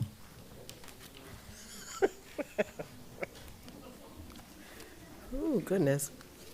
Final, final adoption of an ordinance to amend the Code of Ordinances regarding prohibition on persons under the age of 21 in standalone bars and nightclubs. this item is going, was tabled. So what's Then make- another motion to table? Make a motion to table. Second. Councilman Wells? Aye. Councilman Divatario? Aye. Councilwoman Gonzalez? Abstain. Councilman Leon? No. Councilman Andrews? Aye. Number 7, An ordinance to amend the Code of Ordinances regarding alcoholic beverages in city parks. Councilman Andrews? this item is going to be tabled as well. Make a motion to table. Second. Councilman Leon? Councilman Wells? Aye. Councilman Divatario? Aye. Councilman Andrews? Aye. Councilwoman Gonzalez? Aye. Mr. Crutrain, I will be in contact with you on both of these items and to move forward with introduction of ordinance 9, resolution number 1. Resolution to accept the annual municipal water pollution prevention report as required by the Louisiana Department of Environmental Quality and the city's discharge permit for the South Wastewater Treatment Plant, June 2024 through December 2024. Nathan Levy? Mr. Levy was here till a little after 8:30. He actually approached me during the meeting and said he would have to leave, asked if this could be tabled until the next meeting. He really wanted to stay and present this tonight, but I think the meeting went a little bit longer than he was anticipating. Okay. I make a motion to table this item. Second. Put him at the top as old business. Yeah. A resolution, Arthur? Oh, we had a roll. Oh, I'm sorry. I'm sleepy. Me too. Sorry. Councilman Leon. Councilman Andrews. Aye. Councilman Wells. Aye. Councilman Divatario. Aye. And Councilwoman Gonzalez. Aye. A resolution authorizing the mayor to enter into a maintenance agreement, including mowing and litter pickup for the fiscal year ending June 30, 2026, between the City of Hammond and the Louisiana Department of Transportation and Development. Charles? This is a contract that we've been working with the OTD as a partner for several years. The council approved the contract last year. It's virtually identical this year. They will provide up to $19,230 to the city for mowing some rights of way that are kind of shared in the city and with the OTD. It's a good program. We're able to do it, and we're able to get some additional revenue from it. So how much more revenue Charles bringing in on this? $19,230. Okay, 19,000. And how much was it at first? $19,230. I believe it's a formula-based amount. Yeah, see, that's never been adjusted, that little deal right there. You would think, after time, you'd be able to get an adjustment. It's the state, they do it based on, Have we asked for any, have we asked them like for any increase? Like, not to my knowledge, no. yeah, I mean, they're not It's gonna a formula- volunteer, they're not gonna volunteer giving more money. I mean, It's nobody a does. formula-based program, so the state gives DOTD a certain amount of funds every year for this program, and then they basically allocate funds by virtue of a formula. I don't think the formula or the dollar amounts have really changed, at least in the last couple of years.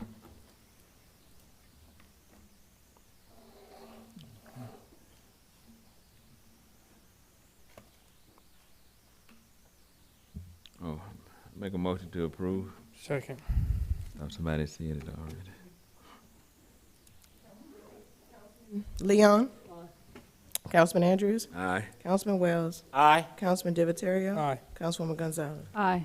Reports, Mayor, No reports. council report.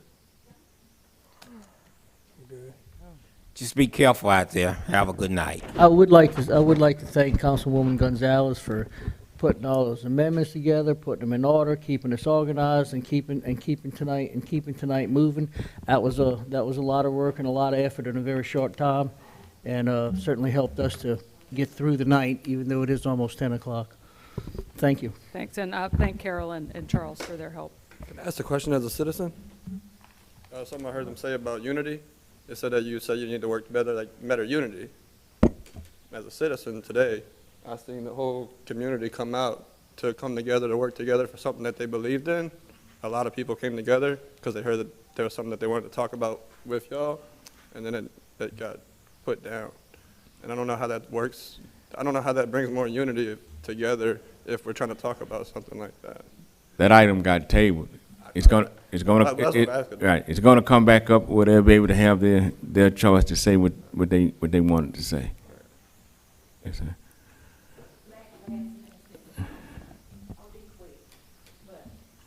I saw the unity of coming together.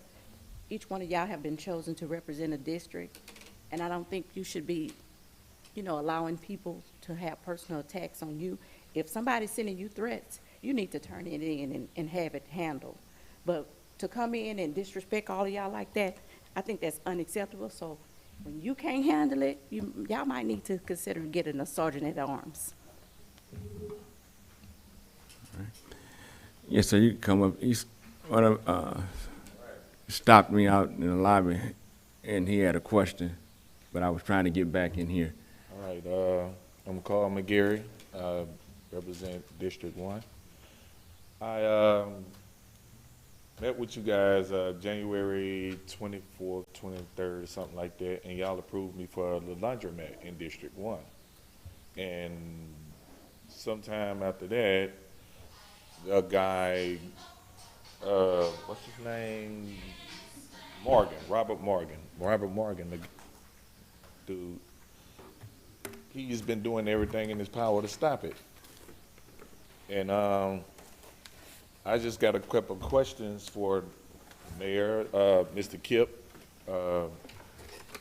If y'all approved me for the laundromat on the 24th, and on the 3rd of February, an investigator calls my contractor and asks him to, he's been to the property 3 times and is nothing there, or is he planning on doing anything, and if not, let him know, because he's been there 3 times, and he's okay, I played doctor. Yeah, we together. Yeah, we together. So, that's one incident.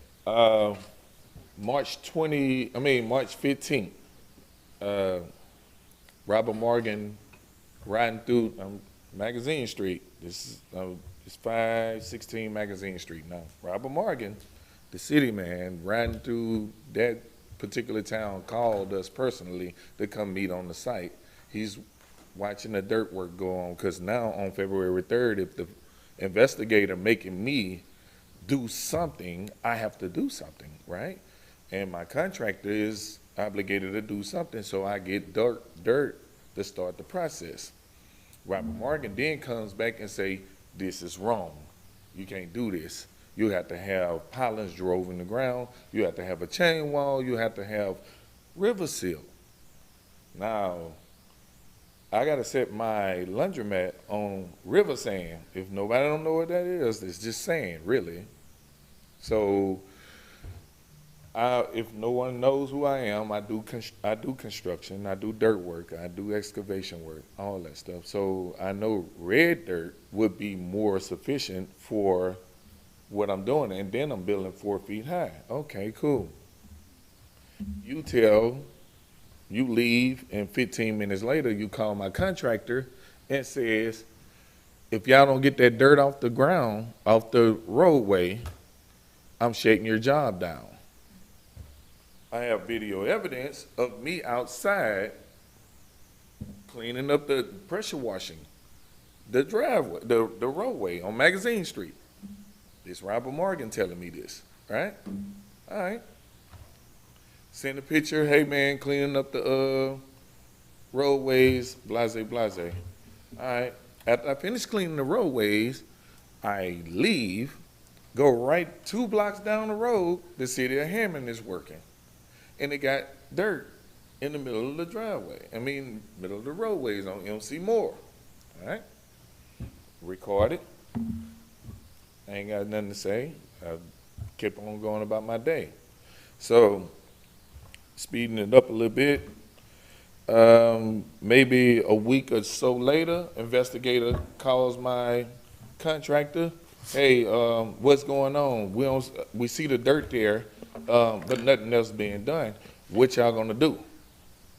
Damn, we just only 2-3 weeks in. These people ain't even really giving me a price really on how much everything's gonna cost. So now you force me to spend $6,000 on a piece of property in order for you to shut the job down. I'd have been threatened more than once that my job is gonna be shut down because of certain things. Okay, cool. So right here downtown Hammond, or I'm assuming that this downtown Hammond right here by Rocky's Car Wash, they was building a dispensary of some sort. And they got trucks coming in with red dirt, and it's on the ground, still on the ground. And I was wondering, when was Robert Morgan was gonna come and tell them that they need to pressure wash the ground? Because, I mean, I don't know about y'all, but me personally, I drive a $250,000 car, and I come down that way. That's what I drive, Maybach truck.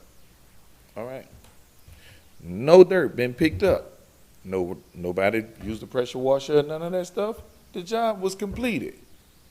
So, but my job is stopped over here in this impoverished neighborhood where I dedicated $200,000 of my hard-earned dollars to this project, to better this community, to help my people be able to get functioning washers and dryers in this neighborhood. But this one particular dude making sure everything now. All right, cool. You did all that. So now it's time for me to go ahead and just try to look a little bit further into my project. So I say, damn, I gotta drive pilings in the ground. Oh, there's no way around it. This is Robert Morgan's conversation with me, him, and the other 2 guys in the city of Hammond. They standing on the dirt pad. Oh, there's no way around it. Oh, this ain't gonna work. You gotta drive pilings 2 foot in the natural ground to put pilings down, and then you gotta build a wall, a chain wall, to stop the dirt from going out. Well, damn, that's what I gotta do. Well, I deal with the kitchen group. So I go to the kitchen group and I tell them what I have to do. And lo and behold, Mr. Kyle from the kitchen group say, man, you don't have to do all that. When you have to do that? So he emails Miss, let's see, what's her name? It was Mr. Kyle Sharp, and he emails, and he spoke to Mr. Robert Morgan, and Mr. Robert Morgan say, hey, you're not in the floodway. You don't have to do all that, but it's recommended for you to do it just because of your slab. But I have to go 4 foot out the ground. So I'm confused here. If I didn't have to do it and you telling me this is wrong, Mr. Kip, this is your district. This is the guy that you need to talk to or whatever. I was wondering if, okay, well, if it's all lit, if I'm in a flood zone, not a floodway, which I just found out from the kitchen group, that if you're in a flood zone, You don't need all that stuff, but if you're in the floodway, you have to put pilings down. Once he relays the email back to me that he spoke to Mr. Robert and he spoke to the engineers and everything, and I don't have to do all that stuff, but I was told that I had to do it or my job getting shut down. Do I need to take my $200,000 to go to District 3, where this could work for Mr. Robert, so it don't be no flood issues or anything like that? Or this guy gonna just keep on making it very, very hard for me to complete something that I started in January? I did everything I was supposed to do. I filed the proper paperwork. I got the permits. On February 3rd, no, I'm sorry, February 5th, an investigator. Guess who called the investigator? Mr. Robert Morgan. When you say investigator, sir, what's the investigator name? Do he work for the city of Hammond, or? No, he's in Baton Rouge. It says an investigator from Baton Rouge. I'll bring this to you so you can look at that. These are just screenshots. I have all the messages for anybody who want them. I can email them to you, whatever. But my goal is to try to better my community and trying to do something that I set out to do, and I was approved amongst you people, you know what I mean, amongst my peers. So if I got to keep going through all that stuff, I may as well move my project somewhere else where it'd be probably a little bit different. I don't know. Mr. Kip is... Well, I definitely don't want to see this project removed because it's something that is definitely needed in the neighborhood. Okay. I mean, definitely needed. A lot of people can't get to these other laundromats, Right. and a lot of folk were excited about the project. So now I see why nothing hasn't been happening because of what you just stated. Is there some way we could look into? Is this the old laundromat? No, I was building a fresh laundromat, brand new. So it's Right. past the food mart? Right. Yeah, right across. Further east? Yes. All right. Well, we have a meeting tomorrow. All we can do is ask. The only time, I'm a contractor as well, so the only time I've experienced having to put a parapet wall up high is because of, we need to check into the flood zone, floodway thing and see what's going on with your I project. have that as well we're too. gonna- So I'm in the flood zone, not a floodway. Right. Well, So we'll the find out floodway- tomorrow what they're saying. So who called investigator? I tell you what, What's your we'll just find somebody. The investigator came a week after I was approved from the thing and told my contractor that if nothing is being done on this job, he need to let him know, because the email clearly states, hey, we see you just pulled the permits for 516 magazine. What's going on with that? You generally have, I want to say, a year to do a project, so I don't see where that's coming from. Yeah, I mean.